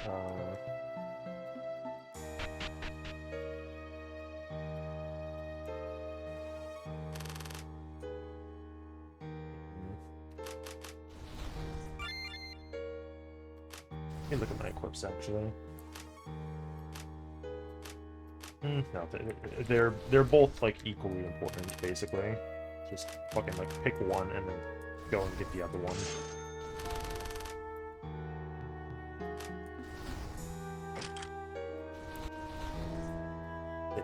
They are equal value.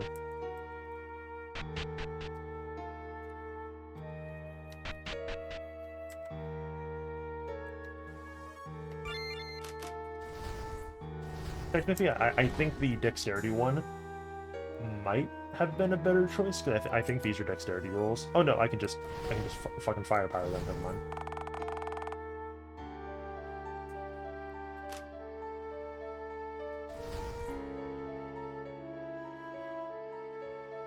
We rolled like a 20.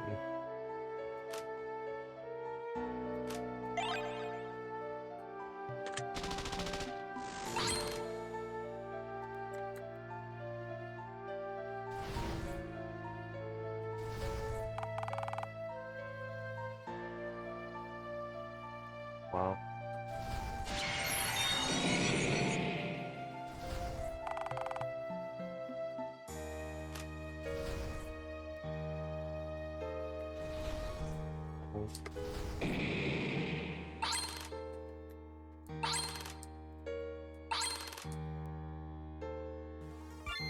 How much is that? Yeah, we need to kill like one vampire.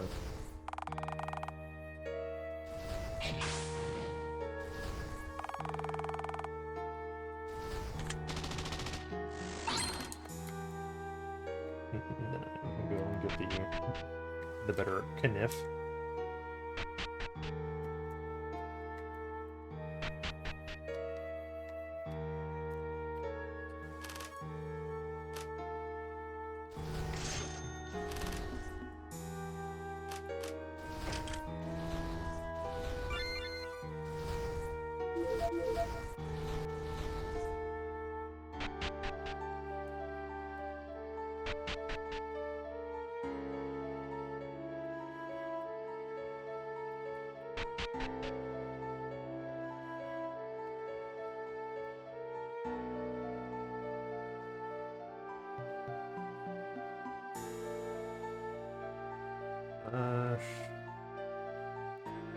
I could kill some of the vampires and then pay for another matchbox.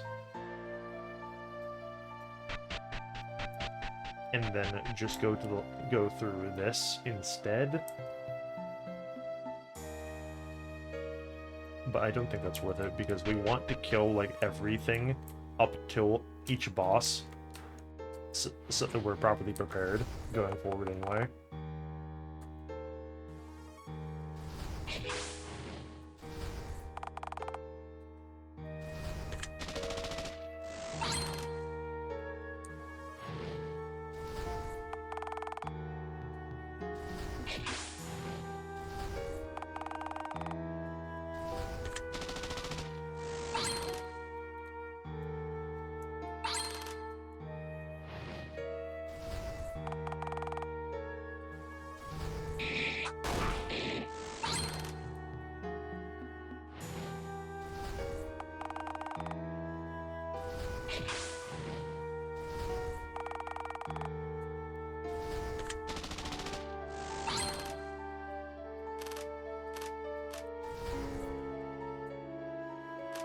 We do the dexterity check.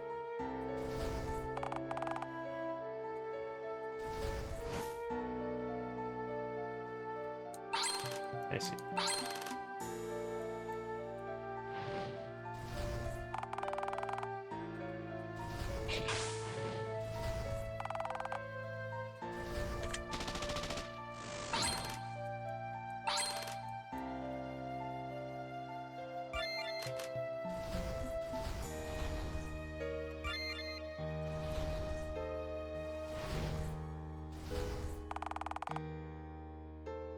I'm gonna fucking cry.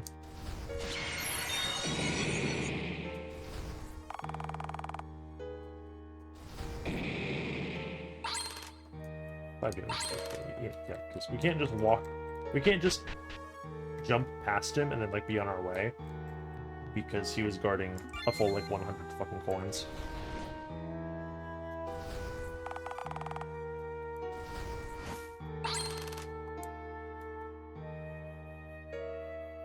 Like I could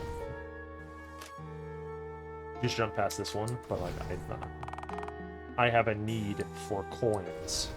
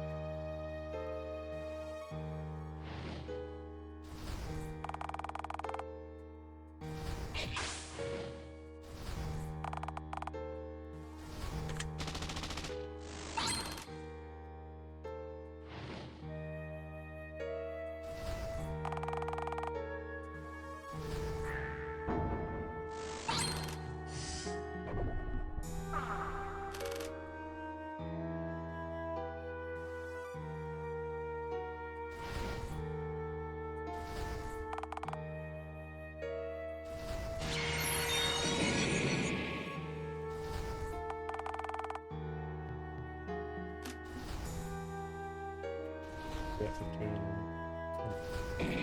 Oops. Whatever. You, fuck off.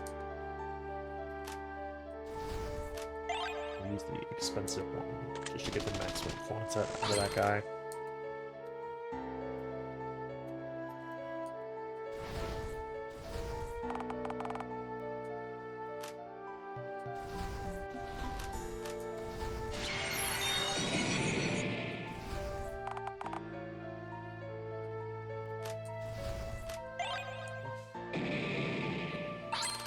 That feels bad.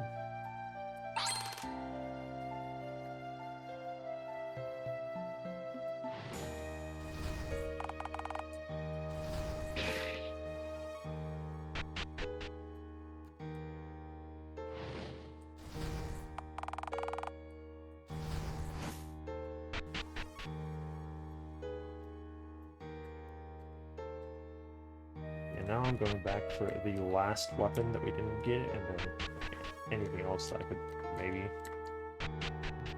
buy from the guy.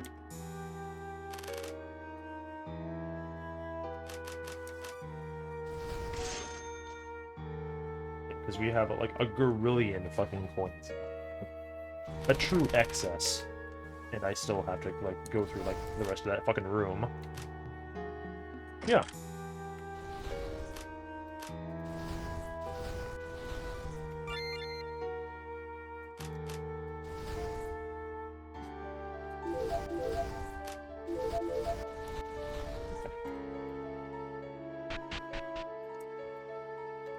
This game's awesome.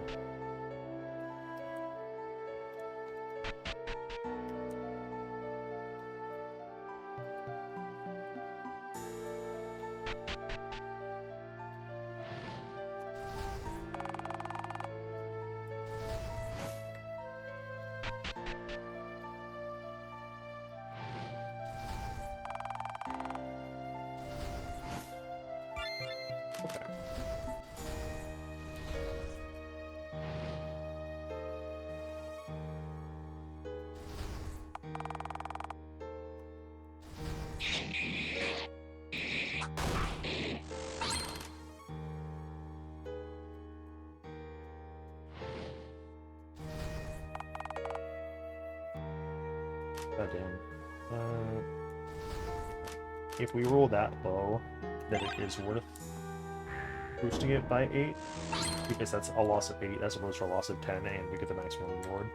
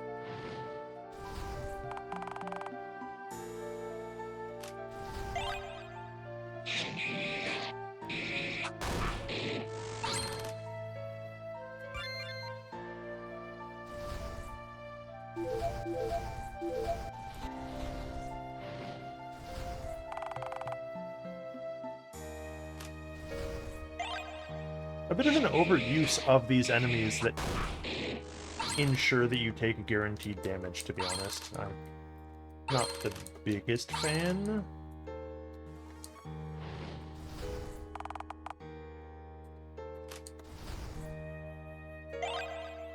Oh, I'm fucking stupid.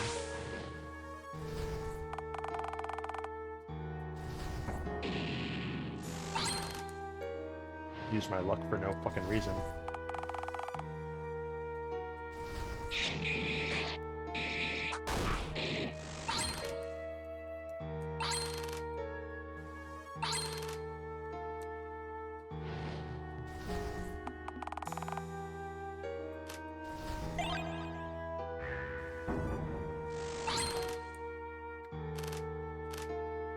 Yeah, I think this matchbox is worth it.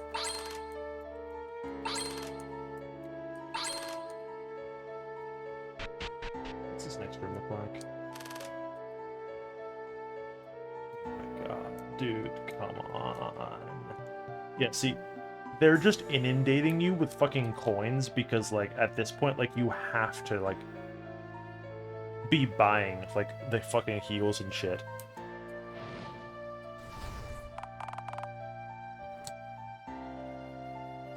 It is. It is mandatory. What do you do? That was the first guy I fucking killed in here. Die. Fuck you.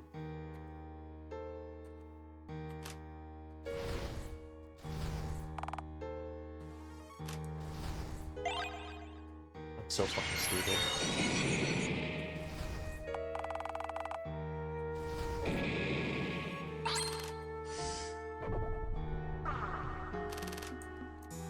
Ooh, I see. Is it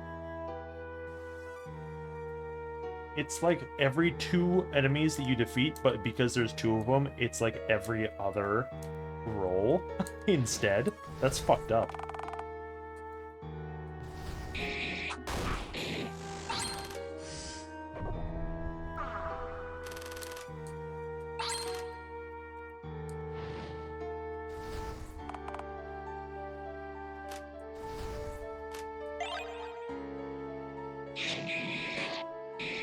That is going to bring it down to like 1 HP.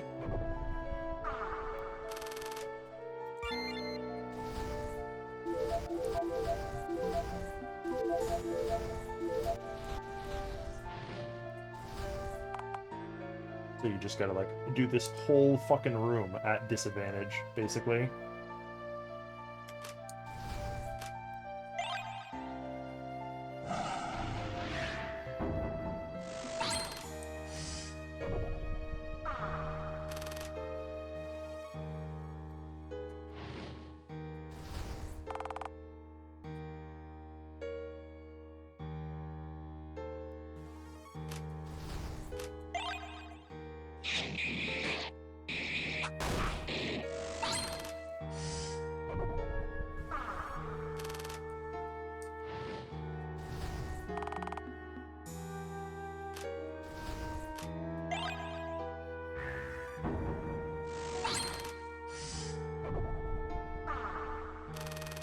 Okay, and now that we're here, I can use 2 matchboxes.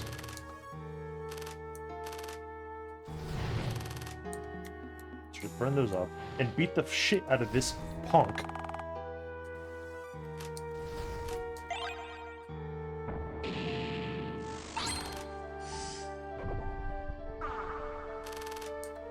So that he knocks this off. Jump to get past this guy. I said jump to get past this guy. Probably just like eat the damage here. Roll damage.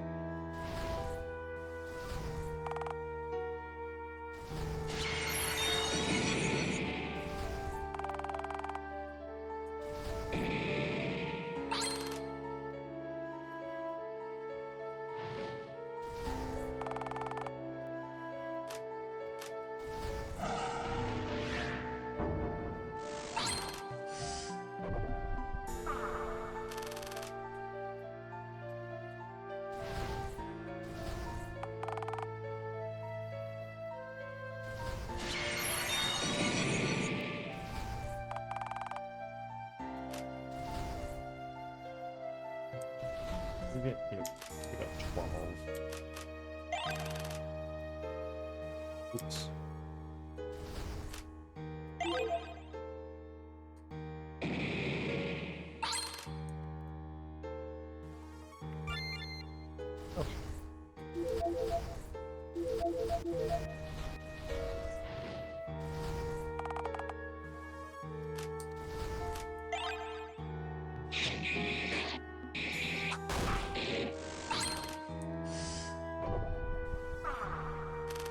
Oh, you asshole.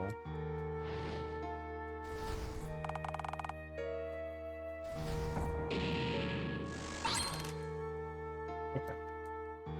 Then just kill the fucking vampire.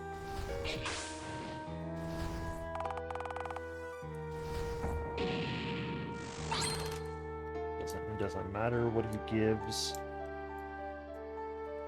I will also fight this vampire head on, but I'm gonna leave this one zombie alive.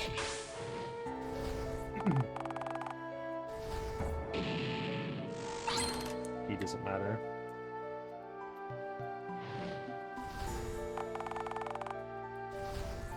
What a fucking nightmare.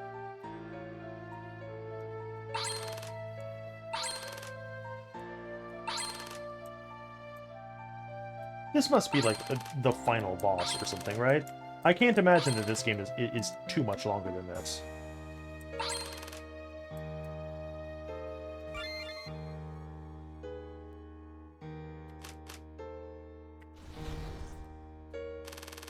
Yeah, time for the final confrontation.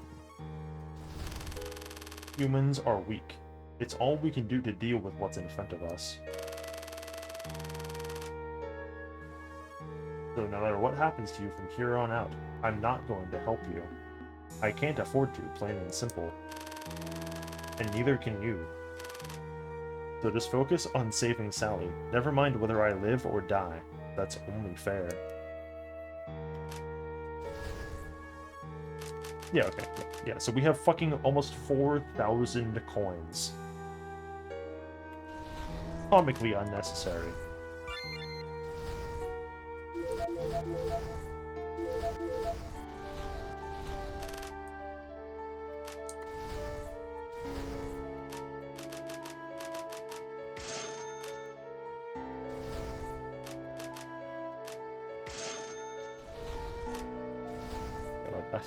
I don't even think that, like, I need more of the resources than that. Oh, no, I actually do. Do that so I am at the full 50 health, and then give me one more jelly. And then we're probably prepared, unless, like, the final boss is actually fucked up somehow. If you make me fight more of these goofy guys, just to get over to the final boss, I'm gonna scream, however. O goddess, thy extract is the only key to opening the gates to a utopia. What are you gonna do? Rejoice, for you will no longer be weak and mortal. Arise as a chosen one of a brave new world. Ah.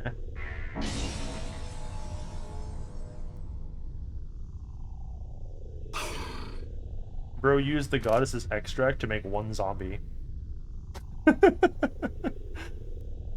Help! Now it is your turn, dear precious vessel. The goddess is yet without flesh, and with you, she can materialize into this world. No. Party. Blammo. Blammo! Your savior, bestie. Ah. It seems the goddess does not have a plan for you after all. You are but a trial, sent for me. The history of mankind is a history of war. But look at these offspring. They are immortal and carefree. They have united with the goddess and bear no strife. The world is about to experience the first and everlasting instance of peace. How dare you hinder our cause for world peace just because of your passion for a girl? How shallow your thoughts are, how weak your willpower. Oh, goddess.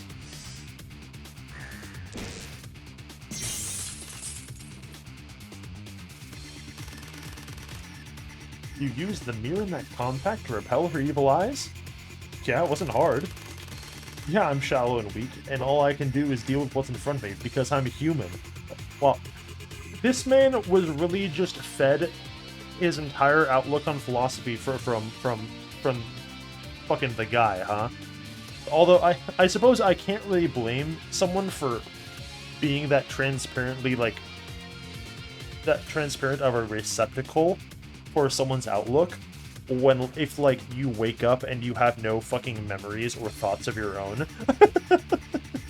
like, Like you were a blank slate and this guy just starts expounding his fucking views on you. Like, yeah, I suppose that checks out.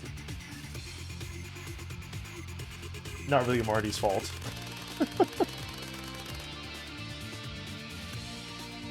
You could learn a thing or two from us. Be your head of the clouds. What makes you think saving the world's gonna be that easy when you're just a human no different from us? How dare you? Whammo. Wham. Wham bam. I have nothing against you, but I'm afraid I've been hired to kill you. Sorry, lady. You're up against me. And these evil spirits.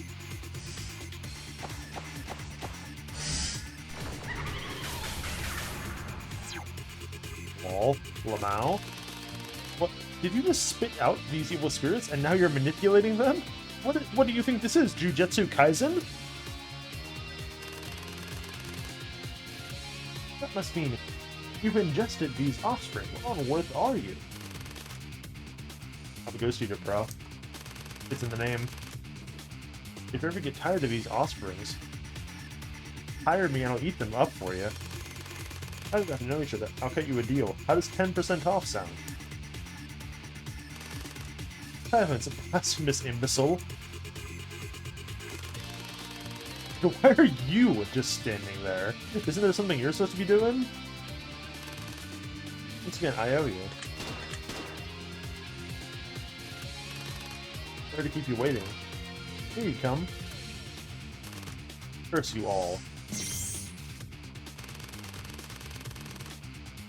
But the goddess must be reincarnated whatever it takes, even if it means offering my own immortal body. O goddess, mayest thou possess me?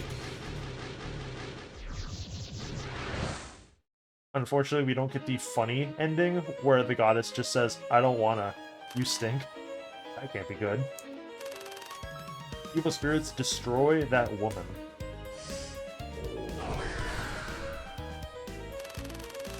The evil spirits got absorbed? Know thy place. Damn, dude. He fell over. Behold, I am the goddess of the undead. Darest thou oppose me, mortal?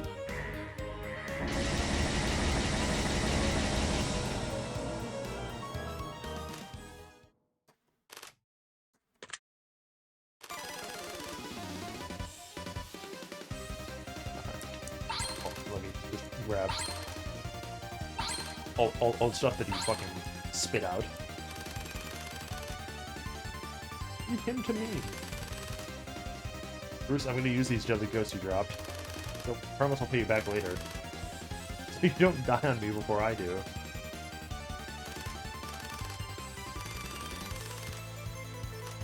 Oh, okay, so she can give you a full heal, but you can only do it once. So it's basically just clear all this shit and then have her do that.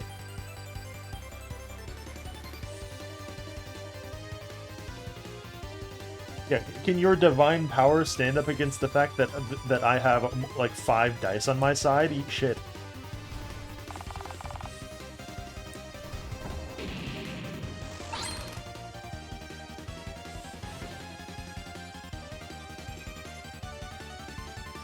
Interesting.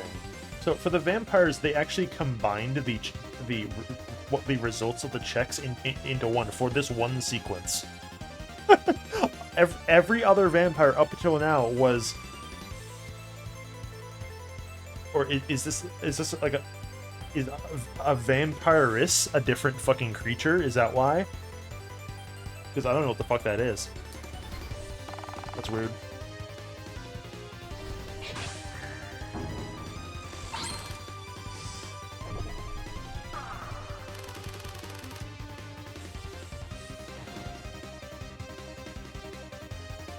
Of course, but they're a different color for some reason.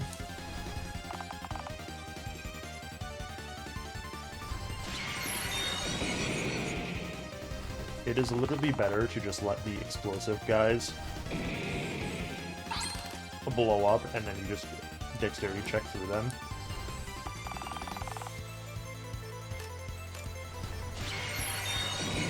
The very slight mandatory damage is fine. What do we roll? 12.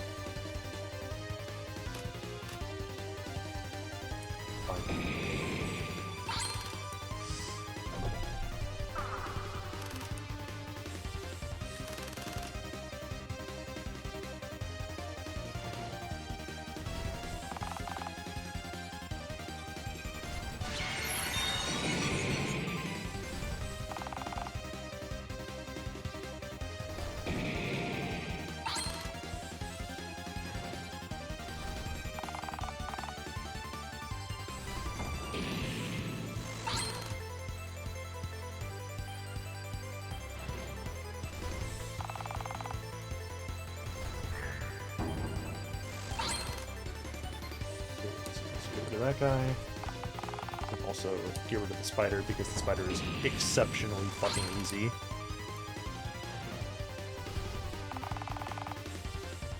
Resisting the curse is also trivial. Really, the vampires are also, like, very, very, very easy.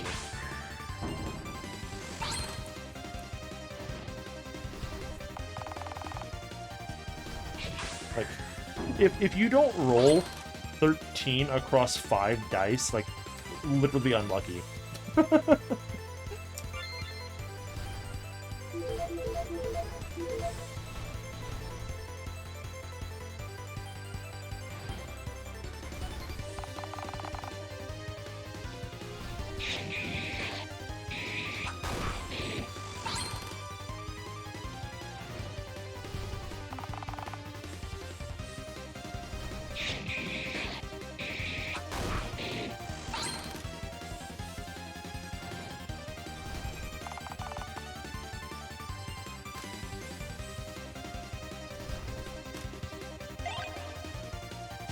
Count.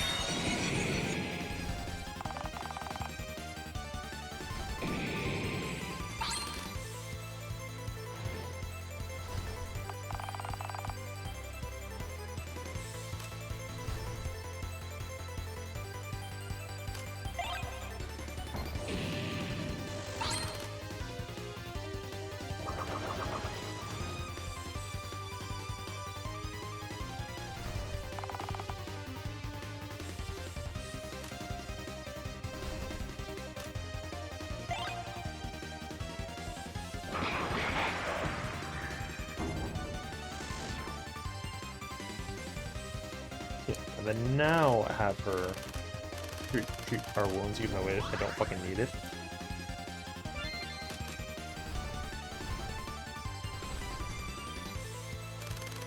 You want to take on the goddess? Yeah, it's a JRPG. What do you mean? Let mine extract and offer me your all. Appear, mine servants of undead. Crap, I'm surrounded. You'll have 1 less dice to roll for every 3 enemies.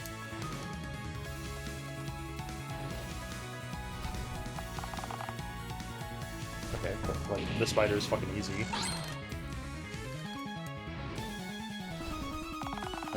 As is this guy. It's just like, not like we're gonna fight the...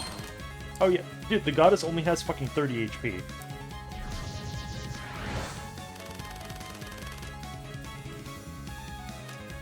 Parry before I can attack her.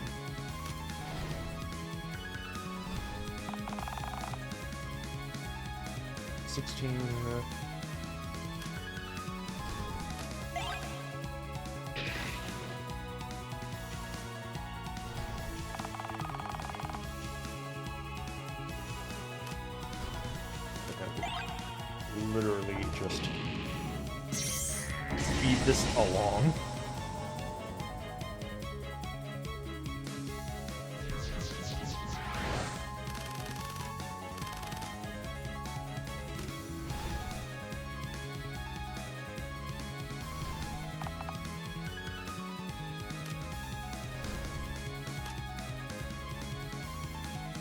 Eight plus, you know, 8.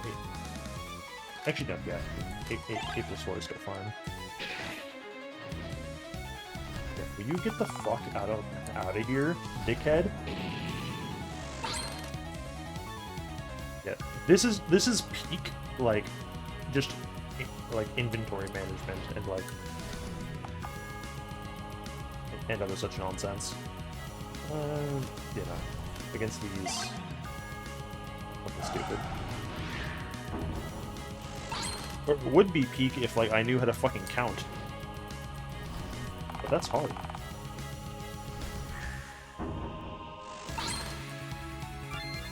Thankfully, I have a surplus of my stuff.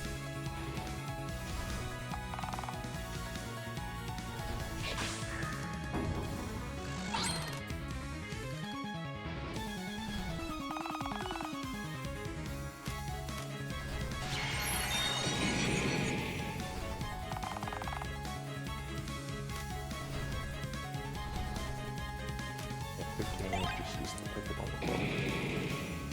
5. And then we do have to get rid of, like, all these guys before I approach the woman.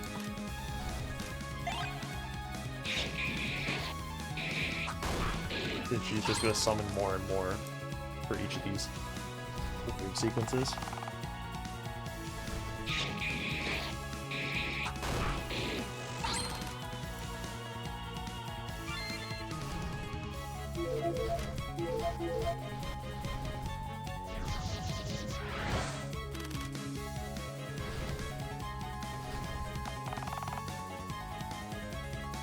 Yeah, that sucks.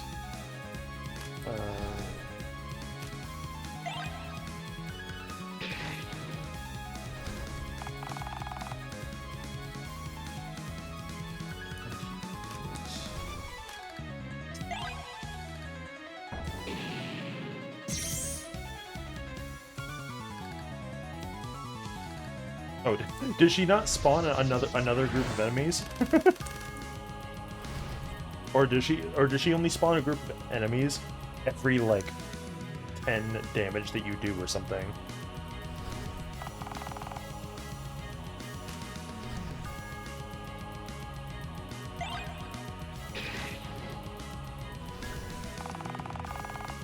Hard to say.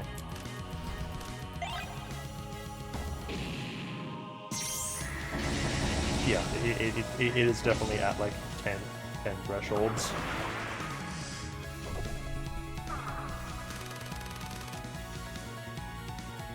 Well, that's kind of rude.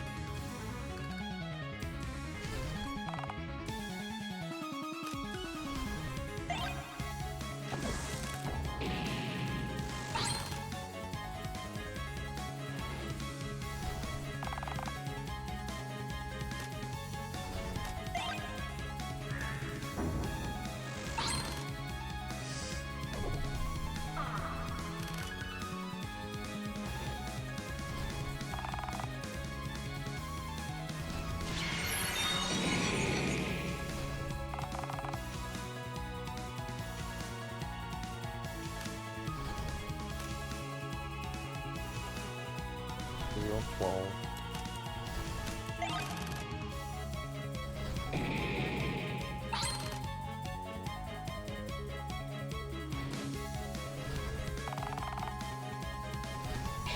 The vampire is also not exceedingly difficult.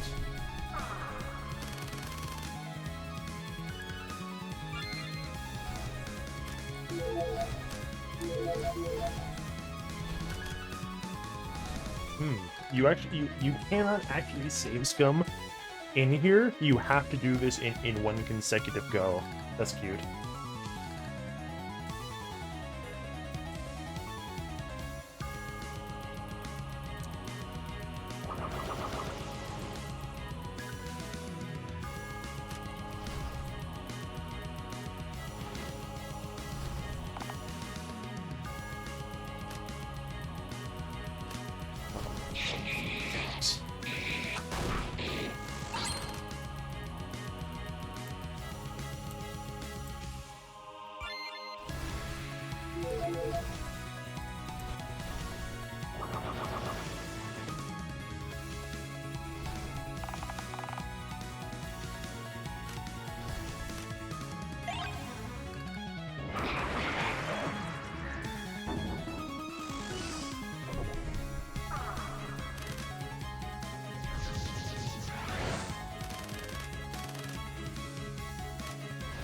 We have to technical fist.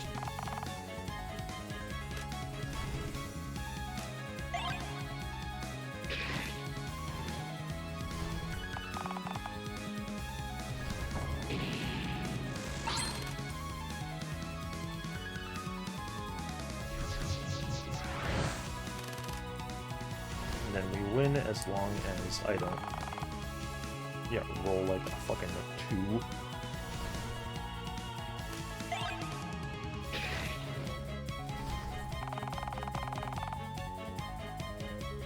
There we go.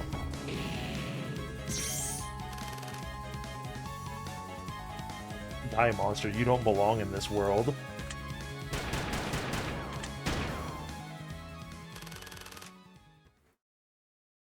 die, but I am by nature death itself.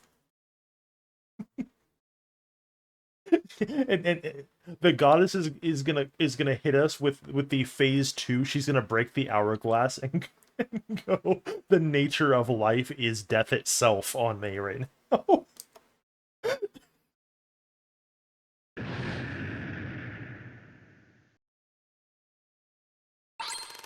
You got the goddess's extract.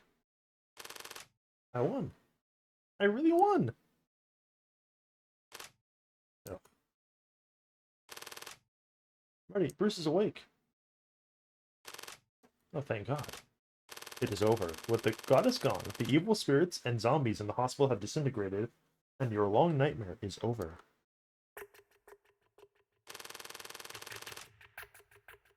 Looks like you defeated goddess and wiped out wiped out the spirits. I heard the screams from the undead from the bottom of their souls. Something about this lady scares me a bit. Don't open your fucking eyes, okay? Holy shit, this is way worse. She's got the fucking lambda eyes, dude. Oh my God. It never went that fucking far. She's... Oh, Sally. I'm not scared at all, dear. Yeah, Eek is right. Sally, don't be scared. I'm with you now. Jeez, get a room, you two. First, since the hero succeeded in saving the princess, and I lost the bet, you can have my share of the fee. Obviously, but I'm only going to charge half the fee this time. Huh? You asked me to kill the Grand Mistress with the money that was supposed to save you and Sapphire. Uh-huh. Well, the Grand Mistress died offering herself to the goddess. I didn't kill her myself. I can't justify charging you the full amount. But if you two didn't rescue me, I'd be dead by now. And you much more than any fee I could give you. If you two ever have a need for my power, let me know. It's fine.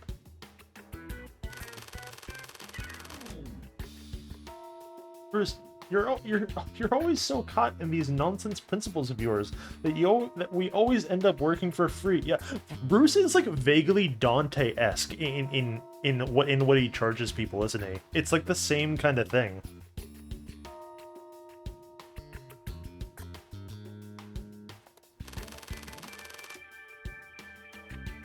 I hate working for free, but I abhor taking advantage of others even more. My principles are what make me human. Okay, fine. Can you all get on the helicopter, please? After that. He intrigues me. Why don't you invite him to join the Ghost Eaters? Too many cooks spoil the broth. Exorcism isn't some college club sport, you know. It's okay. I have a feeling we will definitely encounter him again. That's for him.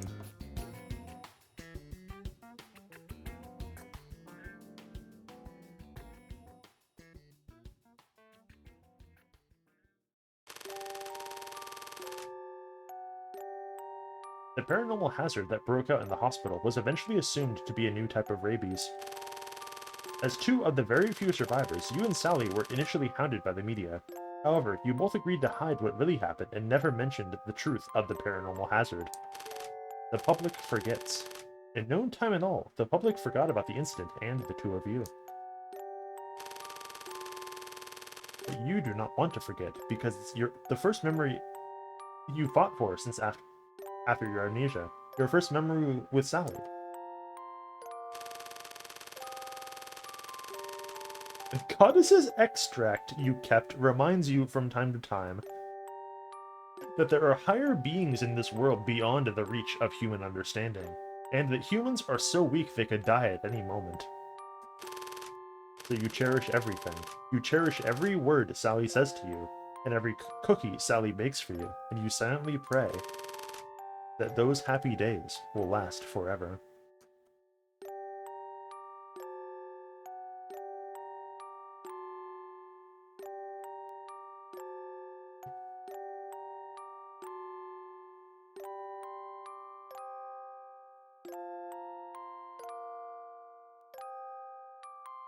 Yeah. Yeah, we do not we don't trust Sally to fucking to bake cookies here. Fucking freak.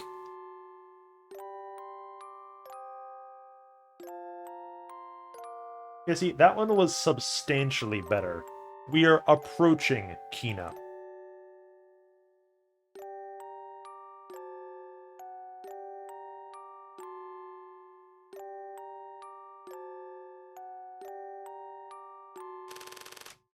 However, the happy days did not last. Because one day,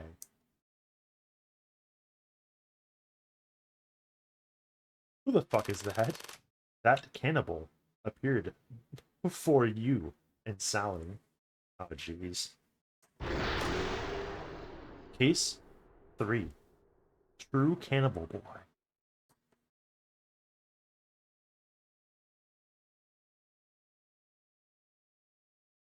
More dice games? Whoa!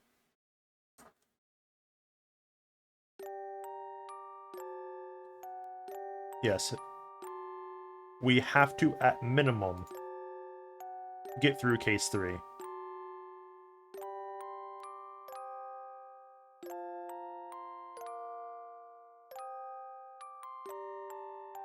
And we're gonna.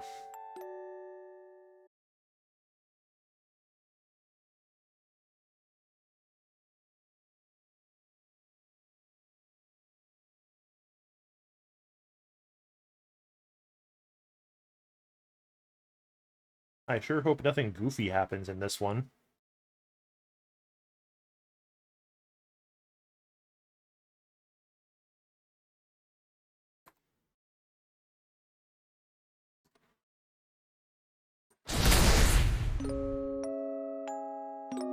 Oh, hey, check it out. Hey, look who it is. At last, the gang is all here.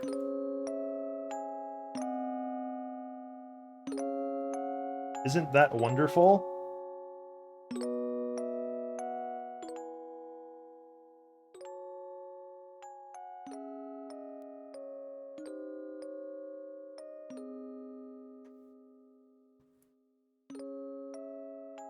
Yes, this is the first one that has all of our guys in it.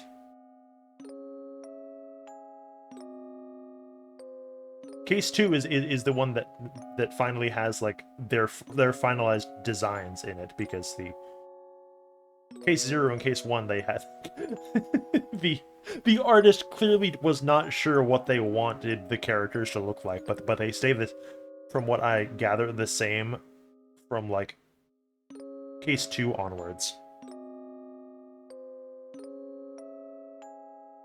Yeah, so there's this one, and then there's an extra Case one, and then there's Blood Lily.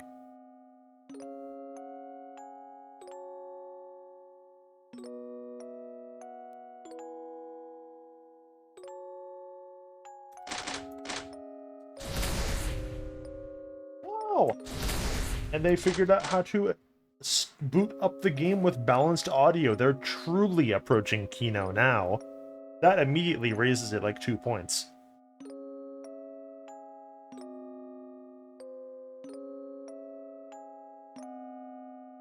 Yeah, so we can, like, at minimum, knock this one out. Unless this is inexplicably, like, 8 hours long.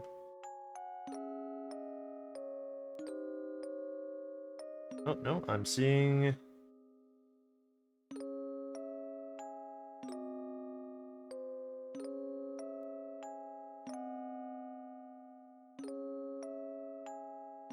Oh, Hold on. Is that true? Wait a minute.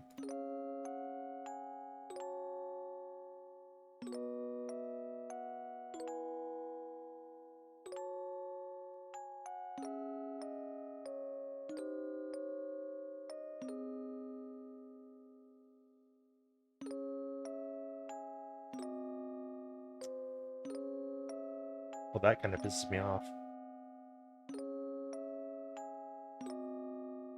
I have bad news, gamers.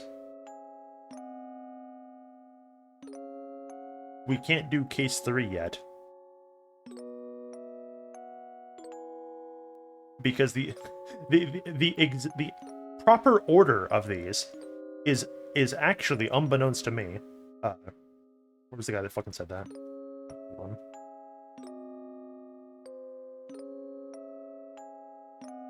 Yeah, the actual order is case 0, case 1, case 2, and then the extra case 1 before you do this one.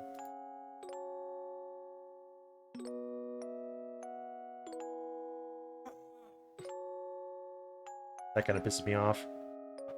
I wanted to see the one that has everybody in it. You motherfucker.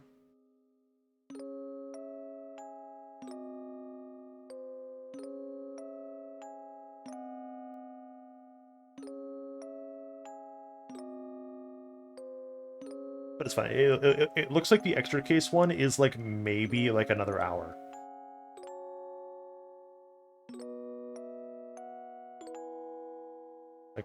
Like an hour, maybe an hour and a half. Yeah.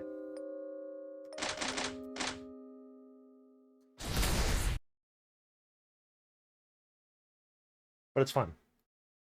We gotta get through all these before we can actually play Blood Lily anyway.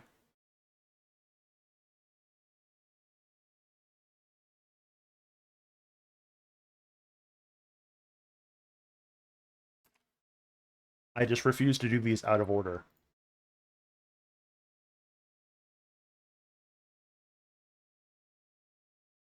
Oh, that's really bright.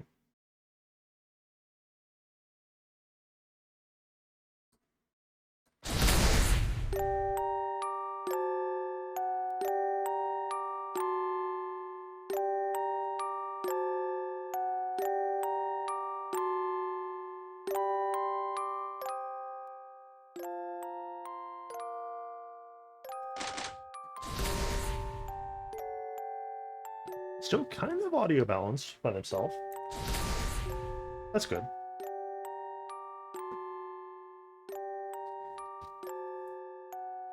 So what do you guys think? Is Sally hiding something?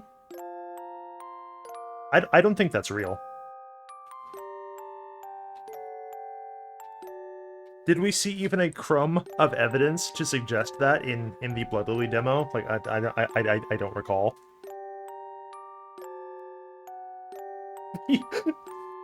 The only thing Sally is hiding is why she doesn't include, like, fucking eggs or whatever in her fucking cookies.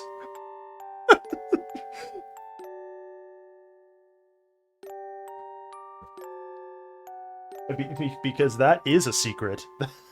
that's like that's something that you would like subject someone to, like, as a prank, to like fuck with them the one time, right? Like, just, oh yeah, that I made cookies without milk, lol.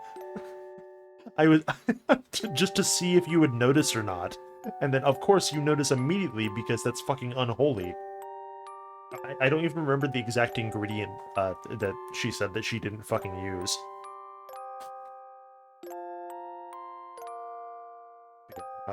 So we can do this one, no problem, and then like maybe still do the other one. I still feel fine.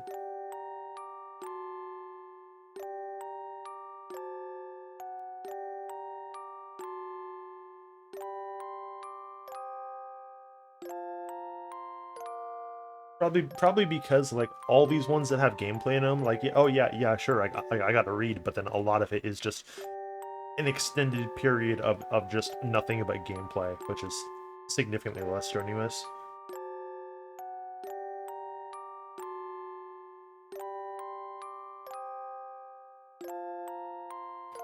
But I'm just gonna leave you with the music box for like a couple minutes while I get up again.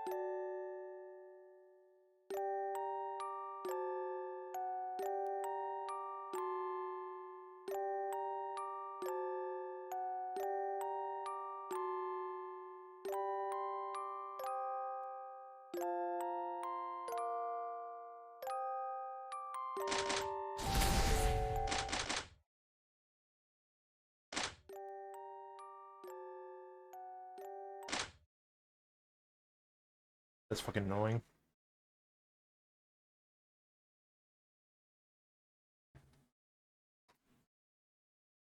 Turning off the music for like a minute because I need to sit here and just fucking eat.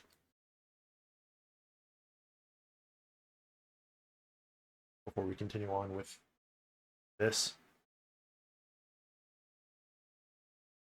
What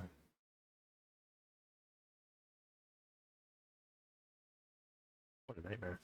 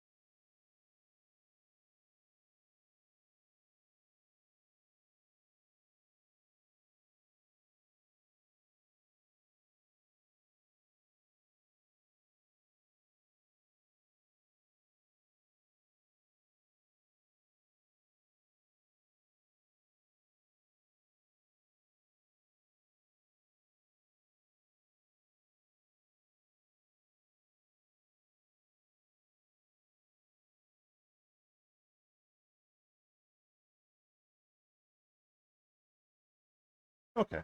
Now we can game.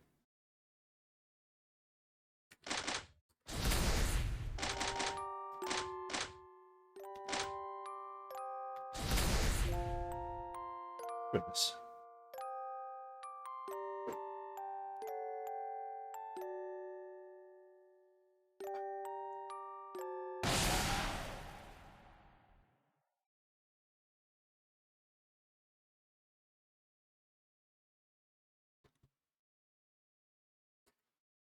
Yeah, so I guess this one doesn't actually have some manner of combat, which is nice. Even if I did like the combat in the last one, this is a work of fiction.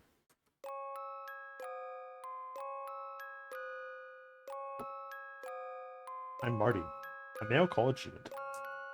Not too long ago,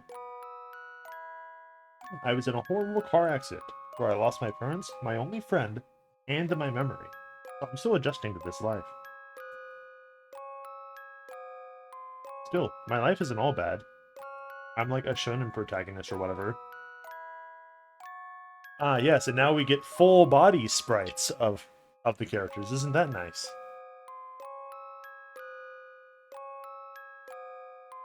Marty, I'm so happy you're here. I miss you so much.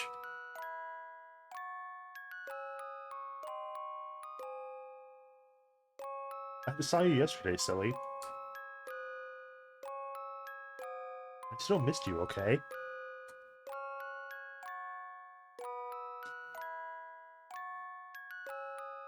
I recently started going out with a girl. Her name is Sally and she's super cute, although a little clingy. She's like a little bunny. Marty, bro, I know you lost your memory, but I feel like you're skipping over a couple details.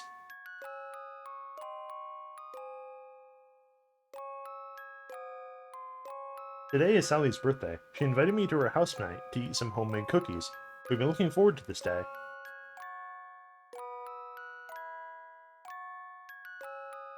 This Nassar is for you. Yeah, yeah, you bet it is. I got it from a fucking exorcist. It's a talisman against evil. Also, I can slide it across the table with my mind. Did you see that? My arms didn't move. Oh, I bought it from the exorcist, and I swear it actually works. You mean Bruce? Oh, thanks. What's wrong?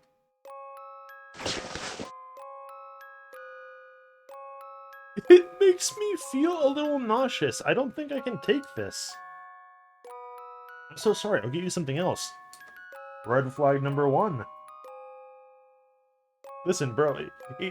If you give your girlfriend a talisman against evil and she says, "Oh, I think I'm gonna fucking throw up," like you need to call your buddy.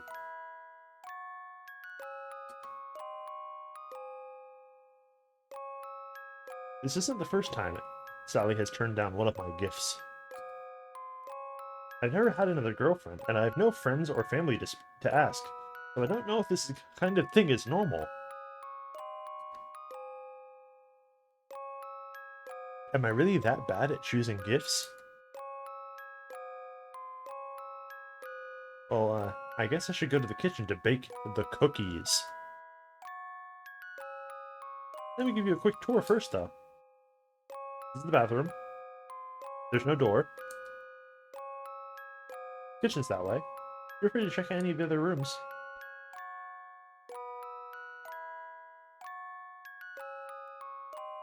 One exception, though.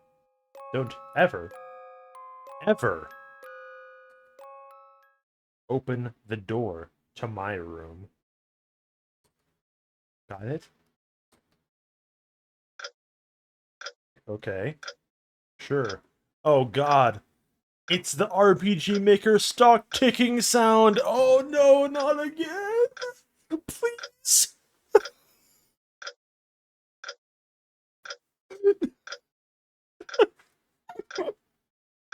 Easily like one of the top 5 funniest jokes in fucking Hello Charlotte. It's not even close, dude. Aw. You're such a good boy. Good boys like you get rewarded at night. Oh, jeez. Is that why we're not allowed to look in a room? What? Yeah. Marty is not the kind of guy that responds positively to that. Like that.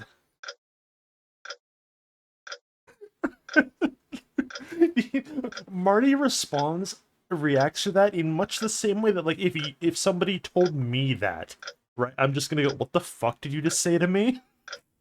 Like, what are you talking about? With cookies, I mean. Oh, okay. Oh, Marty, it's so easy to tell what you're thinking. Just like all the other guys. What? I didn't catch that last part. It's nothing. Sally's full name is Sarah Sweet, and she's a really nice girl, just like her name suggests. She's my girlfriend, and I adore her, but sometimes I feel like she's hiding something from me. Like there's a side to her that I don't know about. Like one that is really into pegging, maybe. Which is... okay, in this scenario, if your girlfriend said, hey, never fucking go in my room, ever, if you... what would you think was behind that door?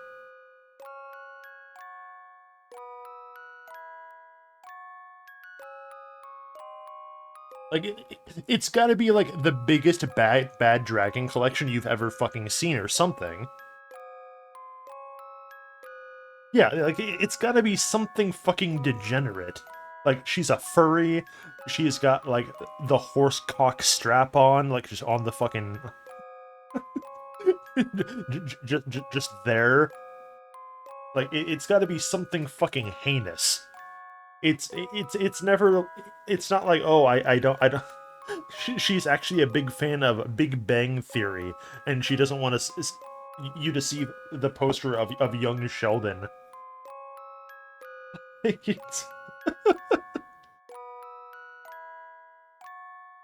guess I'll look around to pass the time.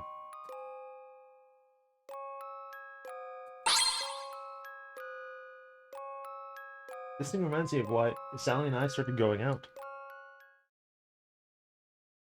Oh, good. Okay, they are going to actually refer to it. Thank goodness. Backstory unlocked. At the time, I was in the hospital recovering from the car accident. She was a fellow inpatient there. That was that was where we suddenly got trapped in a crazy paranormal hazard. A bunch of people got possessed by evil spirits and went on to attack more people. Fortunately, someone called an exorcist named Bruce.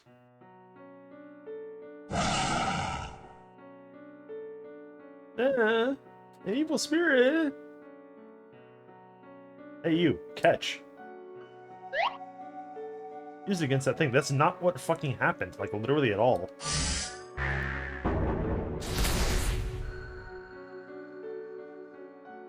Wow. Thank you so much. 1,000 will do. Huh? Nazar's $1,000. Pay up. We're in Japan. Wait, what? Anyway, thanks to Bruce's help, I not only survived, but also managed to save Sally. Maybe... Okay, they keep fucking... What is the suspension bridge effect? I've literally never heard of this before.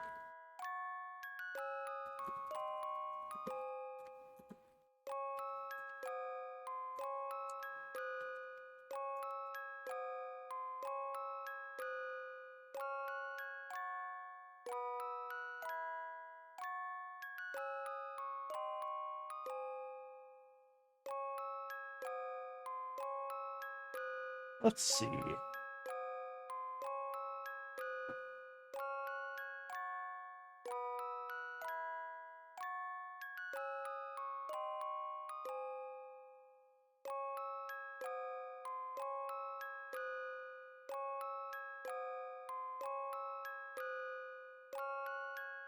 Oh, that's cute. Yeah, it's the like misattribution of arousal in like fight or flight situations. I see.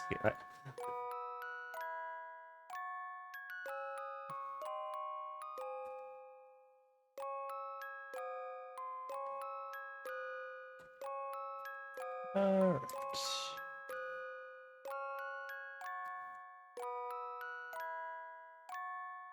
I'm just now realizing, okay, just immediately, based on what I recall from the demo of Blood Lily, is the Blood Lily demo thing supposed to intentionally be mirroring this setup? Because doesn't this exact scene play out, but like Marty is not here anymore?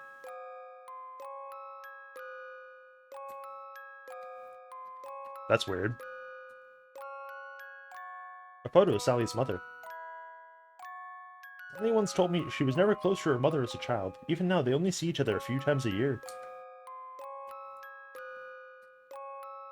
Sleeping pills. Apparently, Sally suffers from insomnia and has to take sleeping pills. She never told me why she has trouble sleeping. But if she doesn't want to talk about it, I'm not going to ask. She's entitled to her privacy, after all. Bro, she almost got sacrificed because of a cult. Scripture, the Grand Mistress's words. All men are created fools, and for this they are filled with uncertainty. Worship Nia, and embrace the precognitive dreams granted unto thee. Kill thy weak ego, and entrust thy future to Nia. Preparing thyself for thy future beeth the one true path to happiness. Precognitive dreams? This Nia can make people have dreams that tell the future?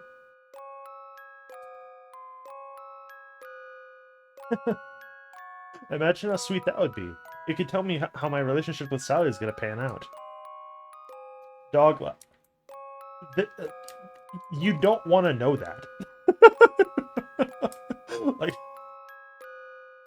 like, like, come on, like, that is actual cursed knowledge, right? Like, you do not want to be told, like, oh yeah, this is how your relationship with someone is going to end, TM. The oil painting, Nia's portrait.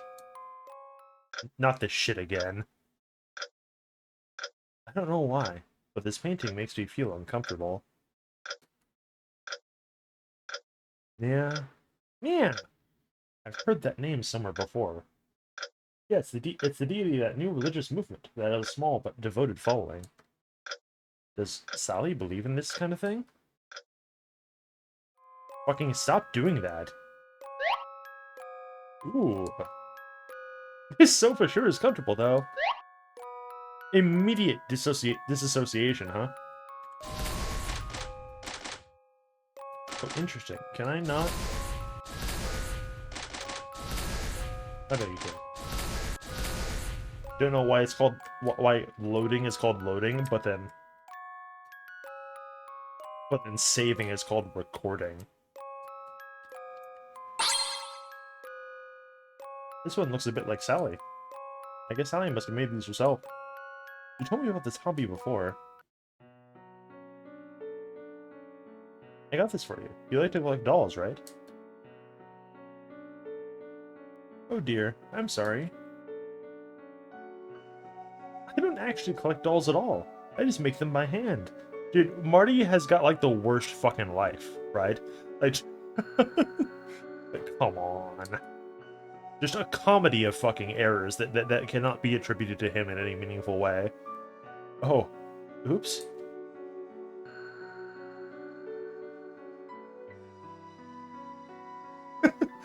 Thank you, though, John. I mean, Marty. John? Who's that? Nobody. I just said the wrong name. Hmm. Yeah. Okay, straight up, that is a bigger red flag than the hey, never open the door to my fucking room thing. Like, what the fuck?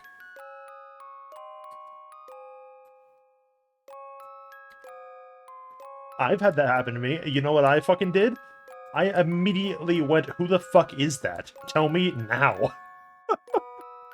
Or I'm gonna fucking bounce. What the fuck?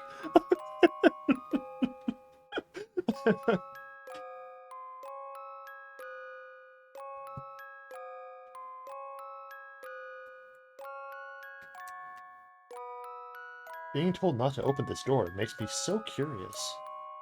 Is there something in there she needs to hide? Yes, Sally is gonna open a dark portal in her room actually, and she needs the door closed so it doesn't leak out. No, I can't. I'll look at some other stuff to distract myself. Like what, bro? What shampoo does she use? Oh.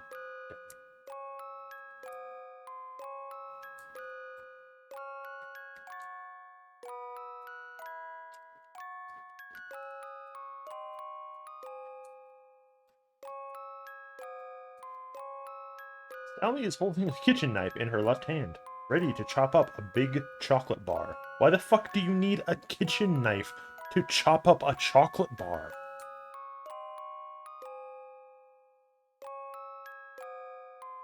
But her hand is paused in midair, and she stares blankly ahead. Sally? Sally? Sally? Oh, Marty? Are you okay? I just get distracted sometimes. It seems to happen a lot. If you're tired, you should get some rest. Yeah.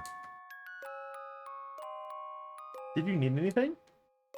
I heard you'd be lonely, so I wanted to chat a bit. Oh, okay. What do you want to talk about?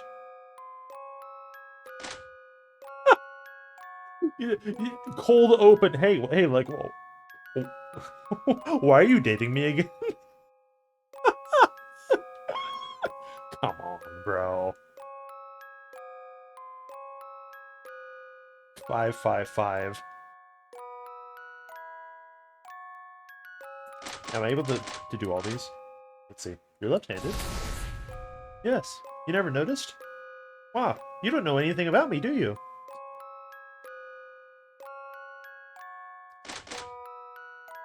Why do you have that portrait of Nya? Do you believe in that religion? Well, that's what my mother believes in. My mother loved my dad so much, but he died when I was 3. After that, the cult consumed my mother's life. He paid a fortune to the Grand Mistress and neglected my sister and me.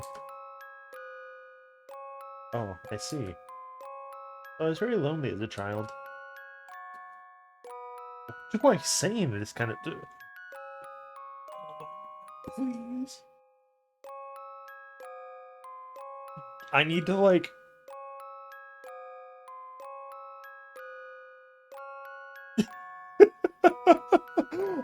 I want to pay... I know the people that make these games are doing this on purpose, but, like... These characters are written with such frequency to, like, not understand how, like... romantic, like, interpersonal dialogue works. Like, I want to, like, pay someone to, like, pretend to date them. It's sort of at that level. Like, I'm borderline, like, skeptical that, like, they straight up, like, haven't, like, talked to a girl before. You know? Like, what do I say in this situation? Like, bro, like literally anything. Like, oh, well, you don't gotta worry about that now that I'm here. Haha. Fucking, like, anything other than nothing. Yeah. Yes. Like, I'm sorry that happened to you, bro.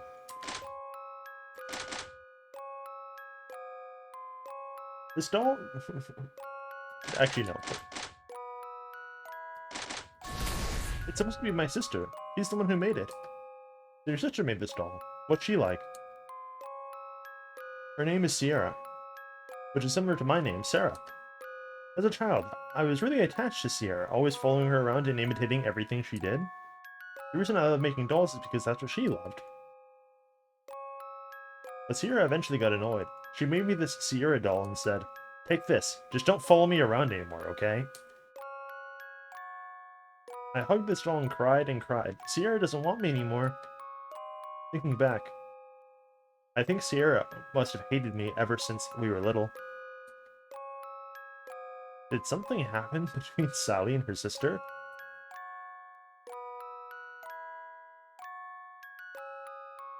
This is just me talking, but I feel... Oh, good. So in this scenario, he knows to say something. But in the other one, he's like, well, what am I supposed to do? Oh, geez, I'll go in. But I feel like if she really hated you and didn't love you even a little bit, she wouldn't have made this Sierra doll for you at all. Maybe you're right. But I'll never know what Sierra actually thought about me. Never? What does she mean by that? No, not gonna ask her that, huh? Why do you like me? Well,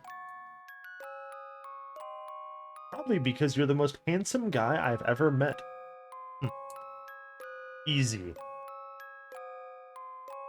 Really? But no other girl has ever said I'm even remotely good looking. Why is that your fucking reply to that? Why does Sally have all of the charisma in this fucking pairing, bro? Like this... What the fuck? She fucking tees you up with an epic compliment, and then you go, oh yeah, well, every other girl I met has actually thought I was fuck ugly. Okay, then never mind. I take it back.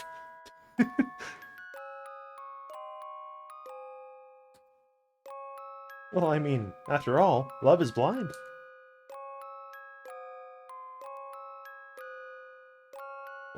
No, see, you've been prompted, okay? It doesn't work anymore. You don't get the fucking brownie points after she opens with that, okay? Fuck you.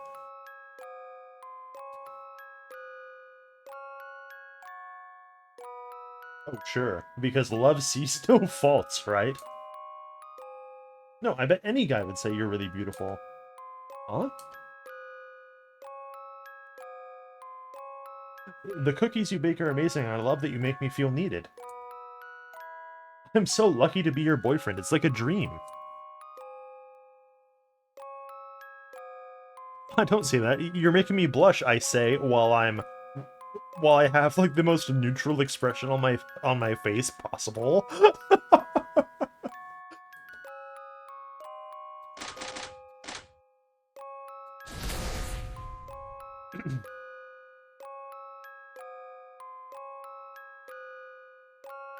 I've seen everything there is to see and can't find anything more to chat about, but the cookies aren't ready yet. What should I do next? The only thing I haven't checked. Yeah. Do not say that. You are making me blush.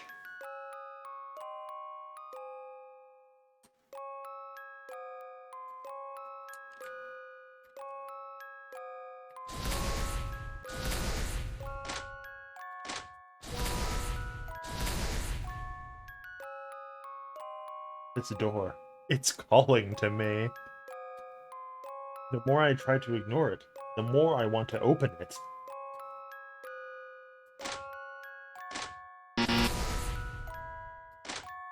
Alright, well, I tried to open the door and the game made an extremely loud Operation Buzzer noise, so I guess I'm not opening it.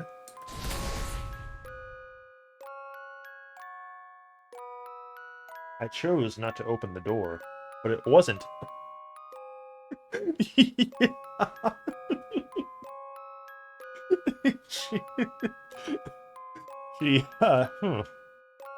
But it wasn't because I respected Sally's privacy. I was just afraid. I was afraid of ruining a relationship, of course, but even more of discovering what she was hiding. Marty, the cookies are done. Huh? Oh, right. You didn't open the door to my room, did you? Well, I almost opened it. Why would you admit it? That's fine then. Are they good? Oh man, they're so good, you should sell these. Think of how wide your margins are, since you don't buy eggs when you make the cookies.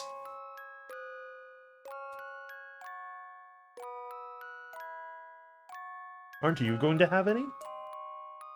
It makes me happy just watching you eat. Besides, I can always bake more for myself. What are you talking about? Today is your birthday, and food tastes so much better when you eat it together. Come on, open up. Oh, okay. Good? Of course, I baked them myself, she says again with the neutral Delanor expression. That's true. Marty, you're such a sweet, innocent guy. A guy like you shouldn't be dating me. What?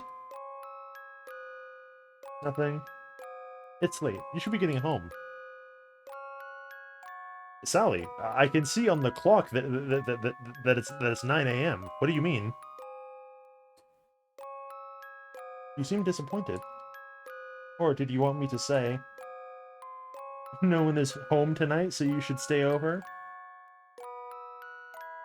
No, no, no, no. I really should go. You're so cute. I love you. That's why I had to say goodbye, Marty. After that, Sally started avoiding me.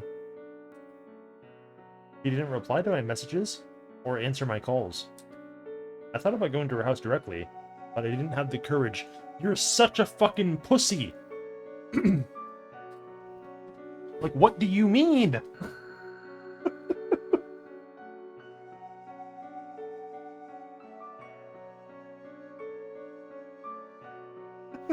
Like, oh, yeah, my girlfriend's fucking avoiding me, but, like, she's my next door neighbor. Like, bro, I'm gonna go, hey, what's your problem? I will absolutely force you to interact with me for the 60 seconds for you to go, oh yeah, I'm actually bored of this, fucking bye. And then I go, oh, okay, fucking whatever.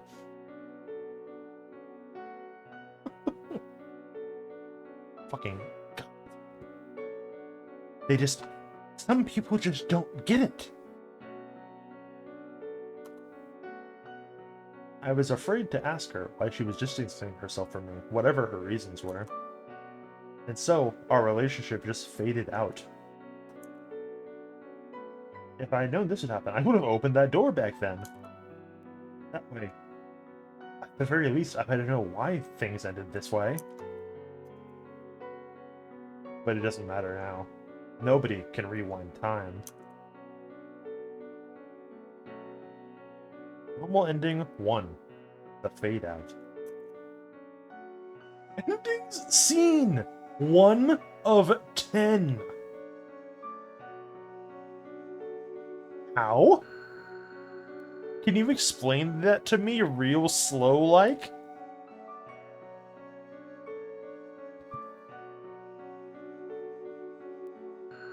I think you're lying to me. I think that number is fucking fake.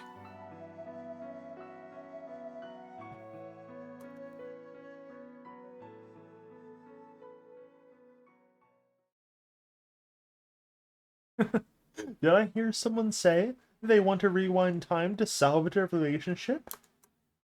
Very well. I shall play Cupid for the two of you and grant you that wish with my precognitive dreams. Did I fall asleep on this couch? I think I had some kind of long dream, but what did I dream about? I can't remember. Before I fell asleep, I was trying to decide whether I should open this door or not. I don't know why, but I want to open it so badly. I just need to know what Sally's secrets are.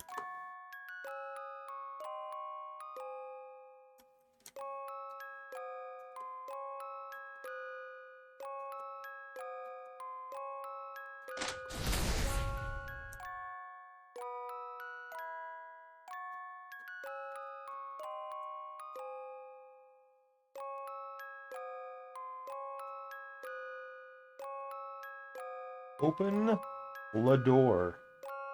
Yeah, so obviously the 10 endings are something that happens after you open the fucking door. Alright, fellas. Last guesses. What's behind the door? It'd be really funny if I open it and, like, we don't get to see.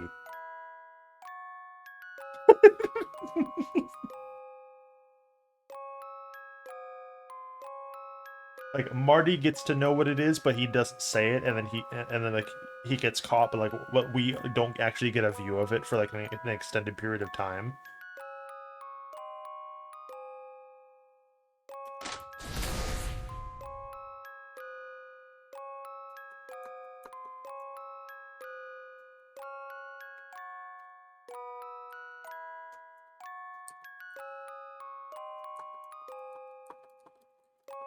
Okay, what happens if we? I hope by not doing it, we like piss off the fucking god that turned back time for us. Just I turned back time for you and you didn't even fucking take it, you fucking pussy.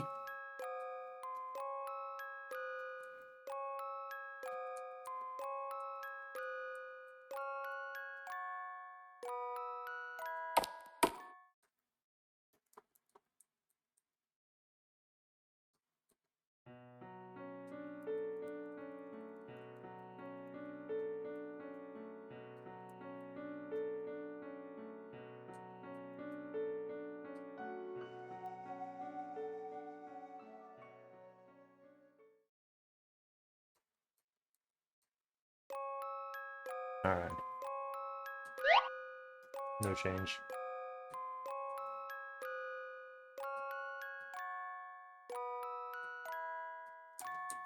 Alright, what's behind door number 1? Is it the goat?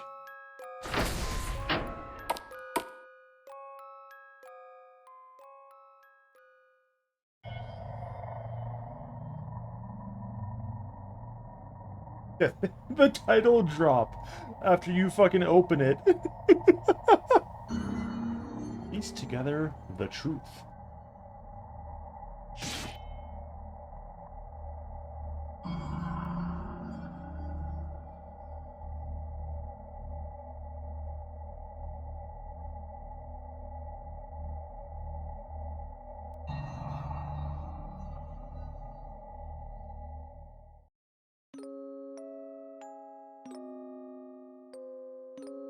Photo frames. There's a lot of photos. Whose photos are they? Sally, why do you have 2 beds in your room? Actually, this is the... We were in this room in the last game's fucking ending. That's weird.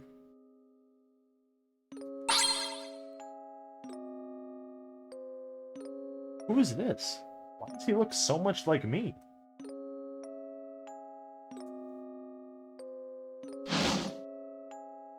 Thank you, though, John.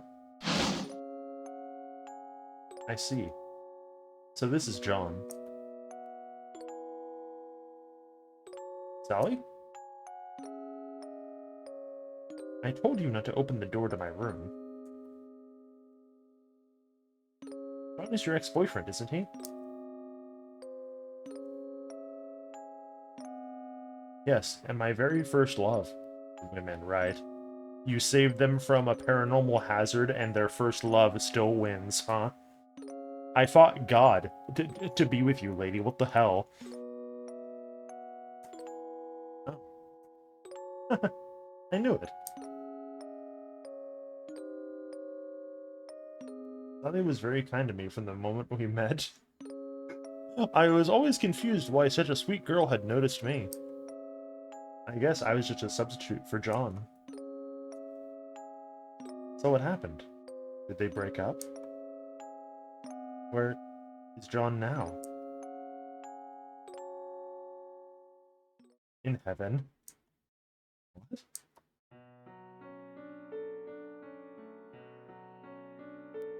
Two years ago today, my mother suddenly came home for my birthday, which was a very rare thing. John and my sister were also here at the time. I was so happy, and I asked John to take the four of us out for a drive. Oh no, don't tell me there was an accident. No one in this fucking country can drive! I was very lucky that I didn't get seriously injured. My mother was fine too, but she only got knocked out. But my sister lay there dying, and it was even worse for John. His limbs had been torn off, and all I could do was watch as he died. That's awful.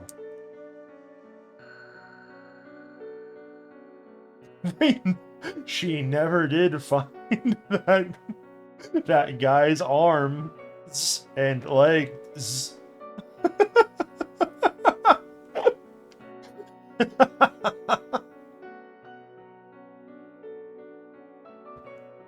I can't fucking believe this. I'm the one who killed John and my sister. But Sally lost everything in the car crash, just like me. But in her case, her own memories have been tormenting her. Hmm? Sally, that's not your fault, I promise. That's not how cause and effect works. I didn't... What do you mean you didn't know what to say? You go... No, well, I suppose she just said an accident. I'm assuming... In my mind, whatever I hear, like, oh, I got in an accident, like, I don't... Like, I assume that, like, oh, like, somebody fucking, like, T-boned them, right? But I suppose, like... Bro ran into a fucking tree. Like, I don't know. I didn't know what to say, so I just hugged her. This time, Sally didn't reject my gesture. She just let me hold her, and her trembling body slowly calmed down. Are you okay? I'll admit that at first I did see you as a substitute. I thought I was prepared for this, but hearing that from Sally's mouth hurts.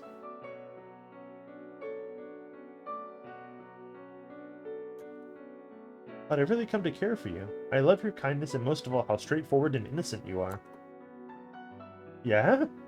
I didn't know how to tell you about John. I was afraid that telling you would put a wall up between us. But if I didn't, I knew I'd brood over it forever. I'm so sorry, Marty.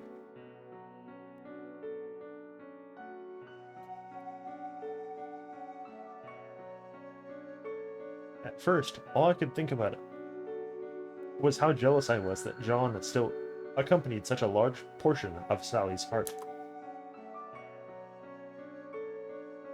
But now, Sally's tears had pushed all that out of my mind. I just wanted to comfort Sally, even if it meant pretending I didn't care about John. Thanks. I'm glad you told me about this, Sally. Huh? He was your first love, and yet you two were parted forever in such a traumatic way. I'm sure the hole John left in your heart will never really go away. I can't fill it, and I don't want to pretend your past with John didn't happen either. All I can do is try to make your future a little happier. After all, I'm your boyfriend, now and always. Marty.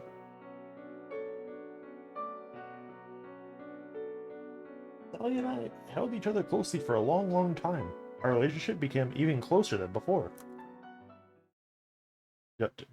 What? What is it now? What could possibly get in the way of this, you fucking dickhead? Oh no, oh geez, but then suddenly we both had heart attacks and fucking died. Bad end somehow. Like what? What? How is this anything other than an unambiguously good end?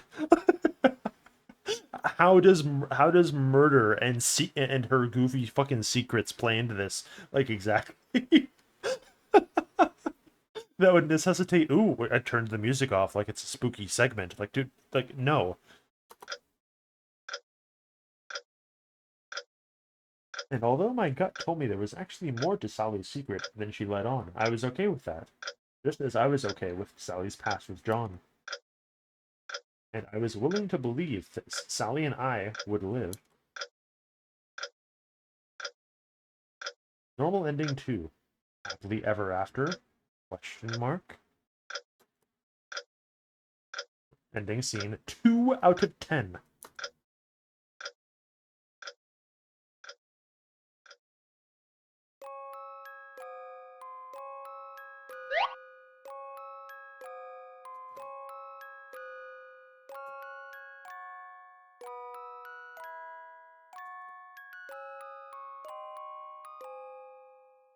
I've never even gone in this room.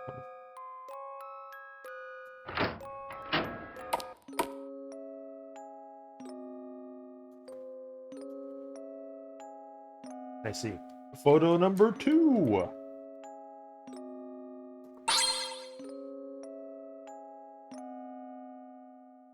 A guy. He's pretty good looking. Okay. Just imagine this from like the opposite perspective, right? You're a girl and you go into your boyfriend's room and he just has like 5 fucking pictures of people that are transparently his exes in like framed pictures on his fucking desk. That would be unspeakably fucking weird, right?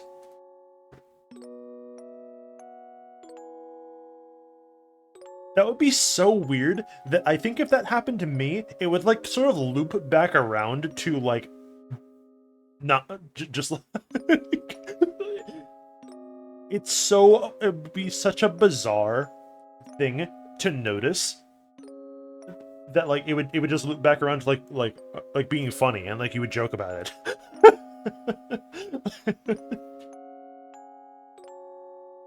A guy? He's pretty good looking.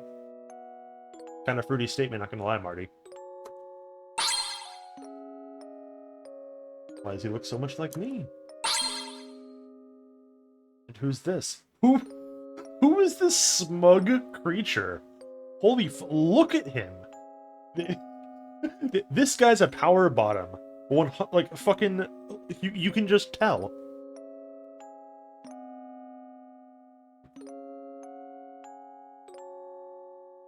This guy fucks, but he's gonna be annoying about it the entire time. Jesus wept.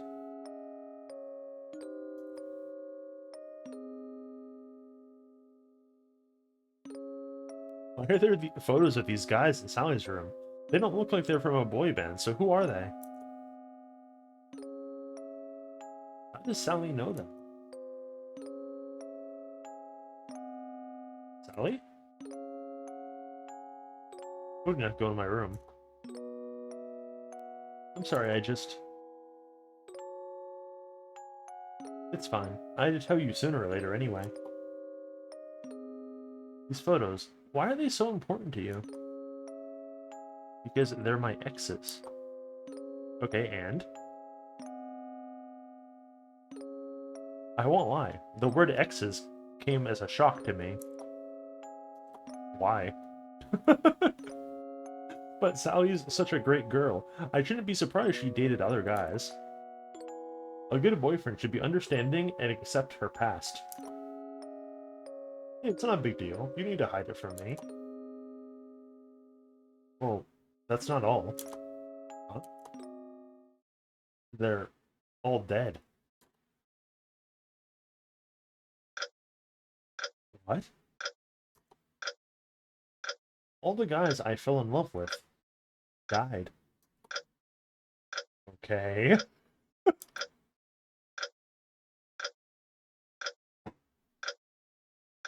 You must think I'm crazy, but my mother told me ever since I was a child that the women of our bloodline are doomed to have our husbands die. That's why my father and my mother's father died early.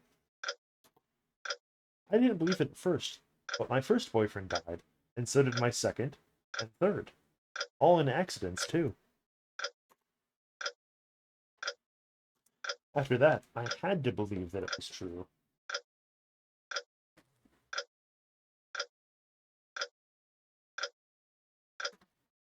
Some girls talked about it behind my back. Look at her. Did you know that another of her boyfriends died? Hide the guys from her. She's cursed. Real. I'm afraid being with me will kill you one day, too.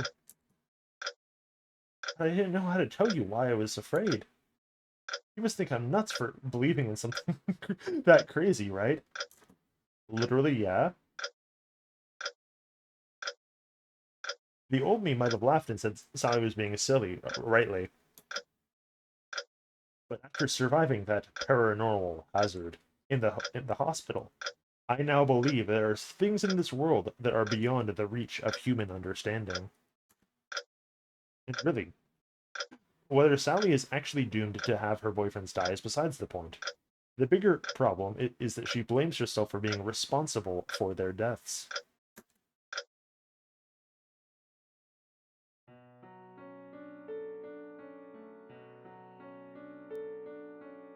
Sally, I can see how having all your boyfriends die in accidents would cause you would convince you that you're cursed. You must have suffered so much from blaming yourself. Marty? Your fear of me getting hurt shows how much you care about me, but you had to bear all this on your own because you didn't know how to tell me. You're amazing. You're the bravest and most caring person I know. Marty, no one has ever been so understanding. I love you so much, but the more I love you, the more afraid I am of staying in this relationship. I'm really afraid of losing you. Whether you're really doomed to lose your boyfriends or not, I'm not afraid. I'm built different. But I understand, though.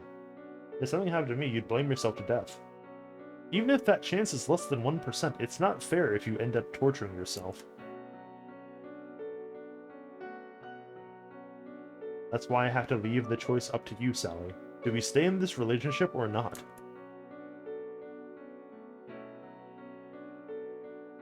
Going out with you means ruining your life. Maybe we should break up. Just knowing you're doing okay every time you post something online will be enough to keep me happy, even if you're not my boyfriend anymore. I see. You're such a nice guy. You deserve a better girl. Even if we break up, can I keep on loving you? Newsflash, asshole! You don't have to ask permission to do that. That is fully internal.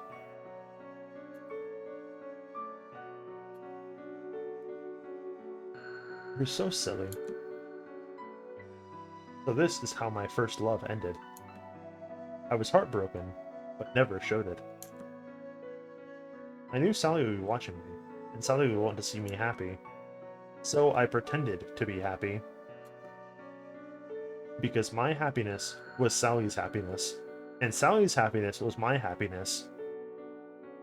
My pretend happiness didn't seem so pretend anymore. Blending 3. Pretend happiness. That's not like that's not real. 3 out of 10. Oh boy.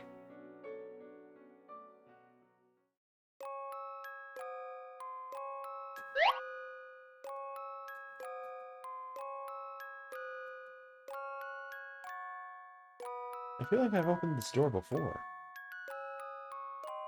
I want to open the door and discover Sally's secrets. Secrets. Sally's secrets.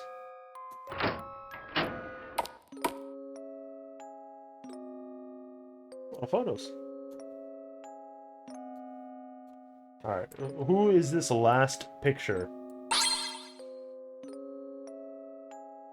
It's A photo of me?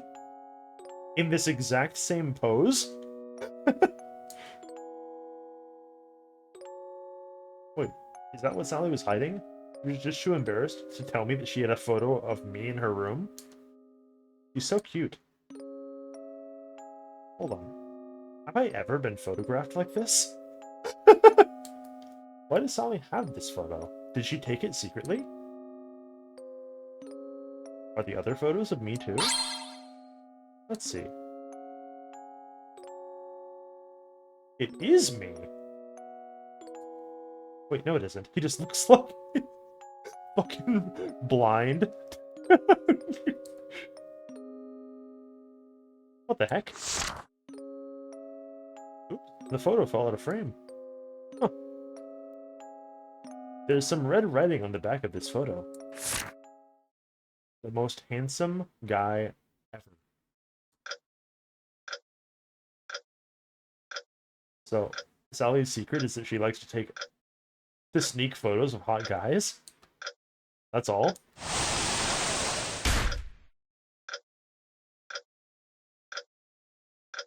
The windows are closed, so where's this wind coming from? Pretty strong, too. Enough to blow the other two frames down. Whose photos are the other two of? Another handsome guy. Is there writing on the back? Body. Okay. That's reasonably ominous. And the other one? Of course, another good-looking guy. What's written on the back this time?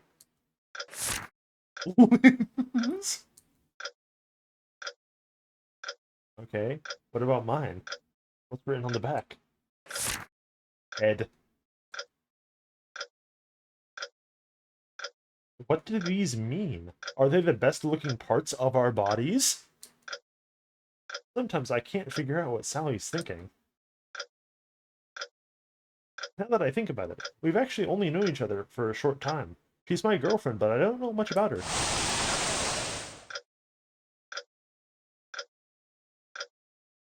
Was that wind blowing from there before? Huh? There are stairs going down. I never said there was a basement in her house. What? Sally? I told you not to open the door to my room. Bad end one. Pandora's box. Now that the game is started. Thank goodness. That's what I thought was gonna happen, like the frame that you opened the door, right? Just she nothing personnel kids you.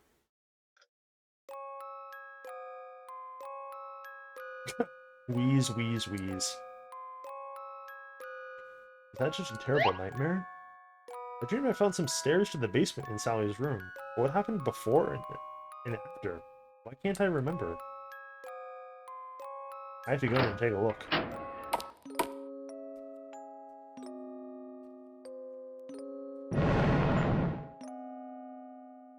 Look, it's just like in my dream. Sally's secrets must be at the bottom of these stairs.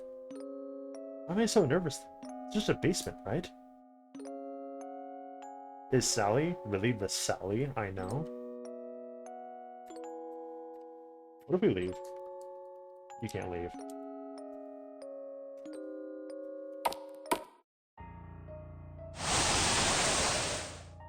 Oh. It stinks. What's the stench? I'm down here already. I can't go back without at least taking a look.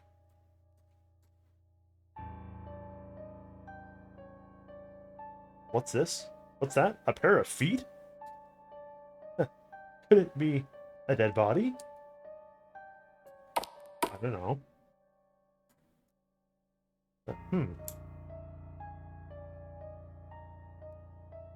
Ugh. There is a dead body. A man with no head. Wait, there's something weird about this corpse.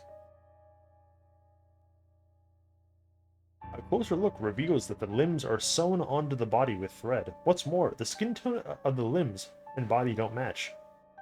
suggesting it's been put together with pieces from different men.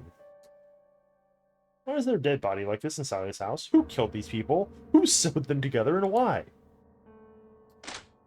I'm getting the fuck out of here. Fuck this. Whatever, I don't care. Yuck.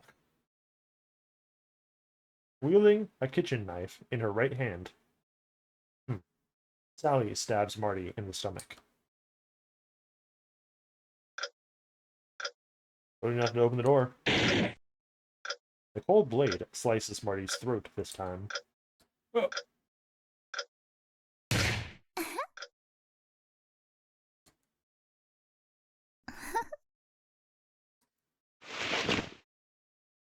Sally straddles Marty and lays herself on him. A writhing tongue slinks out of her mouth.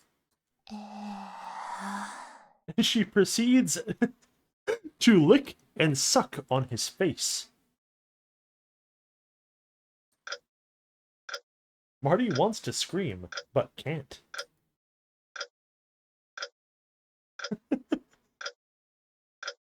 John, you're such a tease. Why were you hiding from me? Don't you have any idea how much I missed you? This girl can't be Sally. Who the heck is she? Or was the Sally I knew just an act from the beginning? Was this a persona this girl made up? John, you don't have to wait anymore. I'll separate you from this useless guy right away. The girl raises the kitchen knife up high and thrusts it with all of her might into Marty's throat. The final piece I need. Soon I'll be done sewing up my love. Bad end 2. The final piece. 5 out of 10.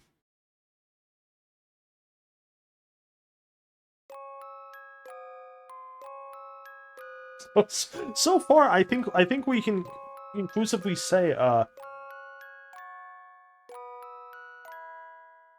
don't think that other girl in Blood Lily is the one that is the dangerous one. Like, conclusively, right? This woman's a fucking freak.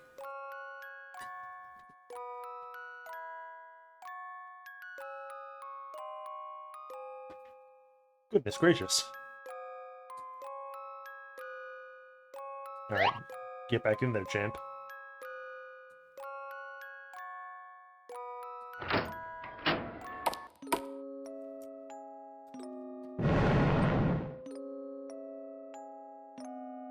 I feel like I've gone down the stairs before.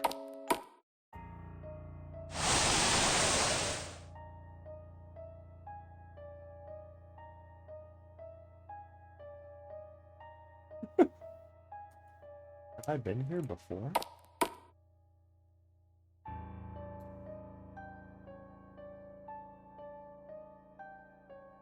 The dead body of a man with a head. Why is there something like that in Sally's house? Investigate. What are those things on the table? At least take a look before I go.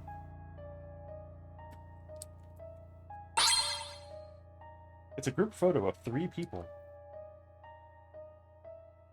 Who's that guy in the middle? Why does he look so much like me?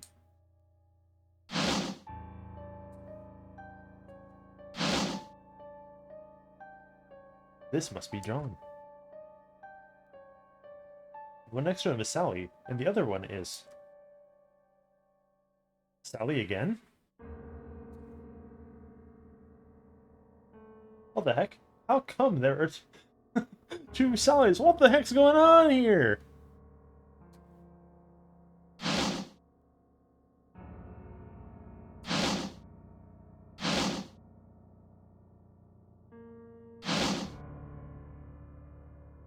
Wait, maybe it's Sally's sister, Sierra, right? The one who passed away in the car accident? They were twins? Oh, wait, when did Sally tell me that her sister died in a car accident?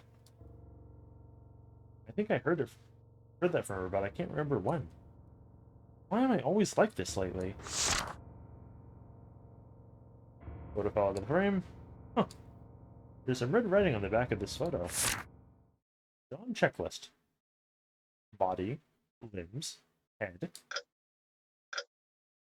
But what about cock? Like, is the dong included in the body?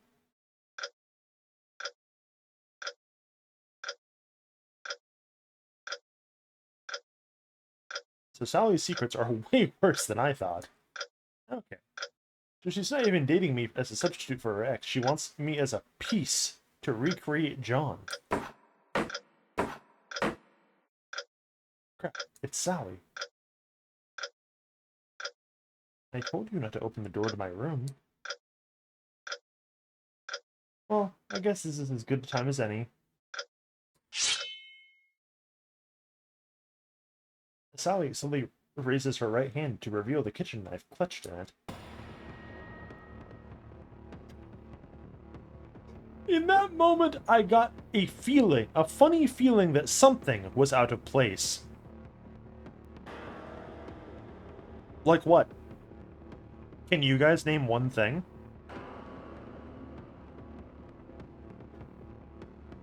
By far the funniest fucking line that we've seen thus far. Like, what do you mean? It's like, huh, something's wrong, I can feel it.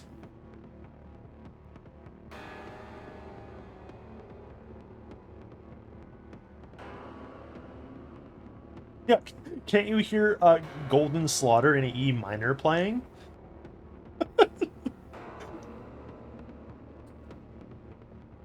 But that feeling was immediately overtaken by fear. Oh, jeez. Oh, jeez.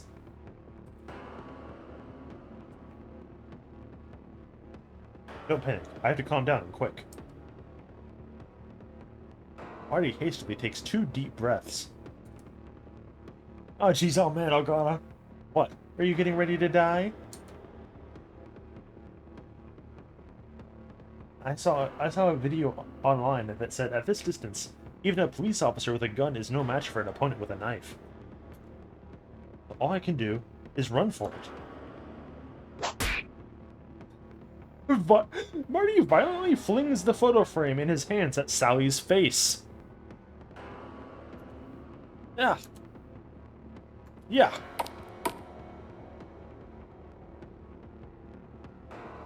Up the stairs and out from Sally's room, I tumbled and scrambled my way to the front door and burst out. It was then...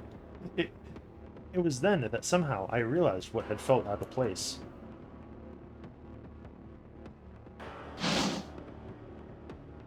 Sally is holding a kitchen knife in her left hand. Sally is left-handed. Why does she have the knife in her right hand? Suddenly, a sound came from the door behind Marty. Marty panics, thinking that Sally has come after him, but instead it sounds like 2 girls fighting. Ow. Is it you, Sierra? Sierra, what are you doing with a knife? Where's Marty? Get off me, Sally. What the heck is going on in here? Does this mean it wasn't Sally who pulled the knife on me, but her sister Sierra? But I thought Sierra was already dead. Out of my way or I'll... Ah. Sally? You gonna get back in there, champ? I'm sorry, Sal. He just leaves. Fucking see ya. Fuck this. Surviving edged weapons. I'm just gonna go. I'm gonna turn 360 degrees around and walk away. I was too panicked and scared in that moment. After running a few blocks, I found a police station on the side of the road. I rushed to the officers for help and asked them to follow me back to Sally's house. Maybe I was too incoherent with panic, or maybe my explanation didn't make Sally sound threatening enough. The officers thought it was just another couple spat and didn't understand how serious the situation was. When they finally half-heartedly agreed, there was no one at Sally's house anymore. Only the headless corpse in the basement proved the horror had taken place there. Man nearly killed after finding a headless corpse in girlfriend's house. A few days ago, a man visiting his girlfriend found a dead male body with no head in her house and was nearly killed. He fled to the nearby police station for help. The suspect is still at large. The police are asking for any information from the public. Was it Sally who tried to kill me that day? Or was it Sierra who's supposed to be dead? The police still haven't found her. For the past few days, I've been living in fear. Because that day when I took the officers to the basement, only the corpse was there. Sally disappeared. Sierra disappeared. The knife disappeared. And the John checklist disappeared, too. The police are looking for her, and she is looking for me. She's still looking for John's final piece. Who is she? What is she exactly? And where could she be now?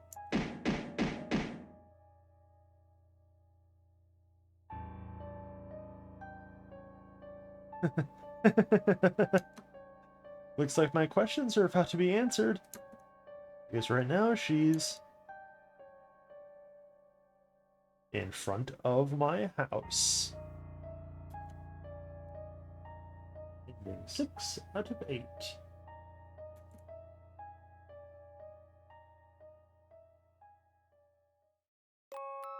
I definitely appreciate that they just guide us through all these endings like this, because, like, I would not have known where to start if, like, if they kept it, like, super open-ended, and you could just happen upon any of the 10 endings. Alright, let's get moving.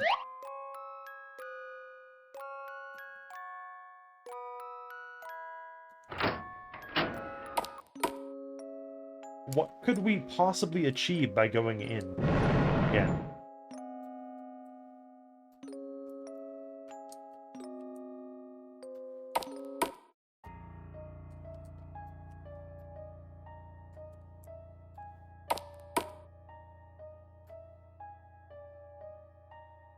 Oh, I see. Okay, so that's gonna be 7, and then 8, and then like 9 for the last 3 things on the table, and then 10 is gonna be like some kind of true end thing. Wow. The stairs, the basement, the headless corpse. Somehow everything appears just as I expect. What is this? A B horror movie, or some horror adventure game? After this, I doubt anything I find will surprise me. Sierra's diary. People still write in diaries in this day and age? The newest entries are pretty recent, too. Sierra? Isn't she Sally's sister? John, I miss you so much. Where are you? Why are you hiding from me? I found you. Did you really think I wouldn't find you if you hid yourself in Sally's boyfriend? As long as I pretend to be Sally, the guy lets his guard down around me. But of course, Sally's boyfriend is just as stupid as Sally. John is back with me again. But after a closer look, it's just the body that belongs to John, not the limbs or head. I don't need those pieces that aren't John. I'll take them into the hills behind the house and bury them. That's a remote place. No one will find the body parts. I just have to bury them nice and deep so that stray dogs don't dig them up. Then I have to go find the rest of John, but I swear I will. I take back everything I said earlier. This is way more than just surprising. This Sierra bitch is crazy. But how could she have managed to fool Sally's boyfriend by just pretending to be Sally because they look really alike, or are they twins? But somehow I remember Sally saying that Sierra died in a car accident. Does Sally have some kind of reason to hide the fact that Sierra is alive? Well, that wasn't Sally, you stupid fuck. Or could it be that Sally doesn't know that Sierra is alive? Is that even possible? No, you're being fucking dumb. Wait, if that's true, could it be possible that the Sierra girl was the one dating me, pretending? Yes. Is the girl I saw today really Sally? No. Oh no, she's coming. Told you not to open the door to my room. Are you Sally or Sierra? Who the fuck are you? Oh, silly. I know you know already. She slowly raises her right hand to reveal a kitchen knife. I've heard that even identical twins can have different dominant hands. I knew it. You're not Sally. She's left-handed. Okay, fine. I'm still gonna kill you, though. Yeah, like literally, so what? You realize I'm not Sally, but to what end? So take this. What? Marty throws the diary in his hand as hard as he can at her face. Ah. Neener, neener, neener.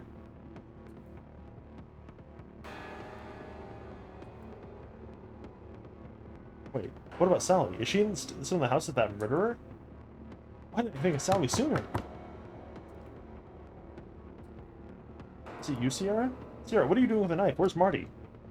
Let me go, Sally. No way, I won't let you go. Out of my way or I'll... Ah! Sally?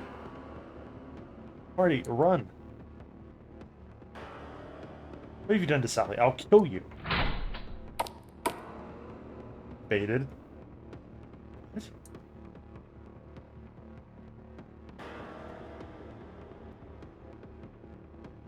There's only one person within sight. Sierra.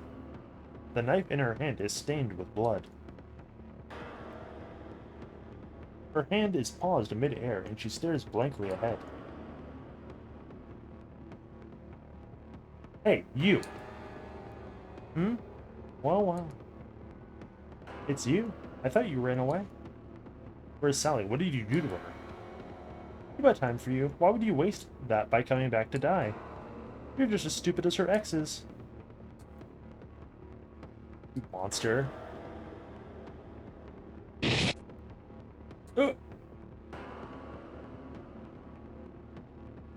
Marty raises his arms to defend himself from the knife, but gets slashed. Such a loser!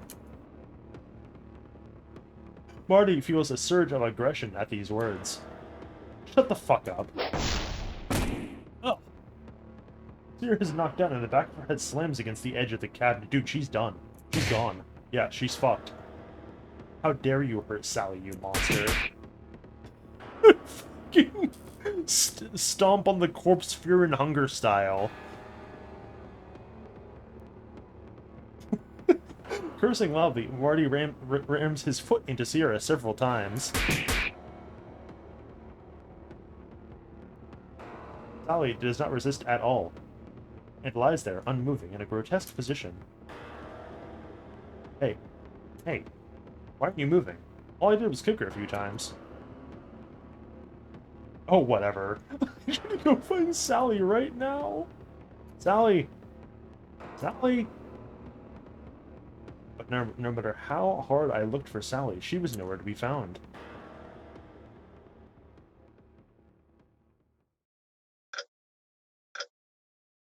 So tell me what happened. Who sliced your arm that day? My girlfriend Sally's sister, Sierra. Let me get this straight. You fought back against this Sierra in self-defense and killed her by accident?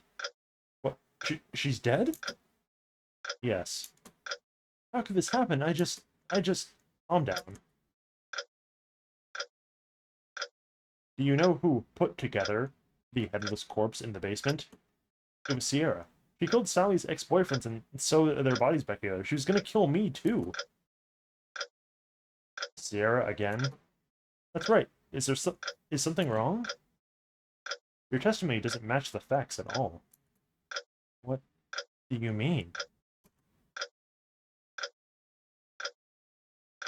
Sierra, the girl you mentioned, died in a car accident 2 years ago. An official death certificate was issued. She's most certainly dead. Then who the hell tried to kill me? Then who was it that Wait, no. According to some dental records, the identity of the deceased was Miss Sarah Sweet. That's not possible. I really did hear Sally and Sierra arguing. Sierra definitely stabbed Sally with a knife, and... Please, I need you to calm down. I'm sorry to say this, but based on the evidence at hand, there were only 2 people in the house that day. You and Miss Sarah Sweet. That must be a mistake. It's just not possible. Huh? Sarah, she's in the room with us right now. Excuse me? John. John. Yeah. There you are. John's final piece. Get the heck away from me. Add ending 4. Phantom. Okay, but no. Show me what happens like approximately 15 seconds from now.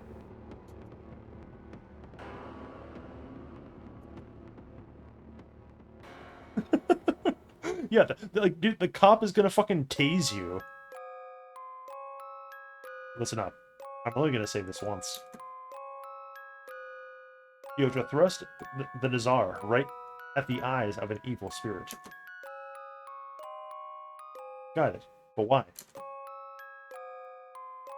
A vindictive evil spirit can curse a human with just its gaze. The Nazar works by repelling the malice in that gaze, giving the evil spirit a taste of its own medicine.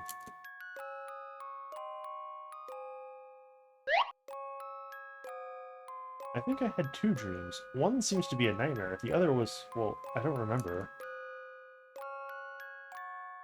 But somehow, I feel like I should hold on to that Nazar. Alright, you're powered up, get in there.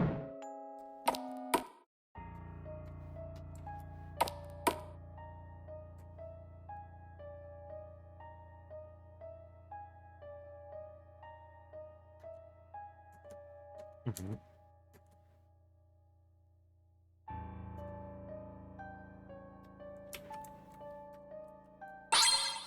What do we got this time? Let's take a look at the older diary. There is diary. Did Blanche just tell your sister? Let's see what it says. I'm sorry, Sally. I only said that because I was angry. I didn't really mean I don't want you anymore. Sally said that Sierra must have hated her since they were children, but I guess she was mistaken. So what went wrong with their relationship? I was the one who fell in love with John first. How dare Sally confess her love to him? Damn, bro. It's almost as if this interconnected series of games have intentionally parallel themes to them, huh? That's weird. I may have never said anything, but how could she not have noticed? Looks like this entry was written in middle school.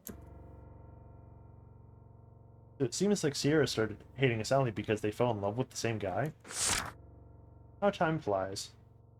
Sally has been dating John for 5 years, and I've never once spoken out about my feelings for him. Damn, bro. For 5 years? Like, fucking get a grip. Like, literally get over it at that point. like, like, do something else. and it will go away. Sally used to be such a crybaby and tackle, but now she's a confident woman who speaks for herself. Meanwhile, I'm still the girl who makes dolls to keep herself company, and pretend I don't need to be loved. I've been so full of anger and jealousy towards Sally, but she's always been good to me. I hate how narrow-minded and ugly I am compared to my sister. So did she hate Sally or not? Maybe she had mixed feelings of both love and hate, not unlike an AA2 card.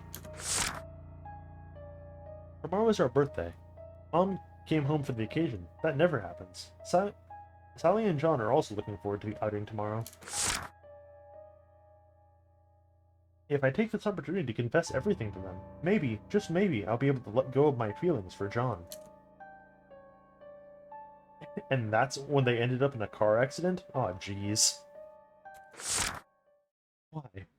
Why? Huh? Why is Sally the one who survived? Why is Sierra the one who died? This diary, there's more to it. John, why did you disappear? I'll look for you. I'll find you, and I'll kill whoever gets in my way.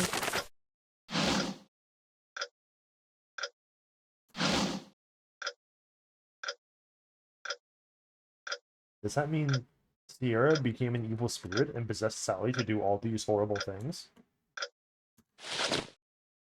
Sally, Marty took out the Nazar amulet. I'm gonna save you, Sally. Bullshit, there's still 2 endings left, tough guy. I'll send a message to Bruce just in case.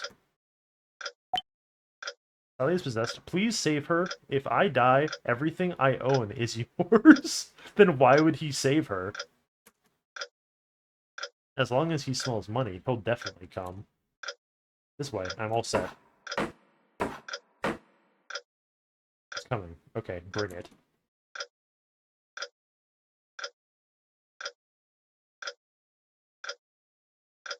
I told you not to come to my room. This isn't your room, and that body isn't yours. It's Sally's. Marty used the Nazar amulet.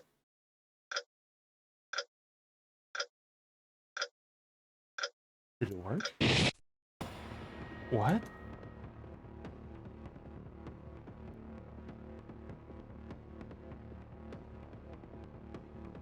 That thing wards off evil spirits, doesn't it? Unfortunately for you, I'm not an evil spirit. Ugh. You're not an evil spirit? Then what the heck are you? Why don't you guess? Oh.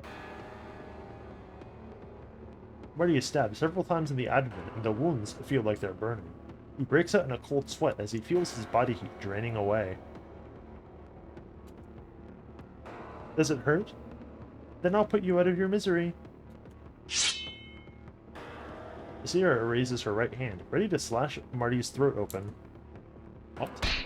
But the knife does not come down. Someone has grabbed Sierra's arm. And that is none other than...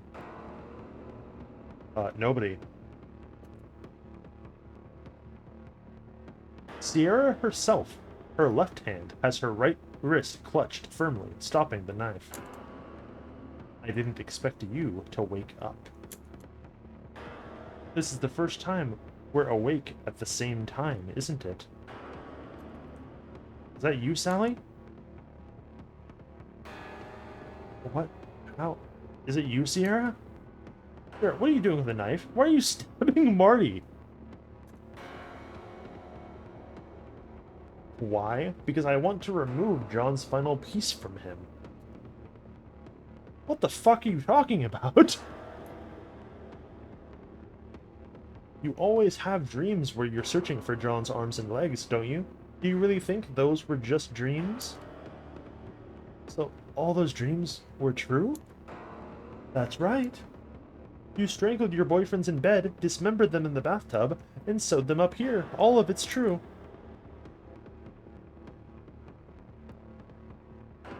So it really was me who caused their deaths, but for real this time. Caused their deaths? You murdered them. No, Did you really believe it was because of some stupid curse? Don't play dumb. You know you did it. In their most vulnerable moment, you strangled them both to death with your bare hands. Like a black widow spider. You're the one who did it, not me. What are you talking about? You're this? You still want to blame me for everything? I am you. Haha! It really is a persona. Roll credits. Don't say that. Sally, don't listen to her nonsense. How are you still breathing? And now, you're about to kill Marty. No. Sally's left hand, the one holding on to her right, suddenly gets stronger. Marty, run. Stop resisting. Sally breaks free. Sarah breaks free of Sally's left hand and slashes her left elbow. Ah. The scene almost looks oddly comical, but Marty knows that Sally is being attacked because she's trying to buy him enough time. Sally, shouldn't you be more worried about yourself? Move. Get moving. My head is spinning. Marty is bleeding too much and is about to pass out. At that moment, Sally suddenly takes a deep breath. What do you think you're doing? Yes! Sally grabs her right hand again with her left. She holds her left wrist in a firm position, then points the tip of the knife at her own throat. What? Are you crazy? If you kill me, you'll die too. The keyblade is made of your heart too, idiot.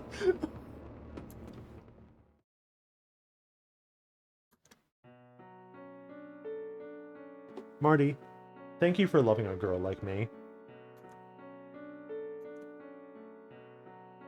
Wait, okay, I'll let Marty...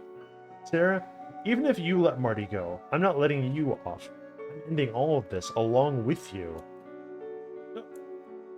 Stop, don't be stupid, Sally.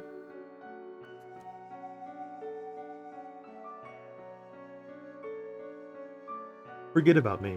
Find someone who truly deserves your love. Nah.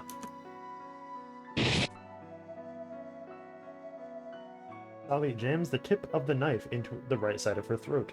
The pain is so severe that her hands instantly go limp. But she regains her grip on the knife and slashes her throat hard to the left. A perfect execution. Sally? What? No, this can't... Sally? Ah! Yeah.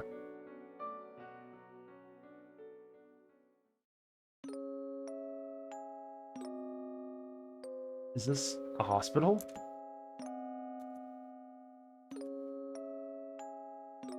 Bruce?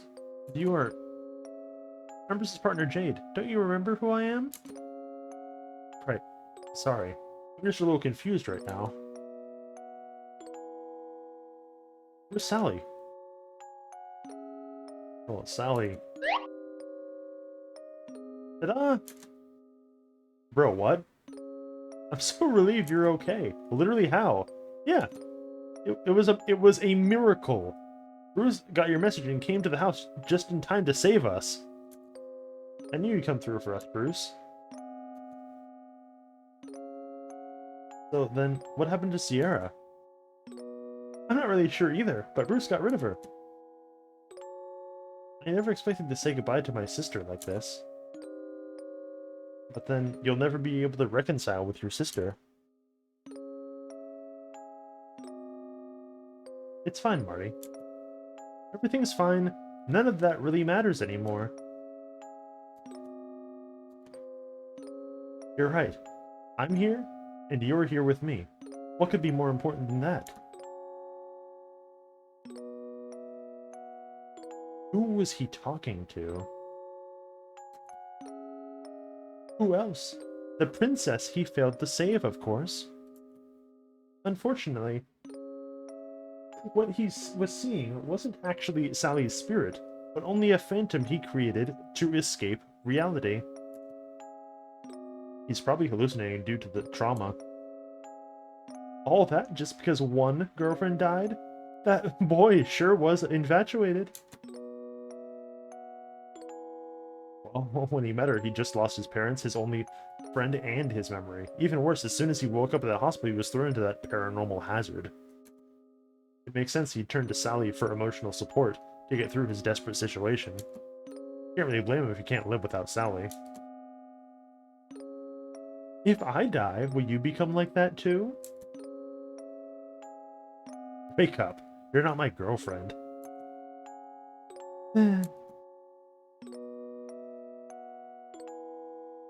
We can't do anything for him now. We're too late. What are you talking about? As long as he stays in that state, they'll always be together, till death do them part. I'd say we came at just the right time to witness this magical moment. Do not fucking look directly at me, the player, when you say that. Fuck off.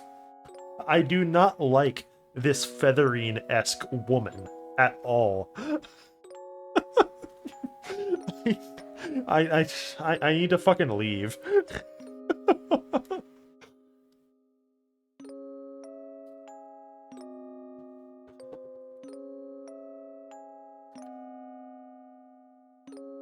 Congratulations, then, I guess.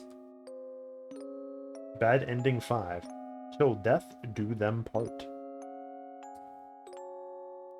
8 out of 9? 8 out of 10? I thought that was 9. And what the fuck are 9 and 10? I hope you understand how a Nizar deals with evil spirits. Okay. But are there any evil spirits out there that are so strong that a Nizar won't do anything? Huh, of course. What kind of evil spirits? Before answering that, let me ask you a question. Why are humans afraid of evil spirits? Well, because they can levitate and go through walls, plus cast deadly curses and kill humans? But there are certain evil spirits that can't levitate or go through walls, or even cast curses. But what they do is often more horrific than killing. Can you tell what they are? You mean humans? Huh. So your brain actually works. Okay then, Master Exorcist, how do I deal with that type of evil spirit? Simple. Just act even crazier than the evil spirit. Just be a fucking wacko.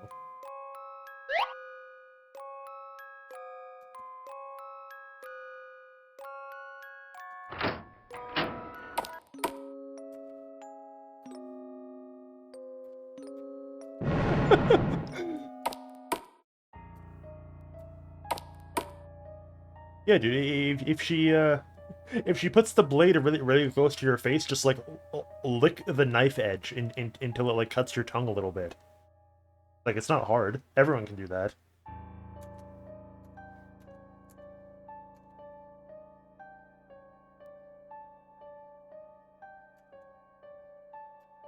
Okay. What the fuck is this one? Conversation notes. What are these conversations? Why would the notes be left out here? Sally is a 20. Please tell me these are the author's notes, dude. I'm begging you. That would be so fucking funny. When she was very young, she lost her father. Her mother did not show her adequate love, and she was rejected by her sister. The reason I'm making note of these conversations is because after witnessing the tragic death of her sister and boyfriend in a car accident, the resulting trauma seems to have triggered occasional lapses in her memory. I guess sometimes people forget painful memories to protect themselves. During our first conversation, I noted that Sally tends to suppress herself and cater to others, believing that she does not deserve to be loved. This could be a result of her lonely childhood. Maybe her boyfriend John could have helped her see that she deserves love, but Sally believes she caused John's death, and now she thinks she's even less worthy. Maybe for Sally, John was the first person who ever gave her love. She must have hated herself for causing his death. A few days ago, while sorting through her sister's belongings, Sally read her sister's diary. She was devastated to find out that her sister had loved John too, which was not good for her trauma. I wonder what not good means. Sally didn't seem herself today. She was awfully aggressive. Then later, she called to apologize, but the reason for the apology was weird. She was sorry that we forgot we were supposed to meet. Wait, is this... Obviously, she had no memory that we met and talked earlier. I'm worried that a manifestation of everything that Sally hates about herself is taking control. Since it's the dark side of Sally, I will call it her shadow, capital S, from now on, dude. We're really not beating the persona allegations here. Shadow.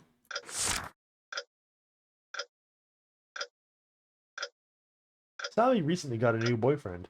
Maybe this will finally help her through her trauma. But today, she said in a panic she realized someone was continuing her sister's diary. She was scared that it was her sister haunting her. She let me read the diary, and I realized that the new entries sound suspiciously like the shadow, rather than her sister's old entries. I think we need to try and figure out how much the shadow is infringing on Sally's life. How much, huh? An awful lot, I'd say. She couldn't accept John's death, so she wanted to reconstruct him. And she chose to make him out of her boyfriends, including me. So my girlfriend really is a psycho killer. Excellent takeaway. Somehow, I'm not very scared.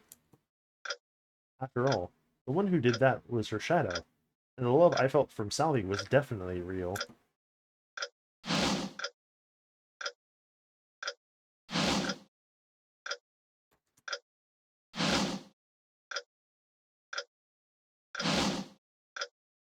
Sally has trouble accepting herself because she lacked love in her childhood. I may not be able to give her enough love to make up for that, but even so, I swear I will.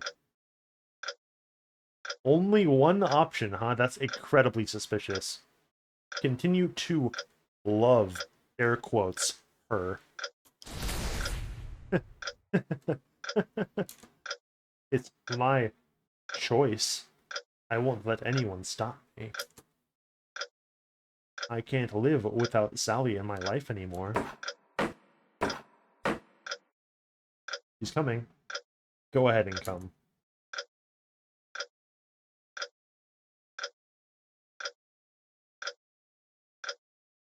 Told you not to come in here. Your room, huh? You're not Sally, but you're not Sierra either. Oh? You're the part of Sally that she hates about herself. You're her shadow. It doesn't matter what I am. The only thing that matters is that soon, I'll have someone who loves me, because my John is about to be complete. It's fine if no one loves me. I just need to sew one that does for myself. That's what Sierra taught Sally, and that's what Sierra taught me. Remember what I said? Marty took out the Sierra doll. If Sierra didn't have any love for you, she wouldn't have made this doll for you at all. And now, there's a guy who loves you standing right in front of you. Why do you pretend like you don't see him? Oops, sorry. I'm not talking to you, Shadow. Wake up, Sally. I'm trying to get through to you. You think you can wake Sleeping Beauty up with that bullshit? What are you, Prince Charming? Or some protagonist in a dating sim? The Shadow slowly raises her right hand to reveal the kitchen knife. It's better if you never speak again. You'll be more attractive that way. Simply be more crazier.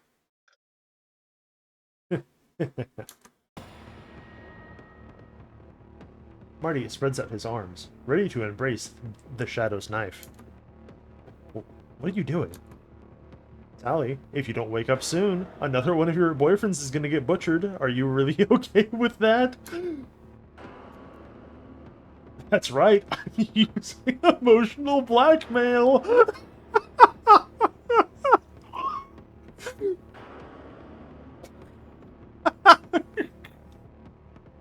Fucking come on, dude.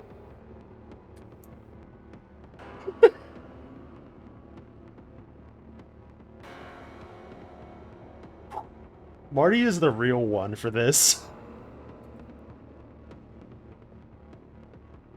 The hell?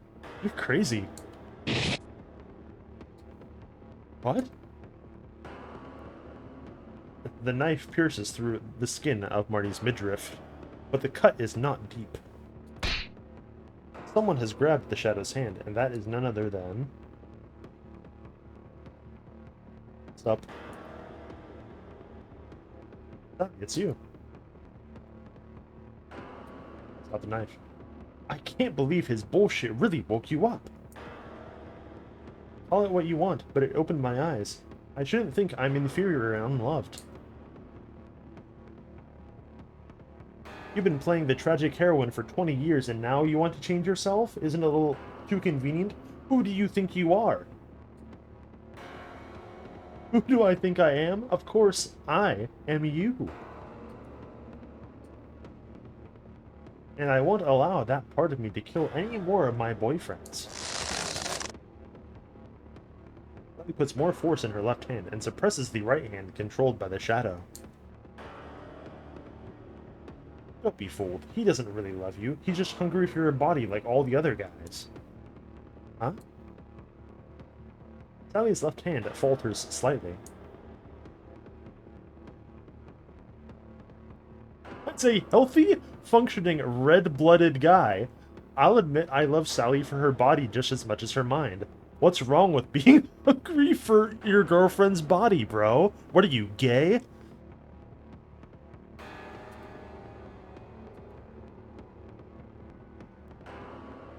Jeez, Marty, do you have to say that out loud?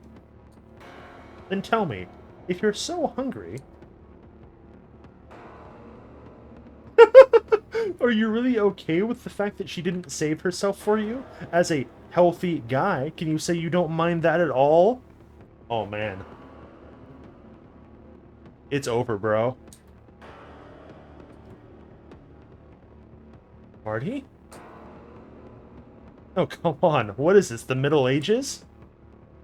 Look, I don't even care that Sally killed a couple guys. Why would I care about her virginity? Get a grip.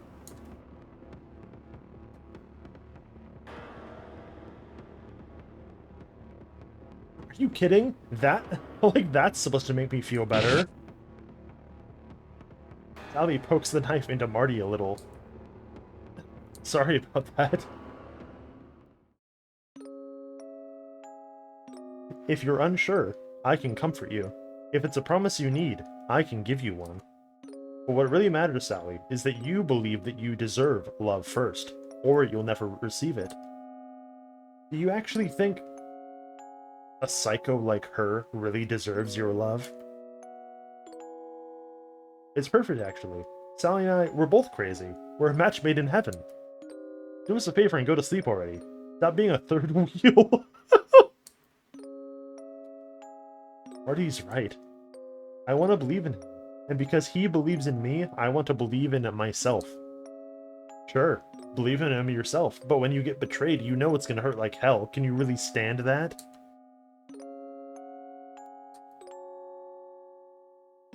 If that happens, all I have to do is wake you up and have you kill him.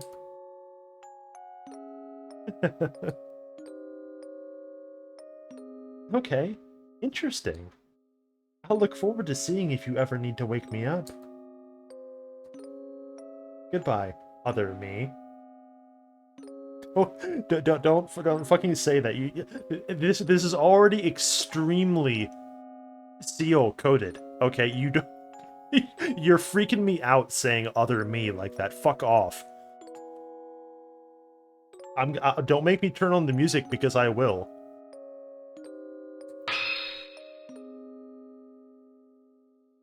The Shadow relinquished control of the right hand, and the knife clattered to the ground. Sally looked dazed for a moment, but immediately came to. She even looked refreshed, as if she had woken from a long dream. It seemed the Shadow had entered a deep sleep.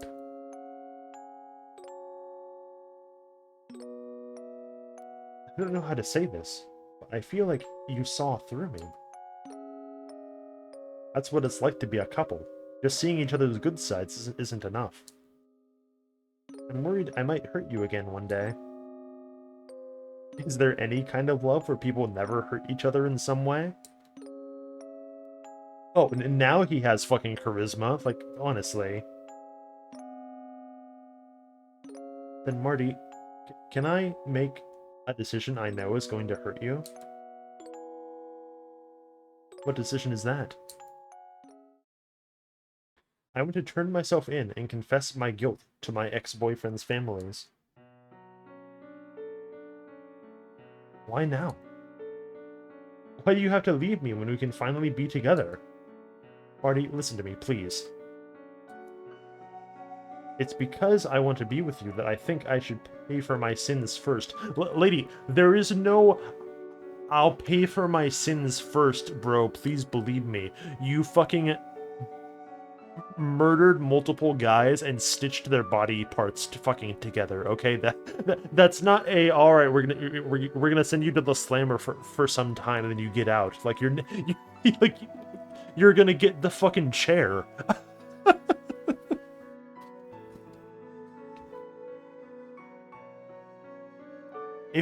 You're either gonna get the chair or they're like never gonna let you out. I have girly dreams about romance, you know. I want to be your girlfriend as a normal girl, not as a psycho killer.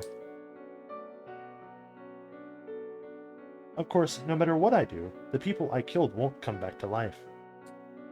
Still, I have to take responsibility for the things I've done. Yeah, like they're gonna fucking obliterate you. But I don't care about all that. Psycho killer or not, you're my girlfriend. You can fix her? I think she's fine the way that she is.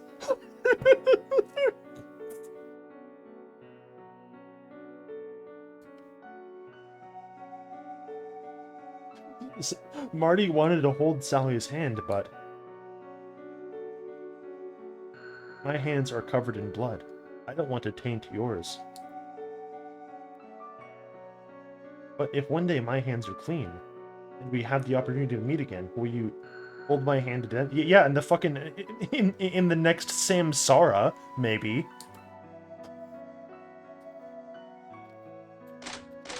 Ooh, that's a good one! Okay. Thank you for saying you'll wait for me. Stupidly. But if it takes too long, just forget about me. Don't put off your own happiness just for me. I'll always be waiting for you. You're so silly. After waking up, it wasn't happily ever after. For my sleeping beauty, reality confronted her like a thicket of thorns. Sally was not only tried criminally, but was also subjected to online abuse. Before Sally was convicted, some unscrupulous reporters sensationalized her as the prettiest murderer ever, publicizing her real name and even appearance. Strangers online not only berated Sally's face and body, but jokingly called her the angel-faced killer and made a big deal about her gender. At some point, the stress got to Sally so badly that the shadow resurfaced in public. That scene also went viral. Geez, just keep her locked away somewhere. They can't let her run loose so she can hurt others. How? Getting a girlfriend is rough these days. She can treat you like an ATM, or she could even kill you. And after that, you find out she's damaged goods. That's just a woman being a woman. I bet it's just PMS. Some evil women kill two guys, and you creeps make a circus out of it. Where do you all hide when us honest women get sexually assaulted and harassed? This debate is pointless. What she did is obviously just an act to reduce her sentence. He was a psycho who mutilated two guys. Do us a favor and go off yourself. Why would honest taxpayers have to feed such a monster with our hard-earned money? I don't know anything about Sally. Why do they talk like they do? Not a single one of them really cares what kind of person Sally is.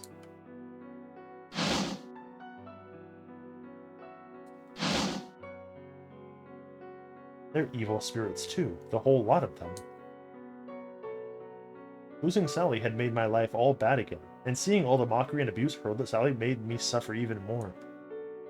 But on second thought, maybe their reactions are just normal. Maybe I'm the abnormal one.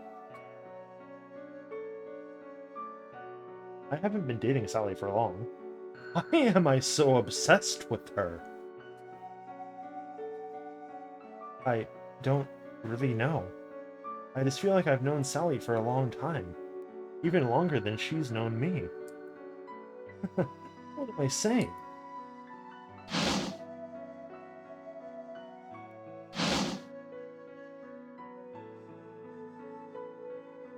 Of course I want to wait, but I don't think I can bear this any longer.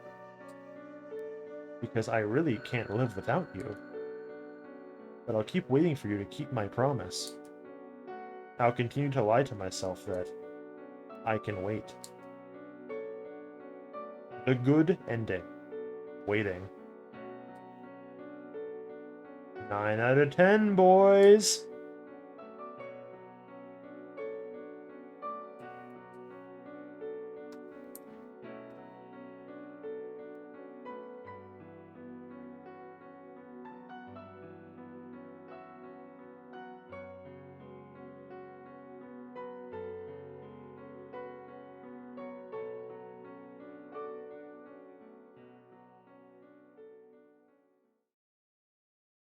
Watch the extra ending?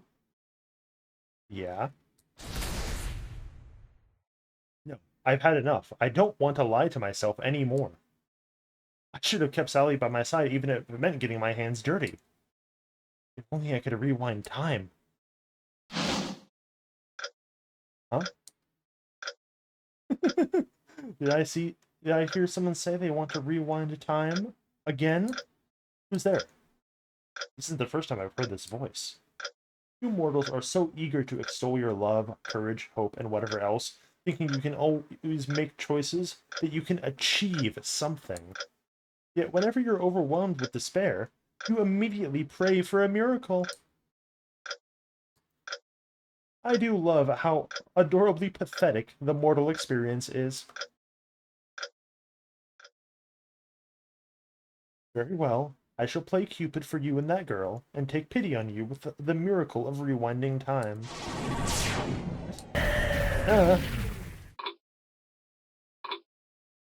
Coriasame. So those precognitive dreams weren't dreams at all. Rather, every time I regretted a decision in despair, Nya descended, rewound time, and I forgot everything.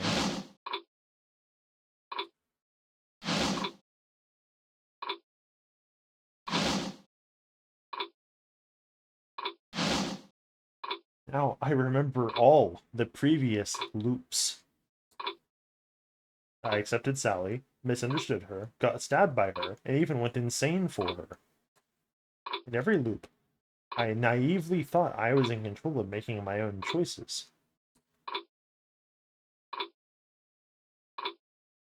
But actually, my fate is already written, intertwined with Sally's. We're just jesters made to dance in someone else's script. In this world, there are beings beyond the reach of human understanding.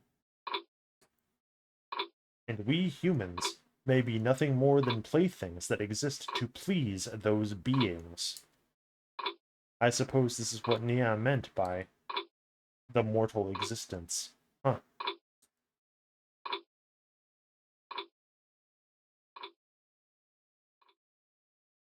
In that case, I'll just accept it for what it is.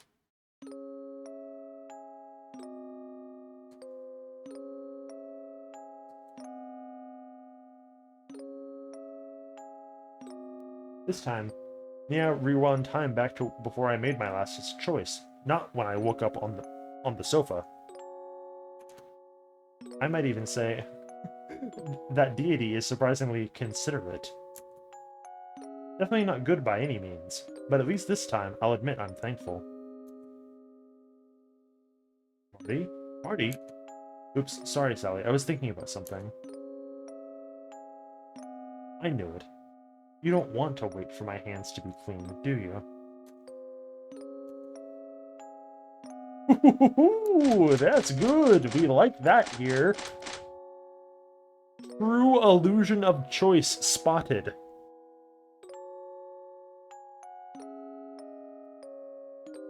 Like, bro, listen, you don't have to take my other fucking choices away. I was gonna say this regardless.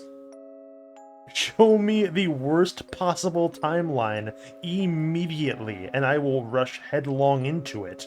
Are you fucking kidding? Do you know who I am?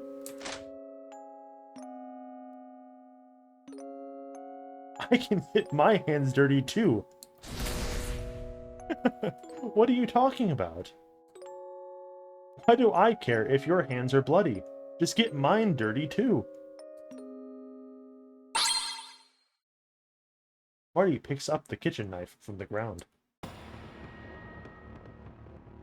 Marty? I figured out a way for us to be together forever. What? Marty digs the knife mercilessly into the headless corpse. What do you think you're doing? Can't you tell? We just have to get rid of the corpse properly, and you won't have to turn yourself in. So I'm chopping it up into parts again. Why didn't I think of such a simple solution the last? A simple solution? For starters, where could we even dispose of this? I like that that's the first thing that she wants to address. Just okay, like I'm latently on board with your idea, but that seems unfeasible from a logistics standpoint, Marty. Not like, no, I really should confess to my sins as the foremost thing on my mind. Just just Marty, your plan is unrealistic, but I'm unopposed to it if you have an amendment to add on to it. I'll take you into the hills. There are those hills behind your house. Your exes are buried there and they've never been found. We'll just have to bury stuff nice and deep to prevent dogs from digging them up. How could you possibly know that?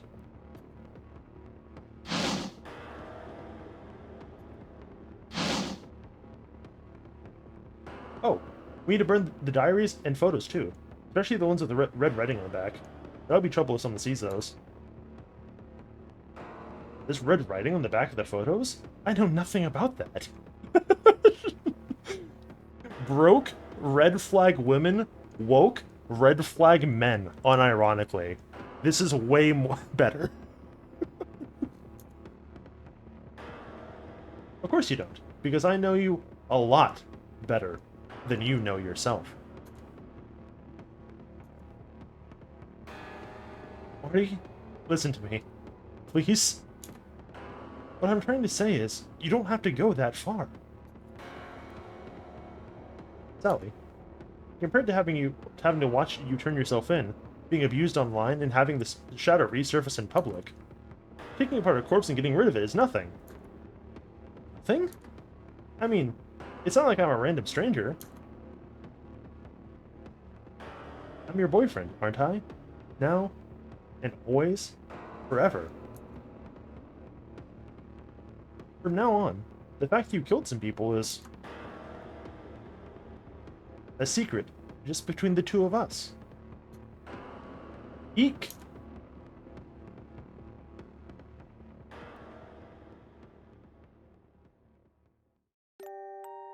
I'm Sally, a female college student. A couple of years ago, I was in a horrible car accident where I lost my first love and my only sister. It was traumatic for me, and I'm still adjusting to this life. I recently started going out with a boy. His name is Marty, and he loves me so much that he only has eyes for me, to the point that it's somewhat terrifying.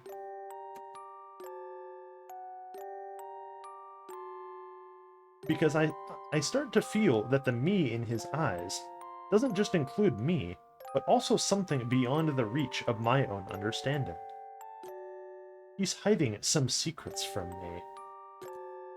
Some secrets that are unspeakable. My boyfriend's secrets. It's like pottery. It breaks easily.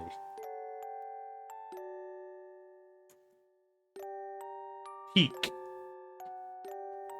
Absolute cinema.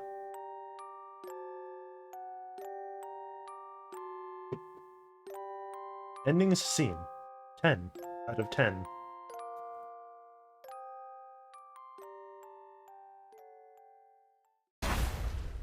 Next.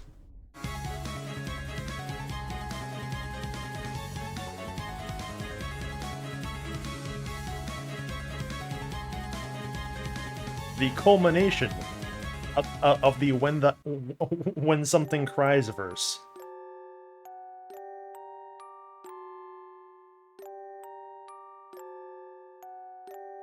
The physical exorcism equivalent of the Avengers movie.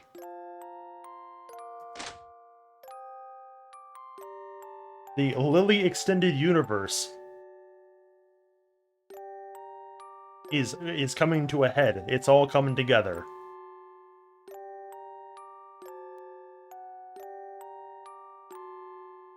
Yeah, that was good.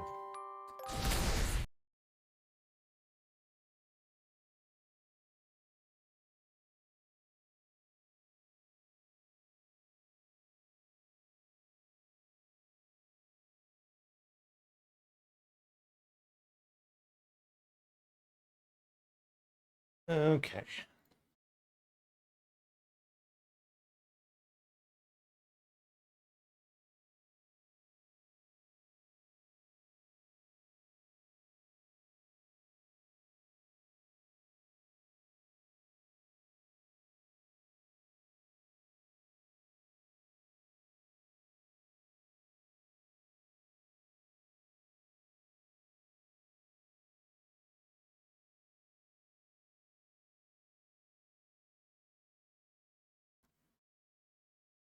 Okay.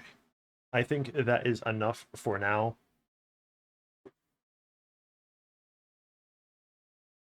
All we have left now is Case 3 and Blood Lily.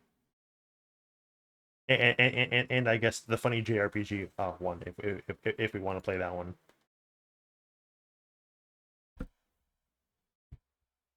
But stopping at that one, which is simply which is the absolute cinema thus far,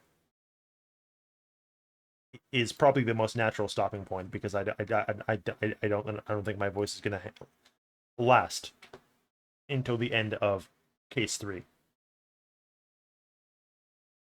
But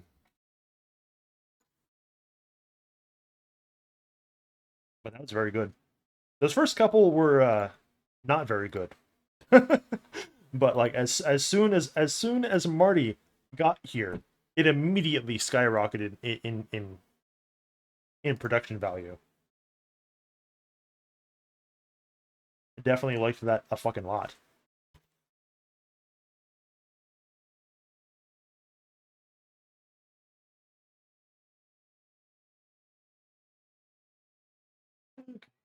We can just probably just do that tomorrow or something. I don't know.